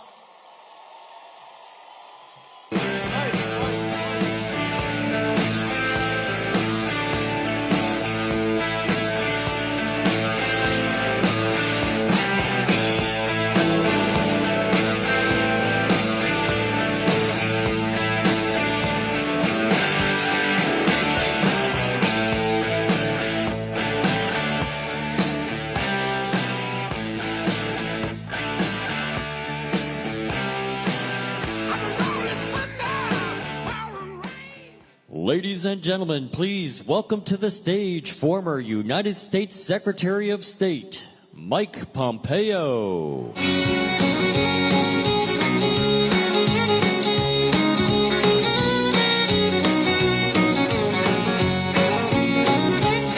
Well, I was raised up beneath the shade of a Georgia pine, and that's home, you know, sweet tea, pecan pie, and homemade wine, where the peaches grow. In my house, it's not much to talk about. Good evening. Good evening, Pennsylvania. It is great to be with you all. Bless you for being out here tonight. Bless you for supporting Donald J. Trump as he becomes the 47th President of the United States of America. You know, these last 3.5 years have been hard for me to watch. I know it's true for you, too. We watched them break so much that had been done. And I often get asked, Mike, what was it like? Right, the Washington Post described me as the most loyal cabinet member to Donald J. Trump. I had to remind the president that they did not mean that as a compliment. They asked me, what was it like to serve for President Trump? And I told them, and I've told everyone hundreds of times in these 3.5 years, it was the greatest privilege that Mike Pompeo could ever have.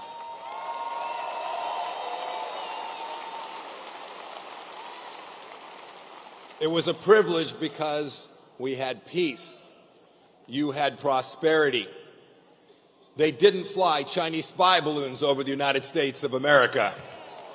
Indeed, had they done so, I would have been the former Secretary of State, and rightly so.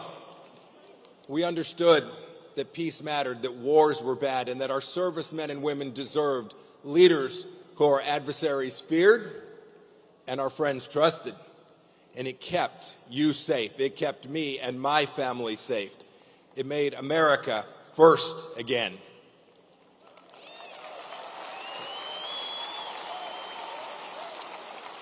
I was proud to be a part of President Trump's team. I talked to him every day for 4 years, first as CIA director and then as Secretary of State. And what I was so proud of is that we understood the greatness of this nation, and we never once apologized for the United States of America. Not once.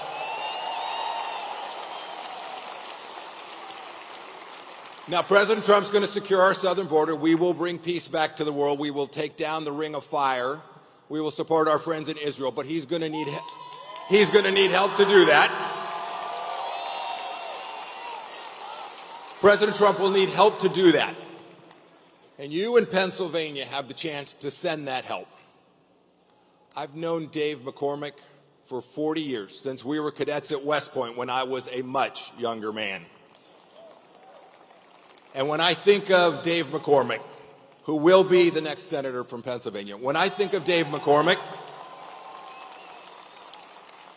I think about what our founders believed, the men and women who shaped our Constitution and who believed so deeply in American greatness. They were thinking about people just like Dave. They were thinking about people who selflessly served in our military. They were thinking about people who had run businesses and taken risks and grown our economy and created thousands of jobs all across our nation. They were thinking about people with real character and who knew who they were and who, unlike Bob Casey, would actually do something that mattered to you and to your family. Dave will do that, I promise you. Dave is a warrior. He has been a warrior. And as Pennsylvania's next senator, he will be a warrior for you and on behalf of President Trump. And America will be great again. May I welcome to the stage your next senator and my dear friend, Dave McCormick. Whatever it takes, 'cause I love the adrenaline in my veins. I do whatever it takes, 'cause I love how it feels when I break the chains. Whatever it takes, yeah, take me to the top. I'm ready for whatever it takes, 'cause I love the adrenaline in my veins. I do what it takes. Mike Pompeo, a great American. Thank you, Mike. Man, I am so glad to see you here in my hometown of Pittsburgh. You know, Mike and I went to West Point. You know, we had a lot in common. He was first in his class, and I was 501st. I want to ask you a question before we get started. Who's ready to put Donald J. Trump back in the White House and fire Joe Biden and Kamala Harris? Get these guys out of here. They're killing us. And who is ready to retire Bob Casey and send Chuck Schumer packing? We got to do it. We got to do it. You know, ever since I can remember, I've had politicians come and say, this is the most important election of your lifetime. Who's heard that? We've all heard it so many times. But I want to tell you, this is the most important election of your lifetime. Just think about it. Can you think of a time where the consequences of getting it wrong were so terrible? Can you think of a time where America was teetering on the edge of the cliff, and if we put the wrong leaders in place, we're going to go over the cliff, and we're going to wake up one morning and we're not going to recognize the America we love, the America we want for our children? This is the most important election of our lifetime. That's why you're here. That's why I'm here.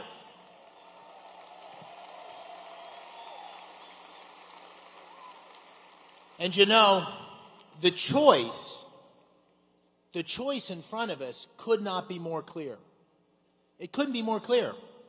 The choice at the top of the ticket is between strength, the guy you saw in Butler saying, fight, fight, fight, and the weakness, the disgraceful weakness of Biden, Harris, and I'll throw in Bob Casey. Adversaries around the world are testing us. They're challenging us. They think America's weak because of the people that are leading America now. We need a change. But it's not just leadership. It's common sense. President Trump will do common sense things. It's common sense that you can't spend $5 trillion and not get huge inflation, skyrocketing prices that are killing working families. It's common sense you can't have a wide open border that's letting millions of illegal immigrants come into our country free. Criminals, murderers, rapists, people on the terrorist watch list, people carrying fentanyl. That's common sense.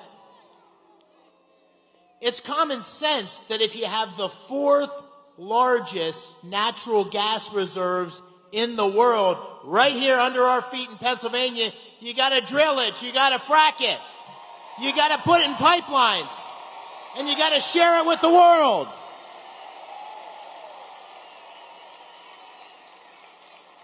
And it's common sense that if you want peace, if you don't want the bullies on the playground pushing us around, you got to be strong. And the only way to have peace is strength. That's common sense. And in Kamala Harris, you have the weak, liberal, extreme agenda. Don't believe me, in her own words. In her own words, she wants to ban fracking and transition energy workers. In her own words, she wants to give citizenships to illegal immigrants and make sure they get federal benefits. In her own words, she wants mandatory buybacks of your guns. In her own words, she wants to defund the police. And in her own words, and this is the one that really ticks off my friends from Bloomsburg, where I grew up, she wants to reduce your red meat consumption. Come on. That's not going to fly in Pennsylvania, right? But listen, President Trump can't do it alone.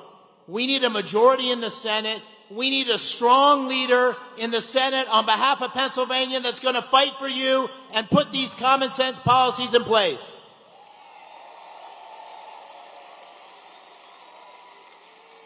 And here you have another choice. It's a choice between change and the status quo.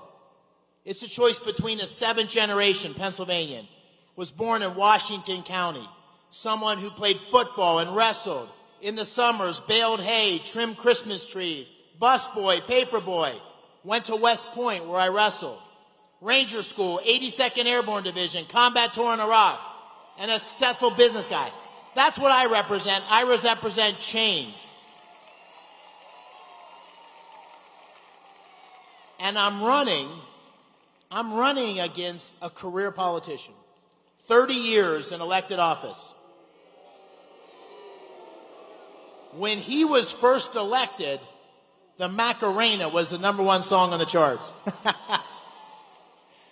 He has not done anything. When the bullets start flying, he ducks. And he votes 98.6% of the time with the liberal, extreme Biden-Harris agenda. And you know what really ticks me off? Someone said to me the other day, they said, "Are you running for the Casey seat?" I said, hell no, I'm not running for the Casey seat. He's not entitled to this seat because his dad was the governor.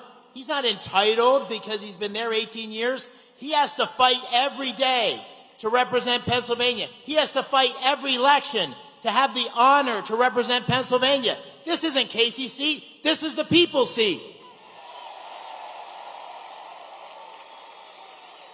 And the people of our great Commonwealth deserve better than Bob Casey. And so That's why this election is so important. That's why what we do in the next 24 hours is so important. Right? I wrestled in college. I wasn't the best wrestler, but I always knew if I could get into the third period within a point or two, I'd win. Because the third period in wrestling, and we're in the third period right now, a couple seconds ago, the third period is not about wrestling. It's about mental toughness. It's about heart. It's about fighting for the last second until the buzzer goes. We need to do that. We need you in the next 24 hours, not just to vote. We need more than voting. We need you to tell 10 friends and 10 friends and 10 more friends. We need you to put up signs. We need you to say lots of prayers. We need you to do everything we can to take back our country.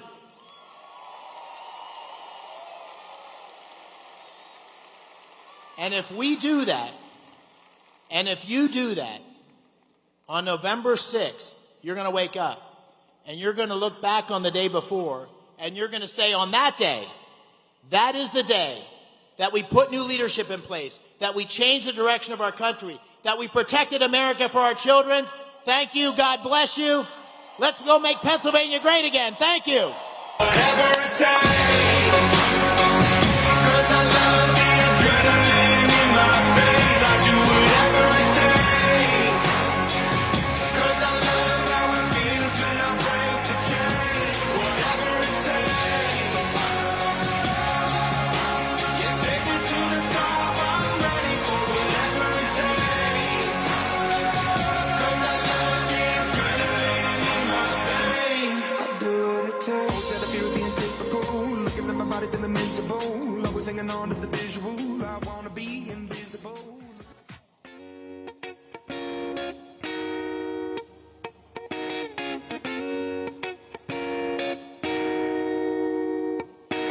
I hopped off the plane at LAX with a dream, my cardigan.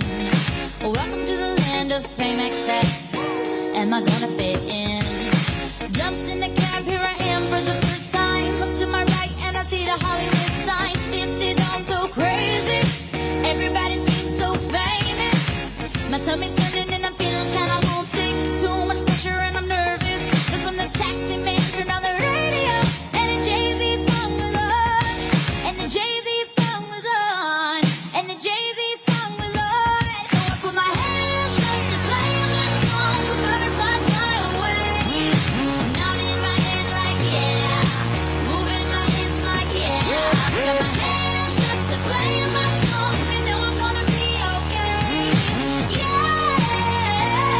It's a party in the USA. Yeah. It's a party in the USA. Get to the club in my taxi cab. Everybody's looking at me now. Like, who's that chick that's rocking kicks? She gotta be from out of town. So hard with my girls not around me. It's definitely not a Nashville party. 'Cause all I see is the letters. I guess I never got the memo. My tummy's turning and I'm feeling kinda homesick. Too much pressure and I'm nervous. That's when the DJ dropped my favorite tune. And the Britney song was on. And the Britney song was on. And the Britney song was on. So I put my hands up to play my song. The butterflies fly away. Not in my head like yeah.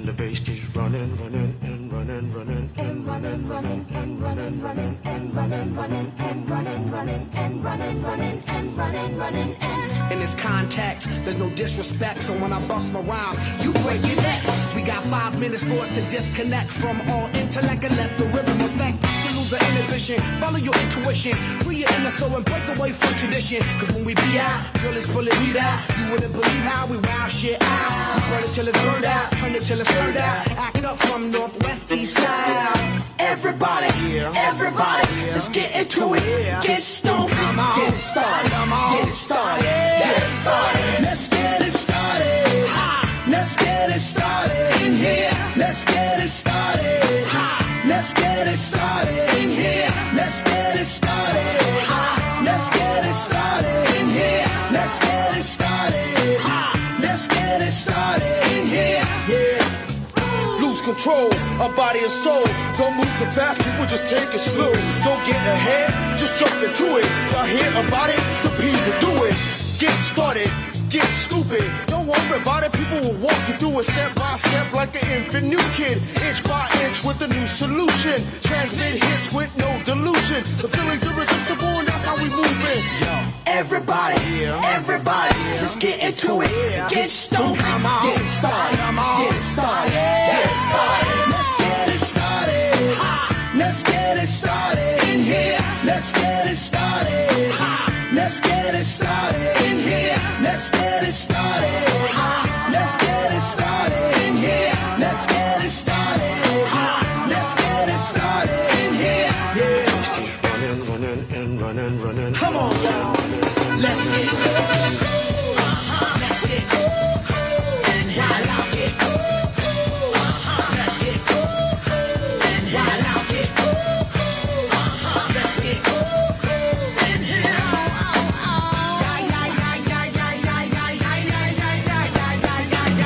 let's get ill, that's the deal. Applicator will bring the bug dot drill. Just lose your mind, this is the time. You can't stand still, just bang your spine. Just bob your head like me, Apple D. Up inside your club or in your Bentley. Get messy, loud and sick. Your mind fast, mama on another head trip. So come them now, do not correct it. Let's get ignorant, let's get hectic. Everybody, everybody, let's get into it. Get stoned, get it started, get it started, get it started. Let's get it started. Let's get it started in here. Let's get it started. Let's get it started in here. Let's get it started.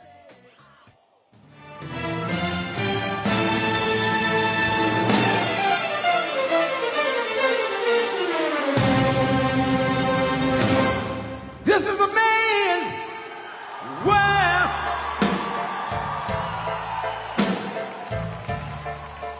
This is a man's world.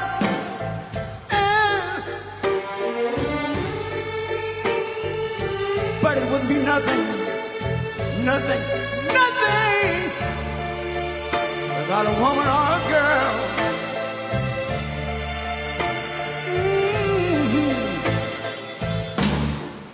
You see, man made the car to take us over the road.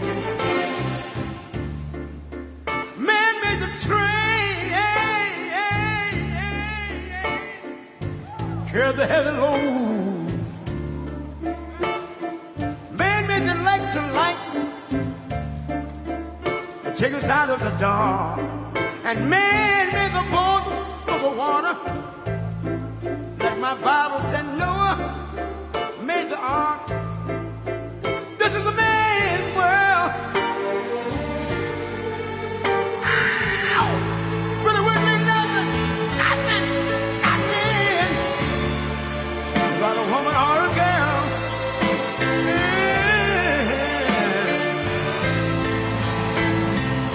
L'uomo rincorre il potere, ma lui non sa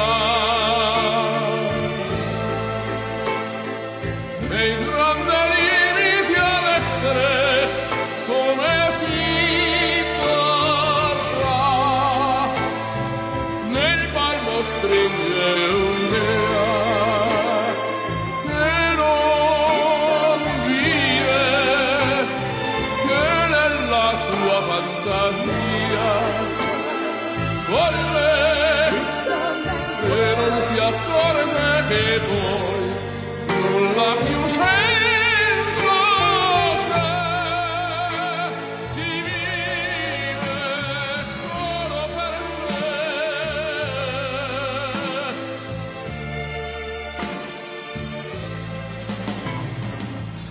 Man thinks about a little bit of baby girls and a baby boy. Man make them happy because man make them toys. But after man make everything he can.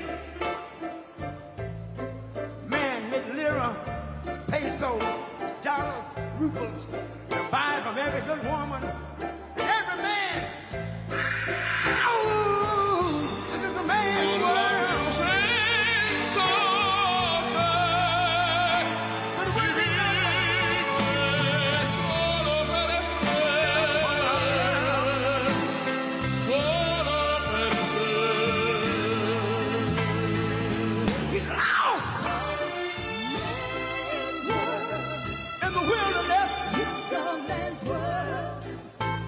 He's lost. E non si accorge che poi nulla più senso c'è, si vive solo per sé, solo per sé,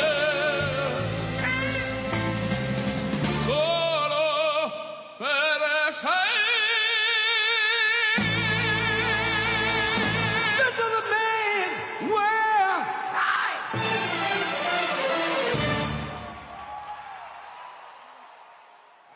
Selling my soul, working all day, overtime hours for bullshit pay, so I can sit out here and waste my life away, drag back home and drown my troubles away.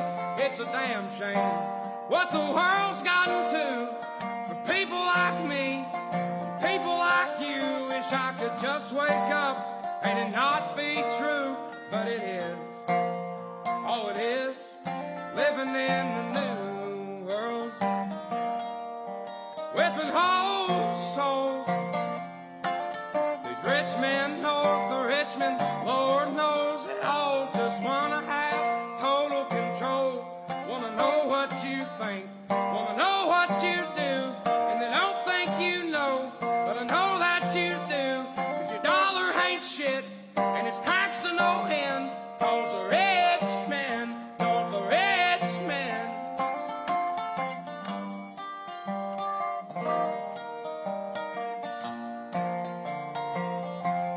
I wish politicians would look out for miners, and not just miners on an island somewhere. Lord, we got folks in the street, ain't got nothing to eat, and the obese milking welfare. Well, God, if you're 5'3" and you're 300 pounds, taxes ought not to pay for your bags of fudge rounds. Young men are putting themselves 6 feet in the ground, 'cause all this damn country does is keep on kicking them down. Lord, it's a damn shame what the world's gotten to for people like me, people like you. Wish I could just wake up and it not be true, but it is. Oh, it is. Living in the new world with an whole soul. These rich men north of Richmond, Lord knows they all just wanna have total control. Wanna know what you think, wanna know what you do, and they don't think you know, but I know that you do. 'Cause your dollar ain't shit, and it's taxed to no end. 'Cause the rich men, north of rich men.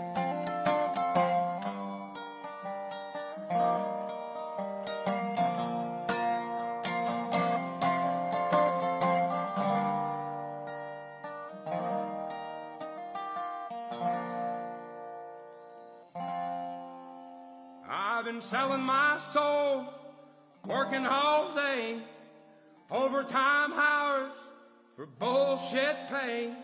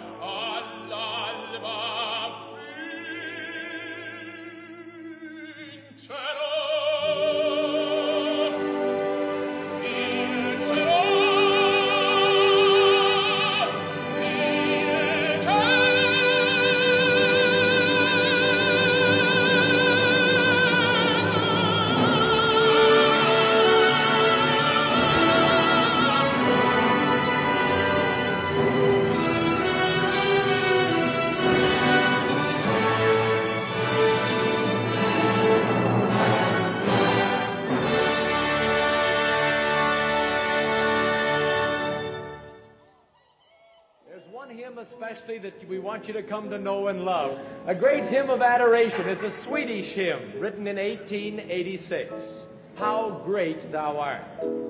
Here in Melbourne we have two crusade choirs. The ones you see on the platform this afternoon and down here have the red identification badge on, and we have a green choir which will be here tomorrow. We had over 1,400 of them registered. And we know that you'll enjoy their ministry and song, and just now we're going to ask them to come. Mr. Shea to come and the choir to join him in singing, How Great Thou Art.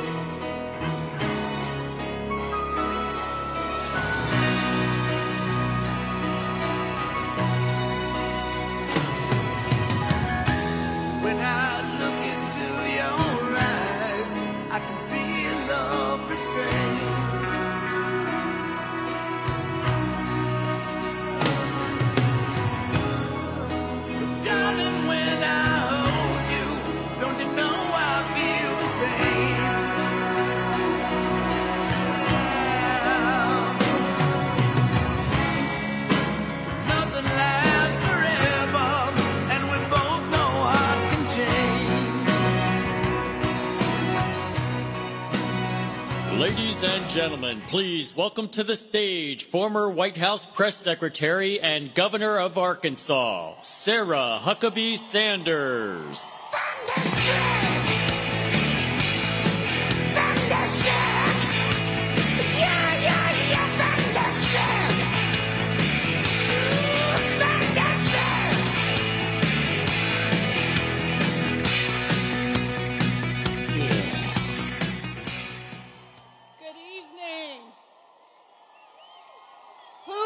Ready to see Donald Trump be back in the White House after tomorrow night?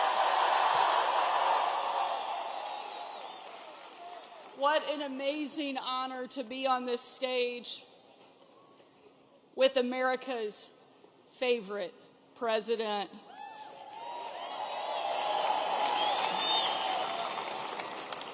You know, when President Trump asked me to be the White House press secretary, I was the very first mom to ever hold that job, and only the third woman.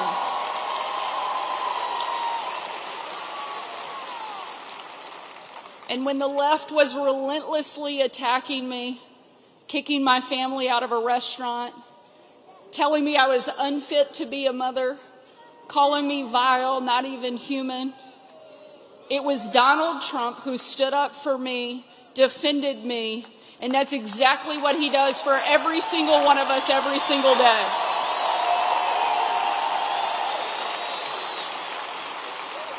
The left loves to talk about empowering women, but they can't even tell you what a woman is. But Donald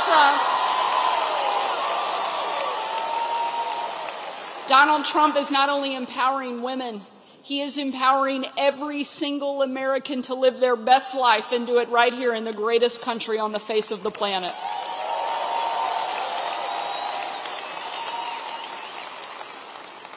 He cares about our country. He loves America.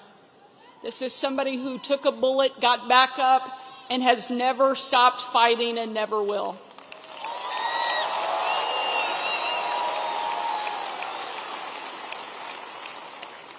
I think God saved Donald Trump because he's not finished with him yet, and America needs him now more than ever.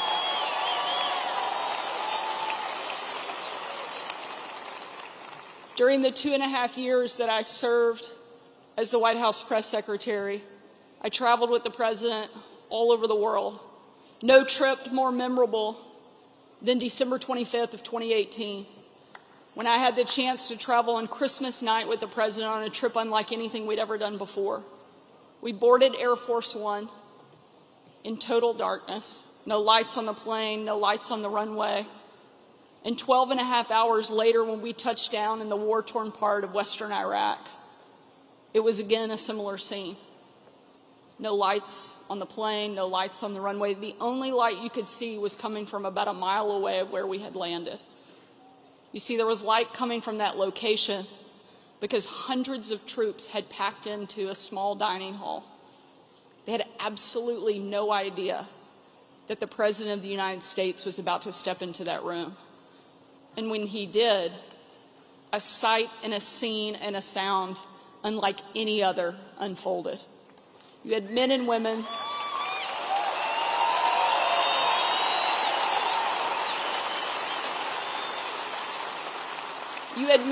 from every part of the country, every race, every religion, every political party, every demographic you can imagine represented in that room. But in that moment, in one perfect voice, in total unity, they chanted over and over and over again, USA, USA, USA.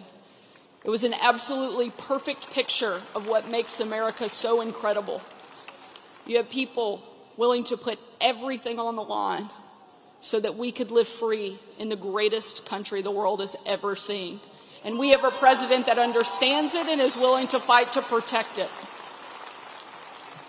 The reason America is the greatest country the world has ever known is because we're the freest country that the world has ever known. And we need a president who will stand up for that and make sure we have the ability to protect that freedom, preserve that freedom, and pass it on to the next generation. And that is exactly what Donald Trump will do every single day.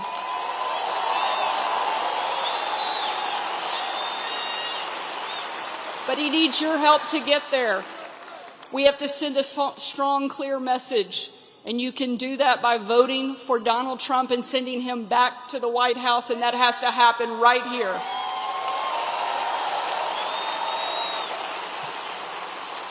America needs Donald Trump in the White House, and no pressure, but we're counting on you to send him there. Thank you so much for being here tonight. God bless you, and God bless our great country. Thank you.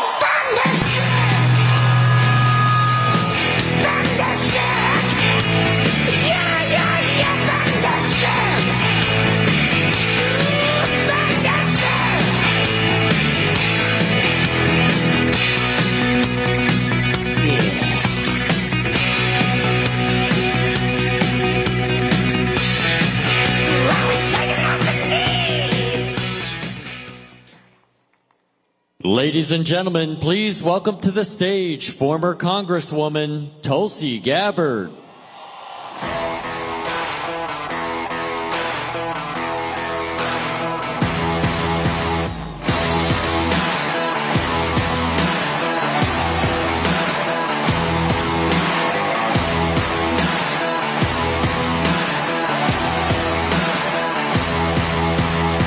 me back it up to the start of the climb.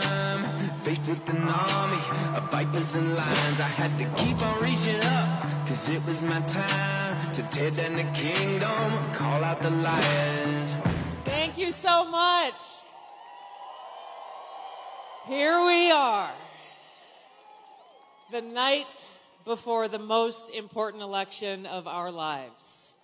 There's no place else I'd rather be than here with you, standing proud to support the President of the United States, who is fighting for the people, who is fighting for peace, and who has in his heart putting America first.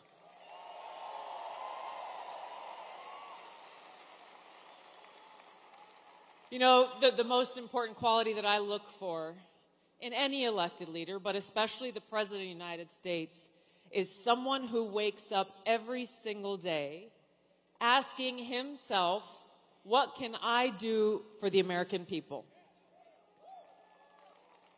I just spent the first half of the day before I came here in Western North Carolina, and we went through different areas in Asheville and the surrounding communities where people are still suffering and struggling in the wake of Hurricane Helene. And I was moved almost to tears many times as people shared with me their stories of loss, the funerals that they are going to for their loved ones who were killed in that disaster. There was a firefighter that gave me this bracelet with tears in his eyes in memory of his battalion chief, Tony Garrison, whose end of watch was on September 27, 2024, because he went out to save someone's life and brought them back. He heard that there was someone else who needed help, went out, rescued them, and brought them back. They said, my parents are still out there, please go and help them. He went out to find them and never came back. On the bottom of this black bracelet, it says, greater love has no one than this, that a person will lay down his life for his friends.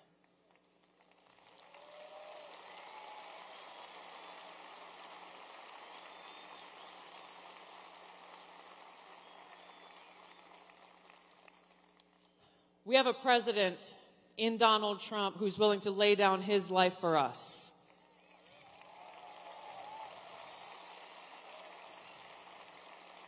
It meant the world to the people in Western North Carolina that he showed up there for them.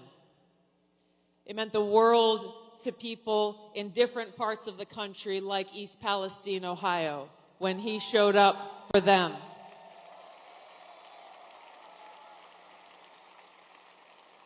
That's the difference between President Trump and Kamala Harris. Anyone who has spent a moment with President Trump understands how much he cares about the people, how much he cares about us. I can tell you as a soldier someone who's been deployed multiple times to different war zones, someone who proudly wears the uniform. He cares about our men and women in uniform.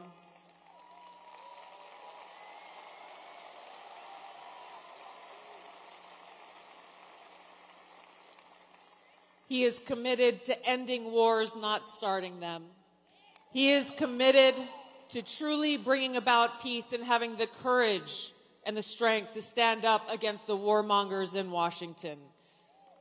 Our choice in this election and the victory we need to deliver for President Trump tomorrow is the choice between Kamala Harris and 4 more years of tyranny, poverty, and war, and more war. Or in President Trump, someone who will stand up and defend our freedom and put us back on that path towards peace and prosperity. Let's deliver that victory for Donald Trump tomorrow. Send him back to the White House where we can all join him to make America great again. Thank you all so much for your love of our country. Thank you for defending freedom. Let's make it happen.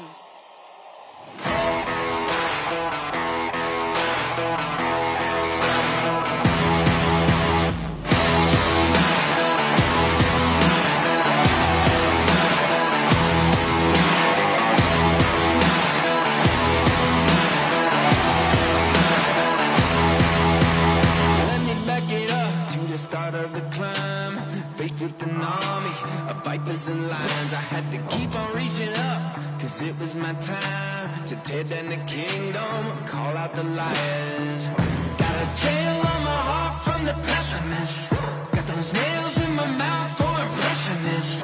Spent too much money on a therapist, it couldn't fix me, I accepted it. Gladiator, gladiator, gladiator, pick to fight with the gods, I'm the giant slayer, bone shaker, dominator, freight train, wrecking ball, I'm the gladiator.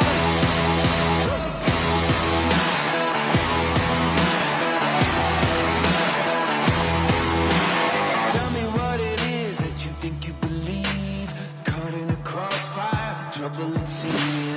Every single day I feel that gold underneath, I see the locked doors, but I got the key. I'ma give you a second just to catch your breath, cause I can see that your heart is jumping out your chest.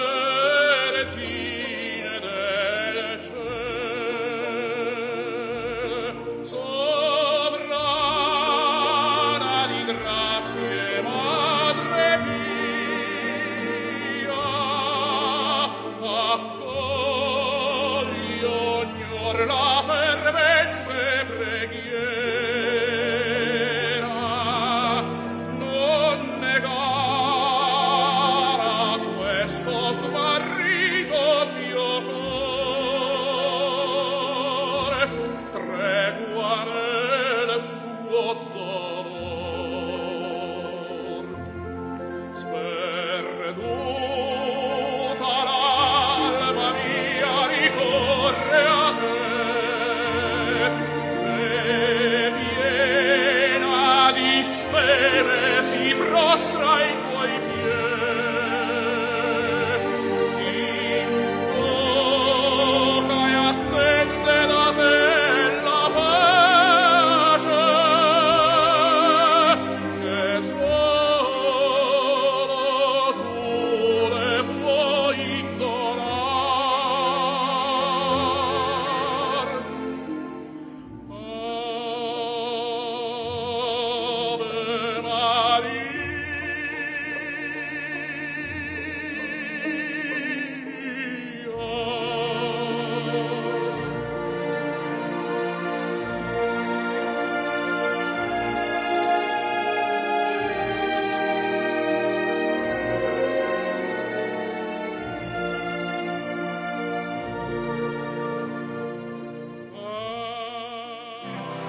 What will we do with this moment?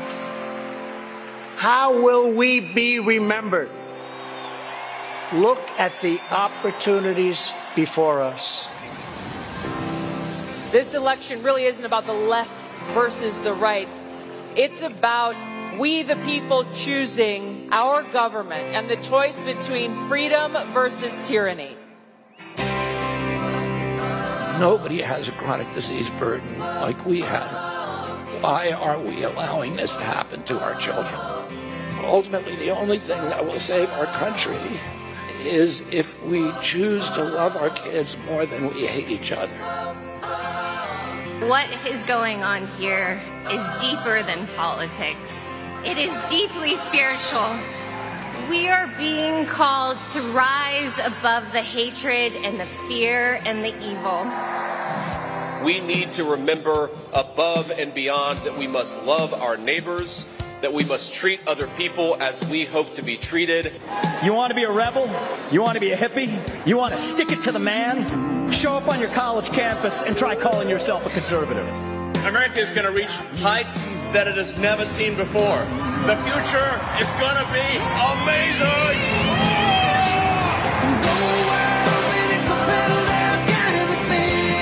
Don't you want healthy children?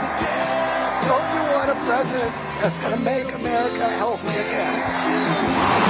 The sweet emotion raining all over me. I come to you today as a former Democrat. I will be a first-time Trump voter tonight.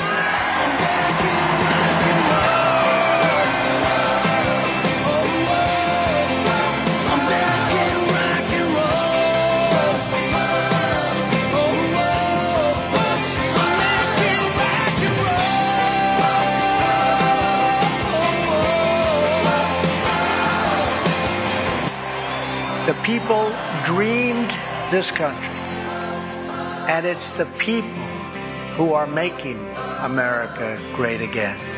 American rock and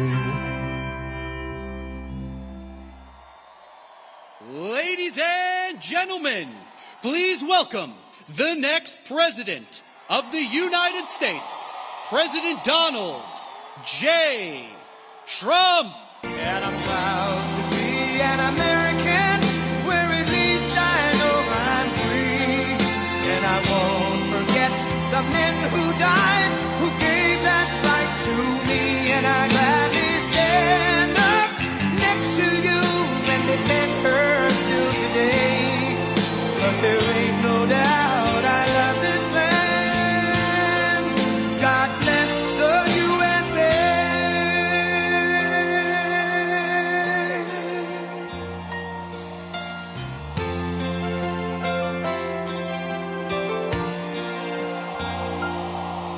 From the lakes of Minnesota to the hills of Tennessee, across the plains of Texas, from sea to shining sea, from Detroit down to Houston and New York to LA, where there's pride in every American heart, and it's time we stand and say that I'm proud to be an American, where at least I know I'm free. And I won't forget the men who died, who gave that right to me. And I gladly stand up next to you and defend her still today. 'Cause there ain't no doubt I love this land. God bless the USA.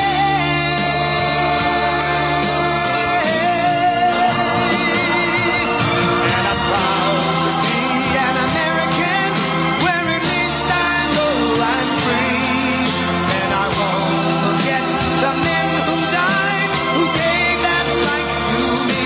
And I gladly stand up next to you and defend her still today. 'Cause there ain't no doubt I love this land. God bless the USA.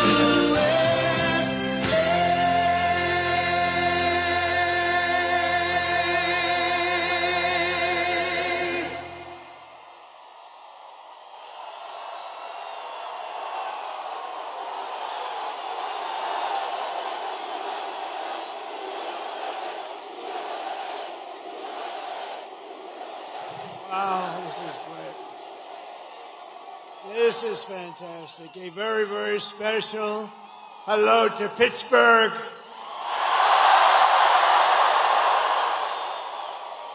And Pennsylvania. I went to school in Pennsylvania. I know everything about Pennsylvania. I love Pennsylvania. I'm thrilled to be back in this incredible, and it is incredible. Is it incredible? This incredible Commonwealth with thousands of proud, hardworking American patriots and hard hats.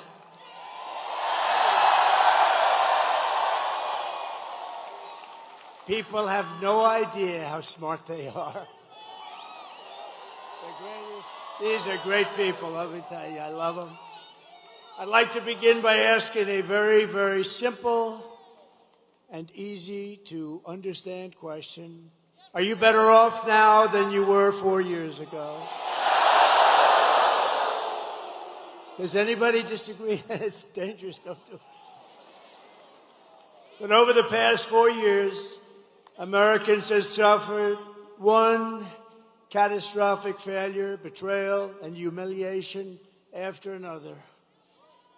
Kamala Harris has delivered soaring prices and economic anguish at home, war and chaos abroad, and nation-destroying invasion on our southern border like nobody's ever seen before. She's actually a disaster. My message to Americans tonight is simple. We do not have to live this way. We don't. We don't. And we won't. We won't. We do not have to settle for weakness, incompetence, decline, and decay. With your vote tomorrow, we can fix every single problem our country faces and lead America, and indeed the whole world, to new heights of glory. And we'll help the world. A lot of people think we're isolationists. We're not. But we want the world to appreciate what we're doing. They have to appreciate that we're helping them. When we win election, only one day, oh, does that sound nice? One day from now. Oh. We've been waiting for 4 years for this. 4 years. Right? Look at all these senators. Look at all these senators and congressmen. We've been waiting 4 years. Oh, now it's what I've been saying. Only 1 year from now. Only 6 months from now. It's 6 months. 6 months. Even when I said only 10 days, it still sounded tomorrow.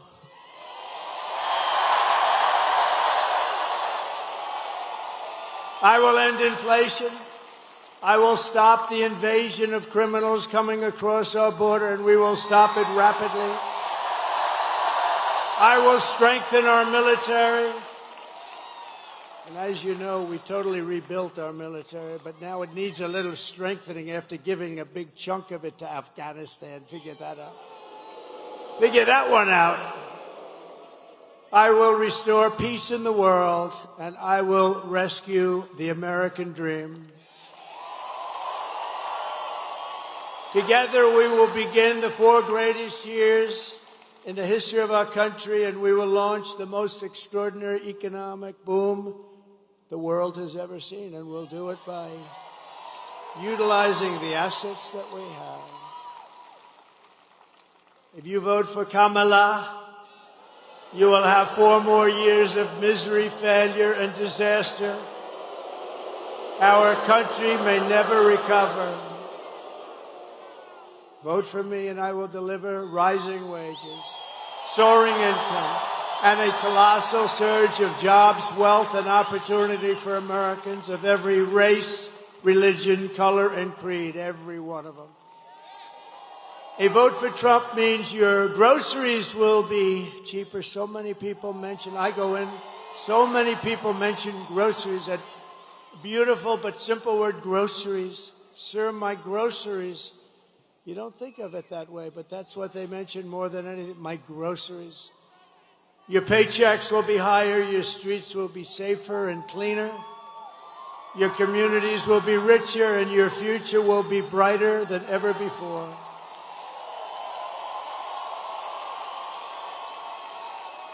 This will be the golden age of America.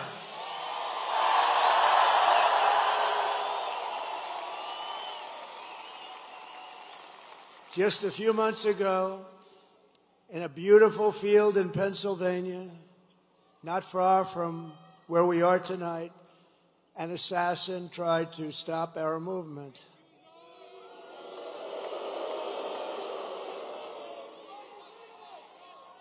And this is the greatest political movement by far in the history of our country. Tried to stop it. But that brush with death did not stop us. It only made us more determined to finish the job that we had only just started.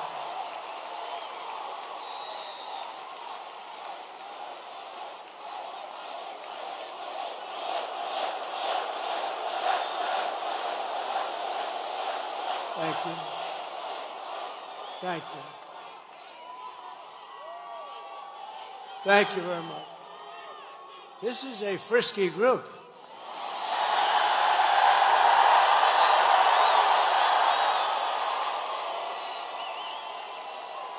Many people say that God saved me in order to save America.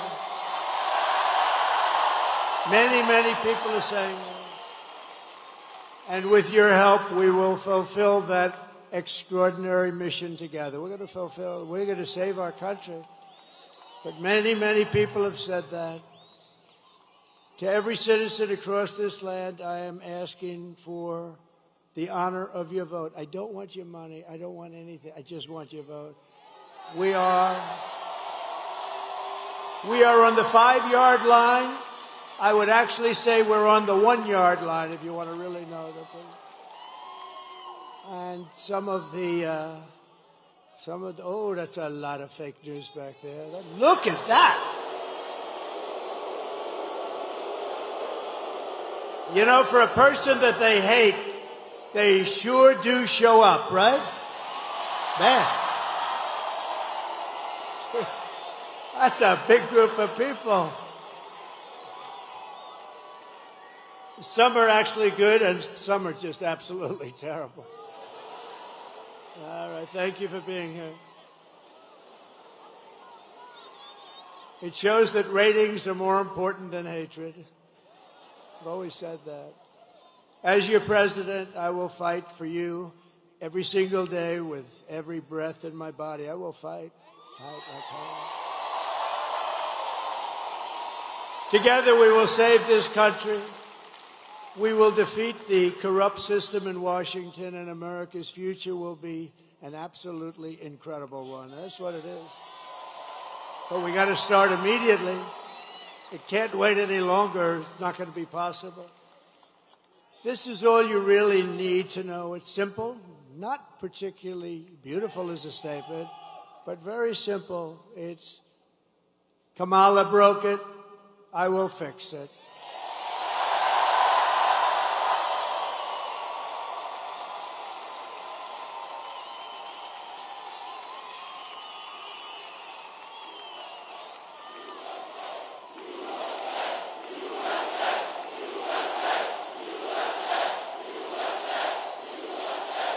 Thank you.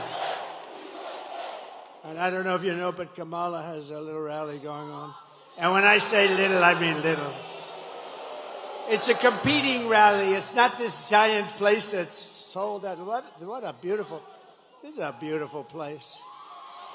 But, and it's quite embarrassing. It's all over the internet. She's screaming. And the people, it's about 100 people, they're not moving. They just want to go home, just be done. It's not quite this.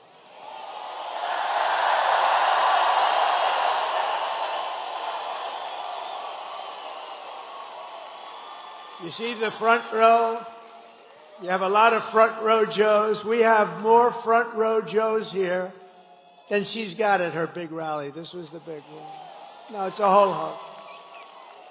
She tried to get stars to come in, and they wouldn't do it, actually. She'd go and get Beyonce. No. Beyonce would come in. Everyone's expecting a couple of songs. And there were no songs. There was no happiness. It's just like, give me my check. I want to get out of here.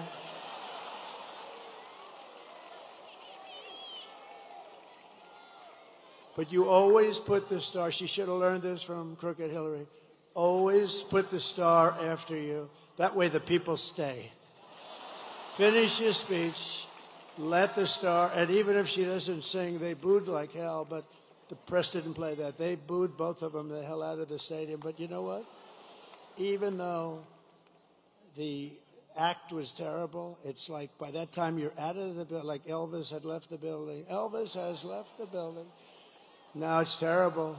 They obviously forgot to get a star tonight, but we don't need a star. We don't need stars. I never had a star. No.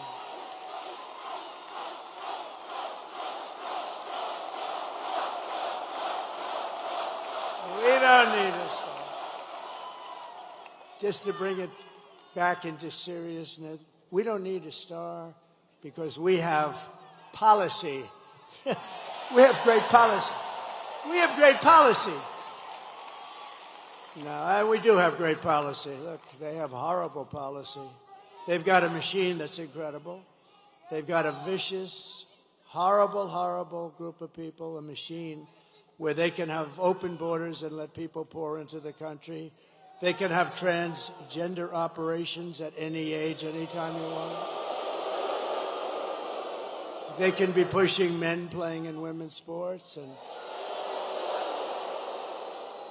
And because she's just a vessel, and Joe Biden was just a vessel, it's a group of very powerful people that are probably people that hate our country and they want to destroy our country. Somebody said, are they dumb? Well, who would have these? It's embarrassing when I say, we will keep men out of women's sports. I'm saying, can you imagine saying that 10 years ago? They'd say, this guy's cracked up. This guy's crazy. Who the hell's going to have men playing? Did you see the Olympic boxing where two people who transitioned, they transitioned from men to women and just a light jab. That was the end of that one.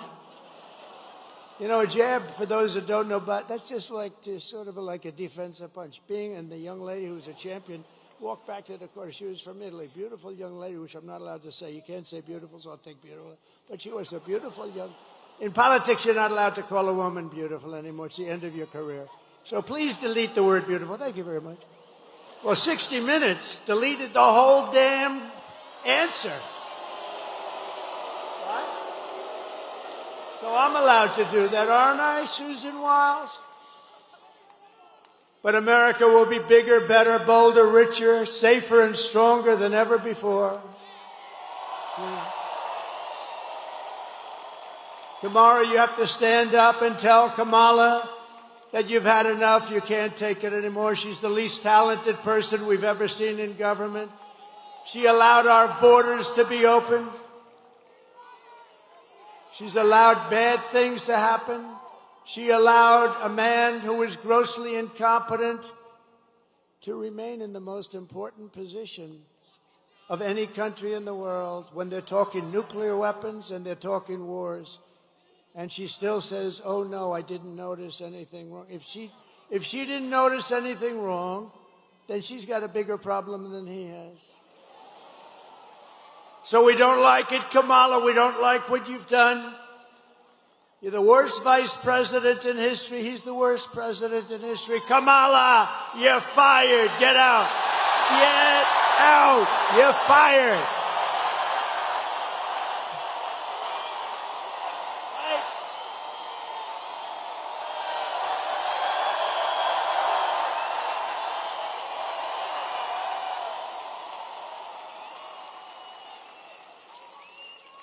See, I consider all those guys back there with the big muscles, and it's not my thing, but I consider them really beautiful to me. They're beautiful people, and they are productive people. They make our country work and run. They built our country. They did.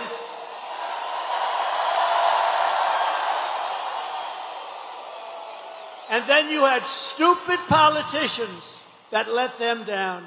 And those companies got taken out of Pittsburgh and every place else, like you take candy away from a baby. But now we have the exact opposite. If we win Pennsylvania, we will win the whole thing. It's very simple.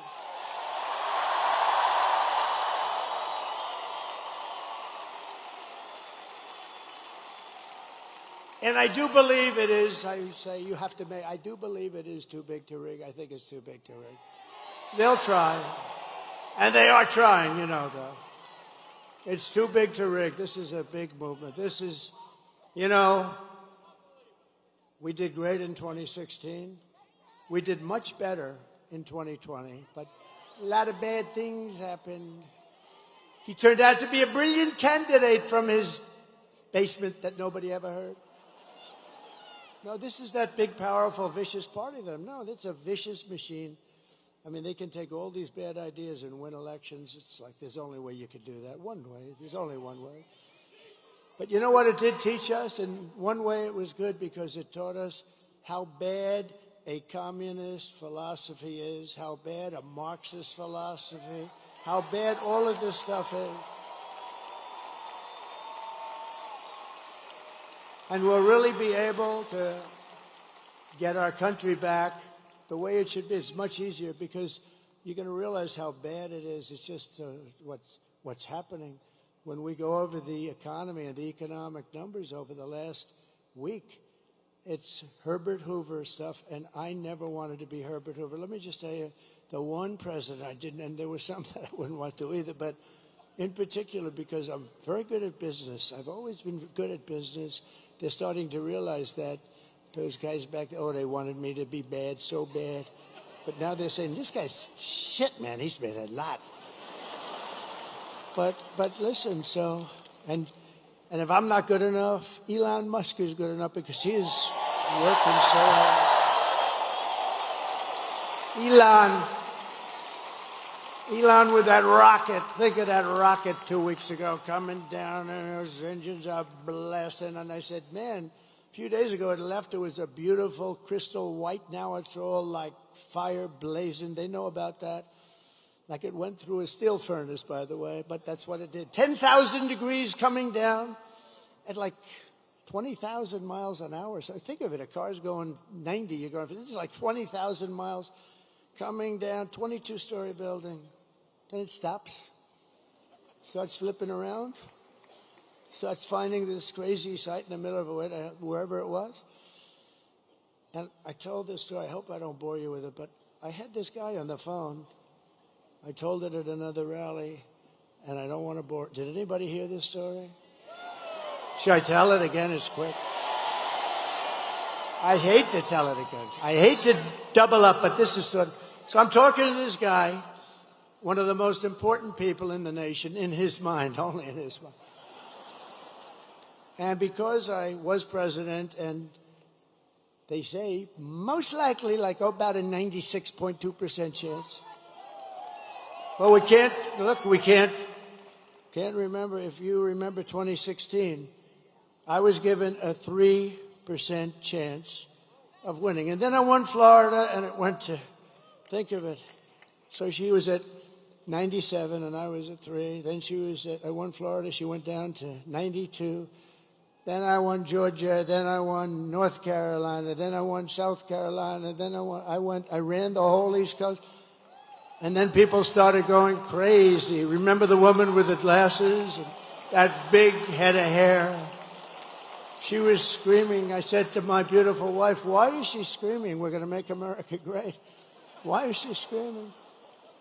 But she was not too happy. I wonder whatever happened to that woman. She became famous. They were going crazy.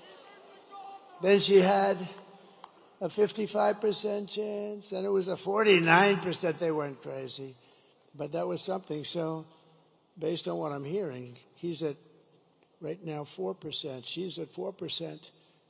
And so we never want to take anything for granted. But we're really doing well. If you vote, here's the story. We have the ball. It's ours to win. The only thing I ask is that you go out and vote. Because if you vote, we're going to win.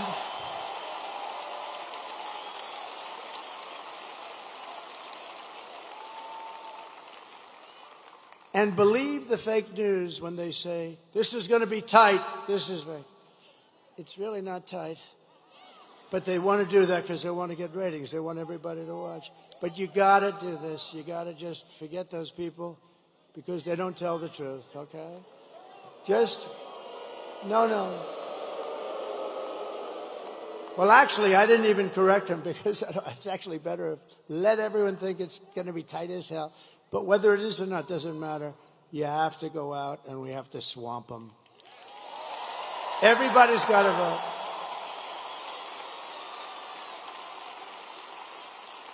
So over the past 4 years, Kamala has orchestrated the most egregious betrayal that any leader in American history has ever inflicted upon its people.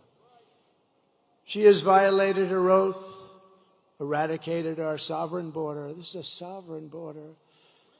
Unleashed an army of gangs and criminal migrants from prisons and jails, the toughest people there are. And I was here with a great group just the other night. I was in Penn State territory, and we had a packed room. We had a packed, not room, it was a stadium, the place.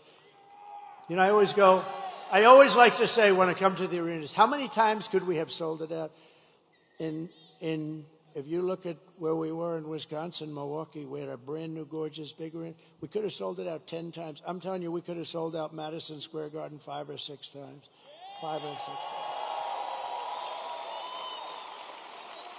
And I always view it that way. But we had situations where, and we put up videos of the vicious crimes. I don't put them up anymore. You know why? Because the fake news refuses to put them on. And I have friends call me. They love to watch the rallies. They can't get enough of them. And they're going, President, it's so terrible. You're speaking, and then you put up a video on a screen right behind you, and the fake news refuses to. All they have to do, they don't put it on television. They have the thing on every one of the stations, and, you know, there's one that doesn't really treat us good, but people think they do. Nobody can figure that one out, I'm sure. They don't treat me good, but that's okay. But listen, they can't move the television. They can't move. All they have to do is take that camera and go like this, 1 inch over, 1 inch up, and you'd be able to see the screens, but you can't see them. So I don't really bother with it anymore. It's a terrible thing, We have to get them to straighten out because I think without a free and fair press, it's very hard to do what we want to do. It's a very hard thing. Very hard thing to do. But they're allowing people to come in from insane asylums and mental institutions from all around the world, from Venezuela to the Congo in Africa. They're stealing our jobs, and they're stealing countless American lives. They're killing a lot of people, much more than you're reading about. The day I take office, the migrant invasion ends and the restoration of our country begins.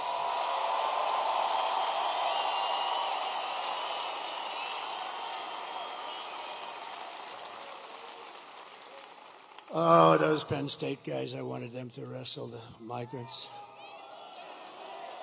I told, the UFC, Dana White, they killed me in this. I told Dana, you ought to set up your League of Champions, unbelievable, best fighters in the world, and a migrant league.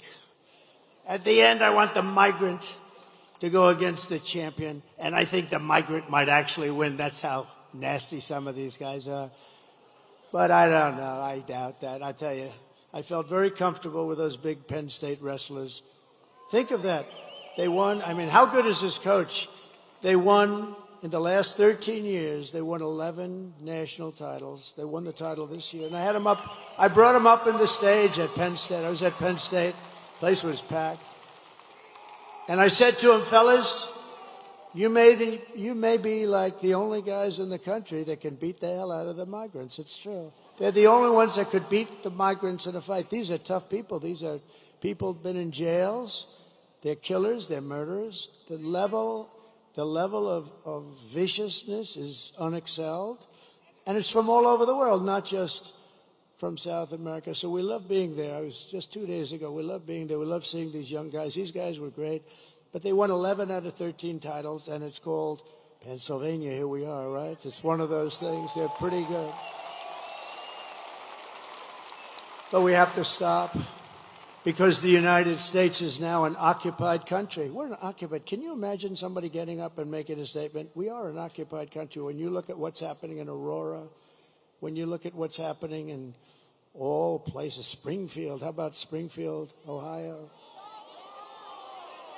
We're an occupied country. And, you know, those are just the places you hear about. But they're taking over large sections of the country. Colorado. Remember Colorado? They're the ones that started the movement, the governor, the weak, pathetic governor of Colorado. He's a radical leftist, and he's afraid of the people, the gangs from Venezuela. He's afraid of them. He's afraid to do anything. He's lost control of his state.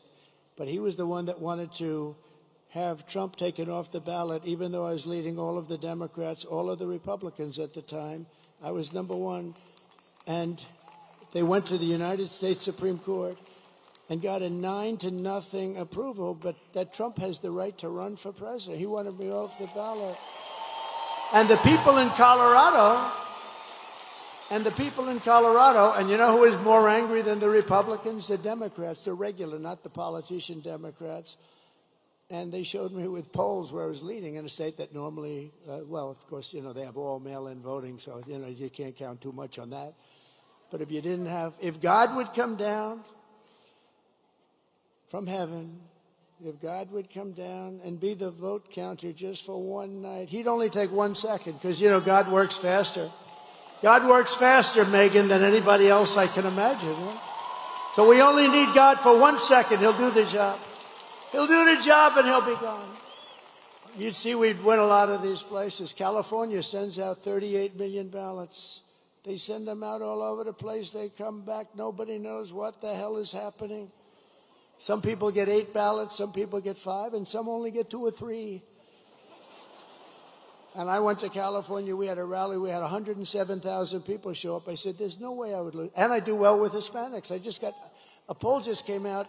I'm at 56% with Hispanics compared to this woman who was at 36%. How about that?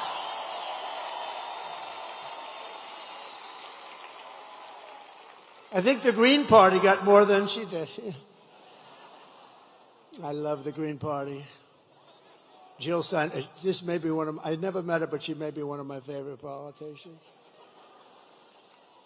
But it will soon be, think of it, we're an occupied country, but it will soon be an occupied country no longer. It's not going to be an occupied country. November 5th, 2024 will be Liberation Day in America. On day one, I will launch the largest deportation program of criminals in the history of our country.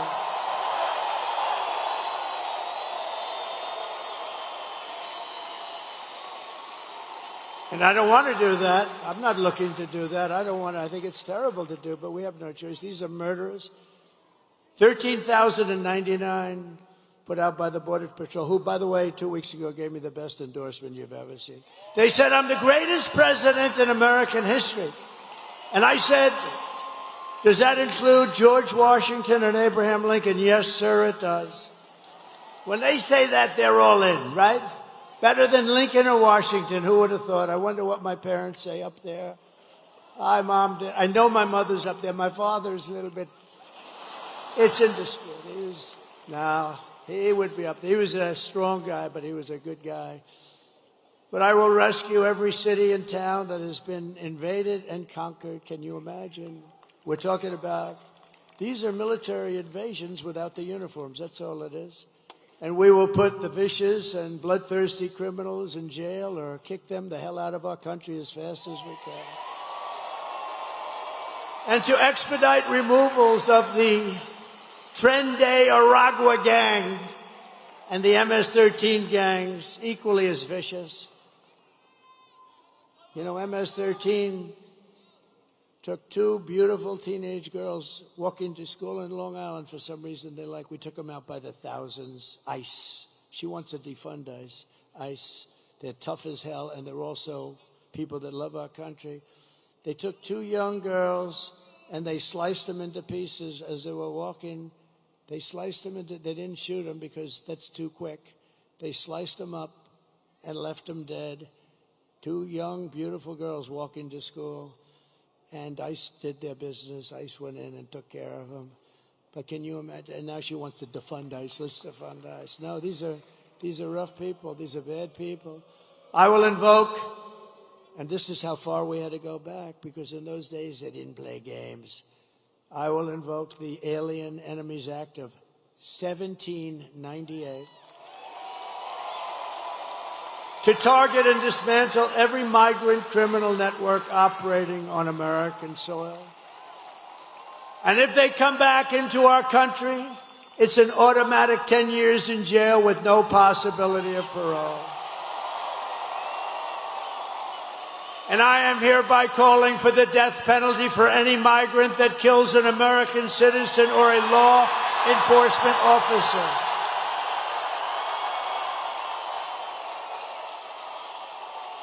Right?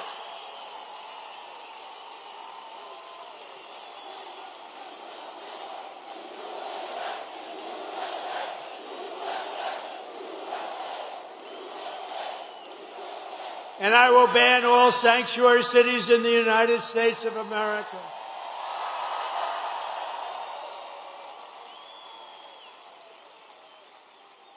And I am going to immediately do something that nobody's ever heard before.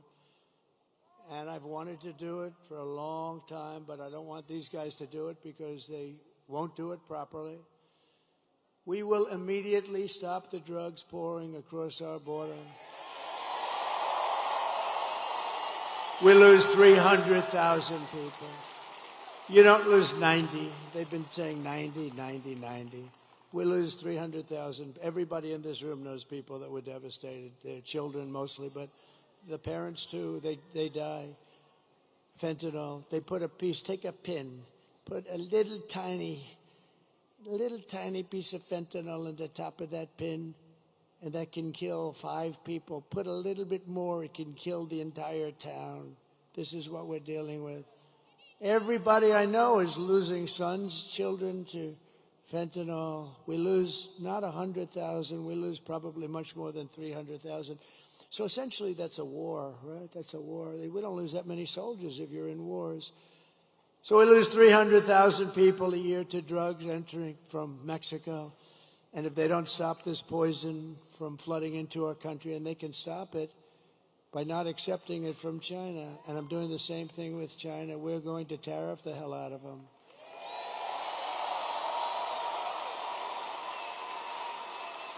And Mexico, you know, people are surprised to hear this. Mexico is our largest trading partner. And if we put even a small tariff on, like 10, 15%, you're talking about tens of billions of dollars, and they're not going to want to have that long. And they're strong. They can stop it if they want. They can do it if they want. They'll probably have to make a deal with the cartels, because the cartels totally run Mexico, totally. It's terrible things are happening in Mexico. But we're going to put a tariff on Mexico if they don't immediately stop sending that horrible stuff into this country. And likewise, we're doing it with China. If China doesn't stop, you know, I had a deal with President Xi. He was going to give the death penalty, because in China they give the death penalty. When I first met, and I had a great relationship until COVID, until I call it the China virus. I'd like to be more accurate. I had a great deal and a great relationship with President Xi. Really great. He came to Mar-a-Lago. We spent a lot of time. We had a very good relationship. He's a strong man. He's a fierce person. You know, people said, "What's he like?" He's fierce. There's nobody in Hollywood that could play his role, believe me. And I say that with respect. But I said to him, "You're killing a lot of people by sending fentanyl into our country." I said, "How many people do you lose a year with drugs?" "No, nobody." I said, "What do you mean nobody?" No, we have no problem with drugs. Why? We have a quick trial. What is a quick trial? I mean, I know what a quick trial is. What is a quick trial? if we catch a drug dealer, we bring him to a quick trial. He said, we bring him to a quick trial. And they're almost always found guilty. And then we send the bullet home to the family, and the family must pay us for the bullet. Can you believe this? This is a little different than our country. In our country, they'd lawyer up, they'd be going to trial for 30 years. But they have no drug, they have zero drug problem. And I said, I want you to do me a favor. And we made a deal. You're killing our people. And that's going to end up in bad things for you, really bad for you. Not for you. Can't get any worse for us. I said, I want you to do me a favor. I want you to give the same death penalty to those people that are sending fentanyl into the United States. And if you don't do that, I'm going to tariff the hell out of your shit coming into the United States.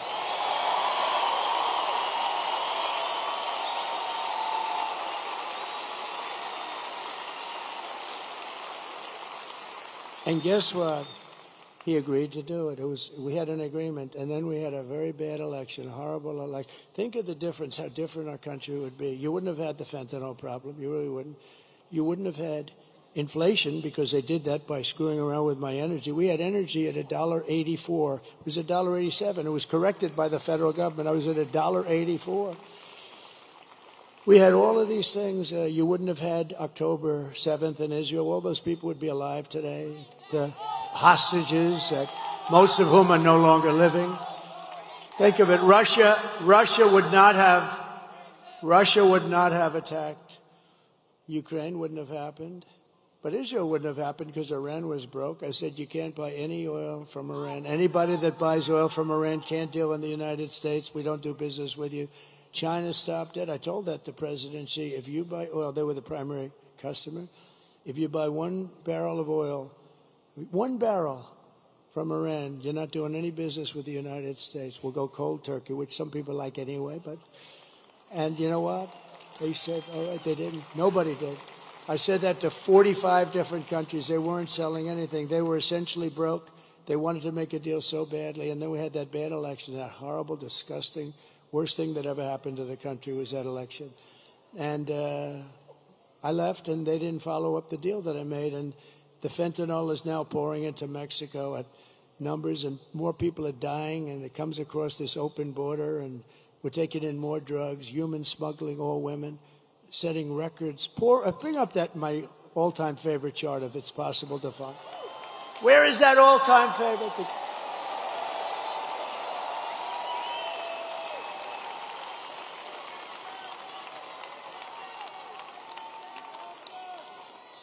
So the red arrow on the bottom, that's the lowest. It's done by the Border Patrol, not by me.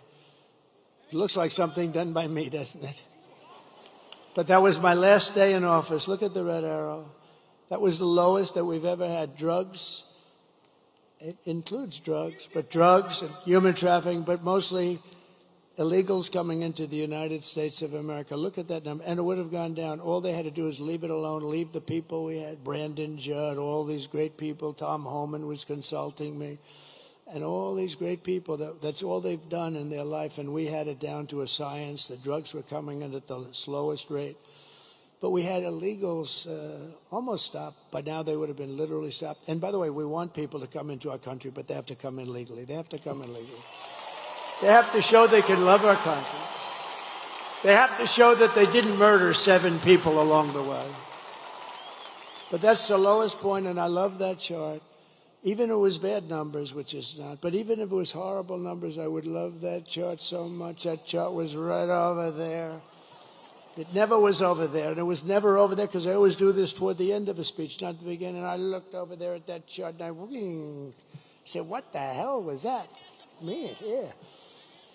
So that was pretty amazing. But, you know, I do want to tell you one quick story. So I'm in Detroit, and Mexico is getting rather rough with us in terms of trade.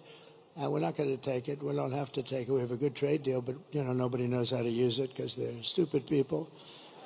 And Mexico is doing things that aren't good. And, you know, China's using Mexico as a subchapter S corporation practically. China's putting a lot of money into, you know, they're running the they're running things pretty good, and they're going to build the largest auto plant. I was making a speech at the Detroit Economic Club. But a year and a half ago, it looked like I was going to run, and I wanted to go see an auto plant because we're getting screwed on autos. I mean, everyone's moving their plants over. Actually, Elon built a big plant in Texas, okay? We like it. All right? Elon built a very big plant in Texas. We got to give credit. We love Elon. He gave me another of the greatest. You know where he is right now? He's in another part of your state. He is now in Pennsylvania campaigning for Donald Trump because he thinks it's the single most important thing.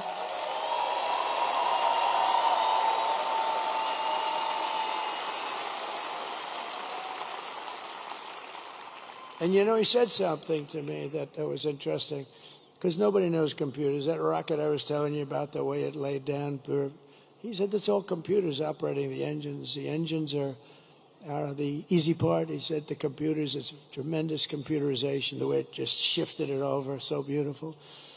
But I said to him, what do you think about it? Because he really is watching this whole voting process. And he said, you know, computers are the greatest. He looked at some that were just shipped in, some of these vote counting computers. He knew it before it even came in the door. He looked like at the back of it. Oh, I know that one. I mean, he knows he knows this stuff better than any. And he actually said, and this is for the good of everybody. It's the good of mankind, essentially. If you look at France, if you look at all these, they had their mail-in voting. They all gave it up. Nobody does like we do. And Gavin Newsom, look at Gavin Newsom. So now not only is voter ID no good, if you're an official and you ask somebody for voter ID, I'd like to see your voter ID, you have committed a criminal act. Do you believe it? The mere asking, he just signed the bill. That's right, Megan, isn't it? The mere asking, this guy just signed the bill, and an official says, I'd like to see your voter ID. He's guilty of a crime. This is crazy. And there's only one reason they want to do that, because they want to cheat. But Elon Musk said to me, I hope I'm allowed to say this. I think I am, because one thing, he's out there. He's a guy. He just wants the truth. He's an incredible guy. And he said, computers aren't meant for this kind of stuff. He said, there's only one thing you can do. He's the most sophisticated guy in the world when it comes to computerization. He said, the only thing you can do is paper ballots, same-day voting. You know, paper is very sophisticated. Watermark. It's very sophisticated. Paper ballots, voter ID, one-day voting, not 10 days where you say, oh, let's move these boxes from that room to this room because we're going to fix the air conditioning. And then the boxes never get put back. And you say, what happened to those boxes? Oh, no, one-day voting. He said. And he said also proof of citizenship. You know, it'd be nice. Very simple. And you'll have your answer as to who won and who lost by 10 o'clock in the evening. Nobody's going to dispute. France had it, 37 million votes. And we knew who won and who lost at 9:30 in the evening. That's the time that they said. Do you know that I'm hearing that stories that they may take 12 days extra to count the ballots?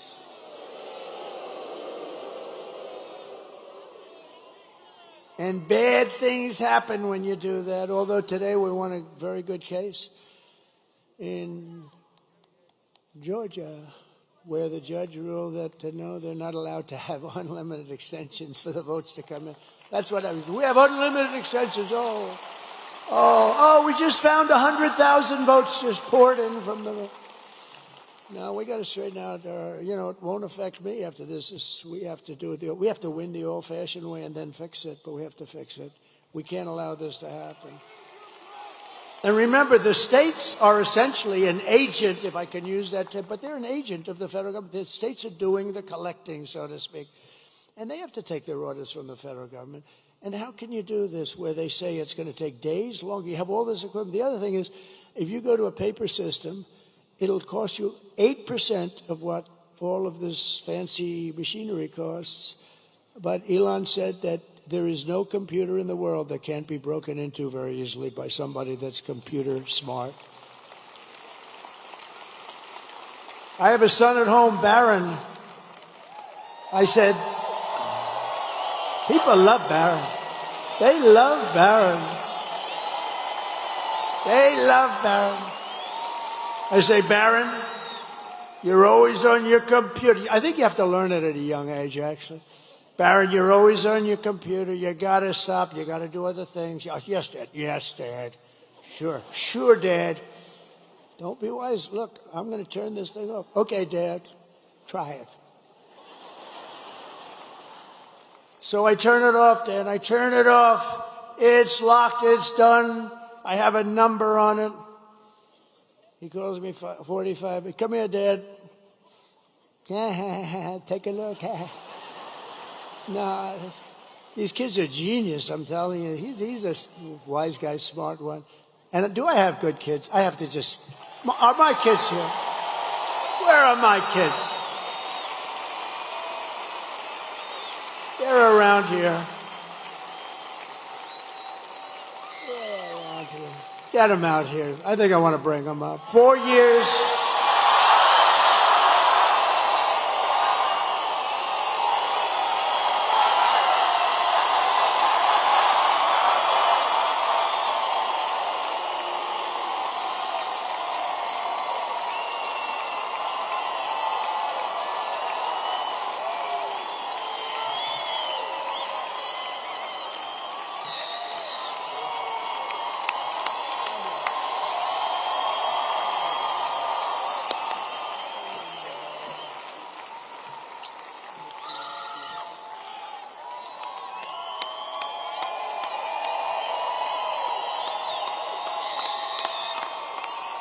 Because they've been with us, and Barron's home, and he's watching this. He's watching. He's a little young.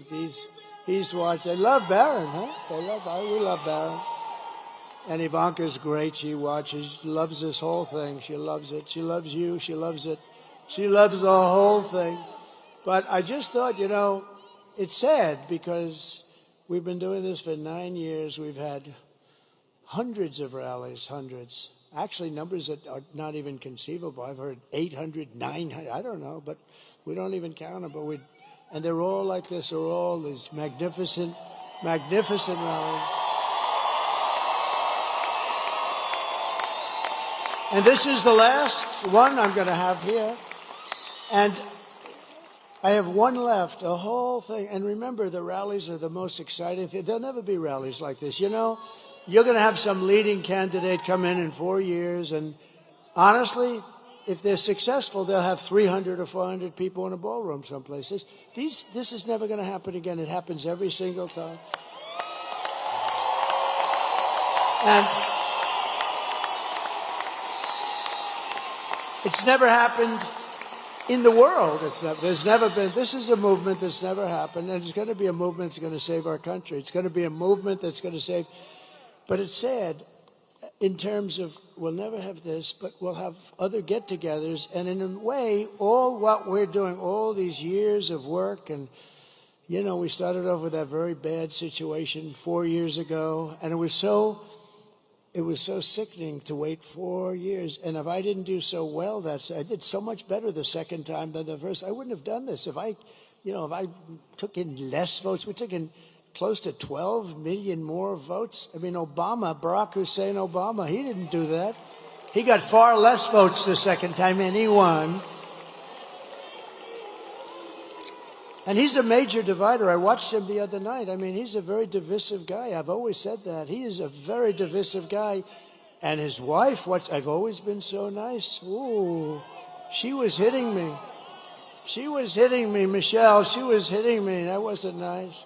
I've always been nice, but they're dividers, I'll tell you right now. We're not going to stand. Dividers are no good. He's a highly overrated man, I'm telling you that. But he's a divider. I watched him with this crap where he's trying to get her in. He's the one that pushed her in the first place, and look what happens. I mean, I hope it happens, because if it doesn't happen, this country's in big trouble. But we've been doing this now for 9 years, and we had a great first term. We rebuilt our military. We cut taxes. More than any president in history, including Ronald Reagan, who did a big tax cut. We cut more regulations. We developed an open Space Force through the Congress, and I think that's going to go down. First time in 82 years that last one was the Air Force. We did that. I mean, think of all the different things that we did. We were respected all over the world. China respected us. Everybody respected us. There was no laughing at your leader. They came up with all these hoaxes, Adam Schiff and all this scum that we have in this country. They're scum. And they knew it was a hoax. And they tried to put this guy who didn't know anything about Russia, they tried to put him in jail, Adam Schiff, conceived of the story. Think of it. Adam Shifty Schiff, one of the truly unattractive people. I call him Watermelon Head. He's got the largest head and the smallest neck.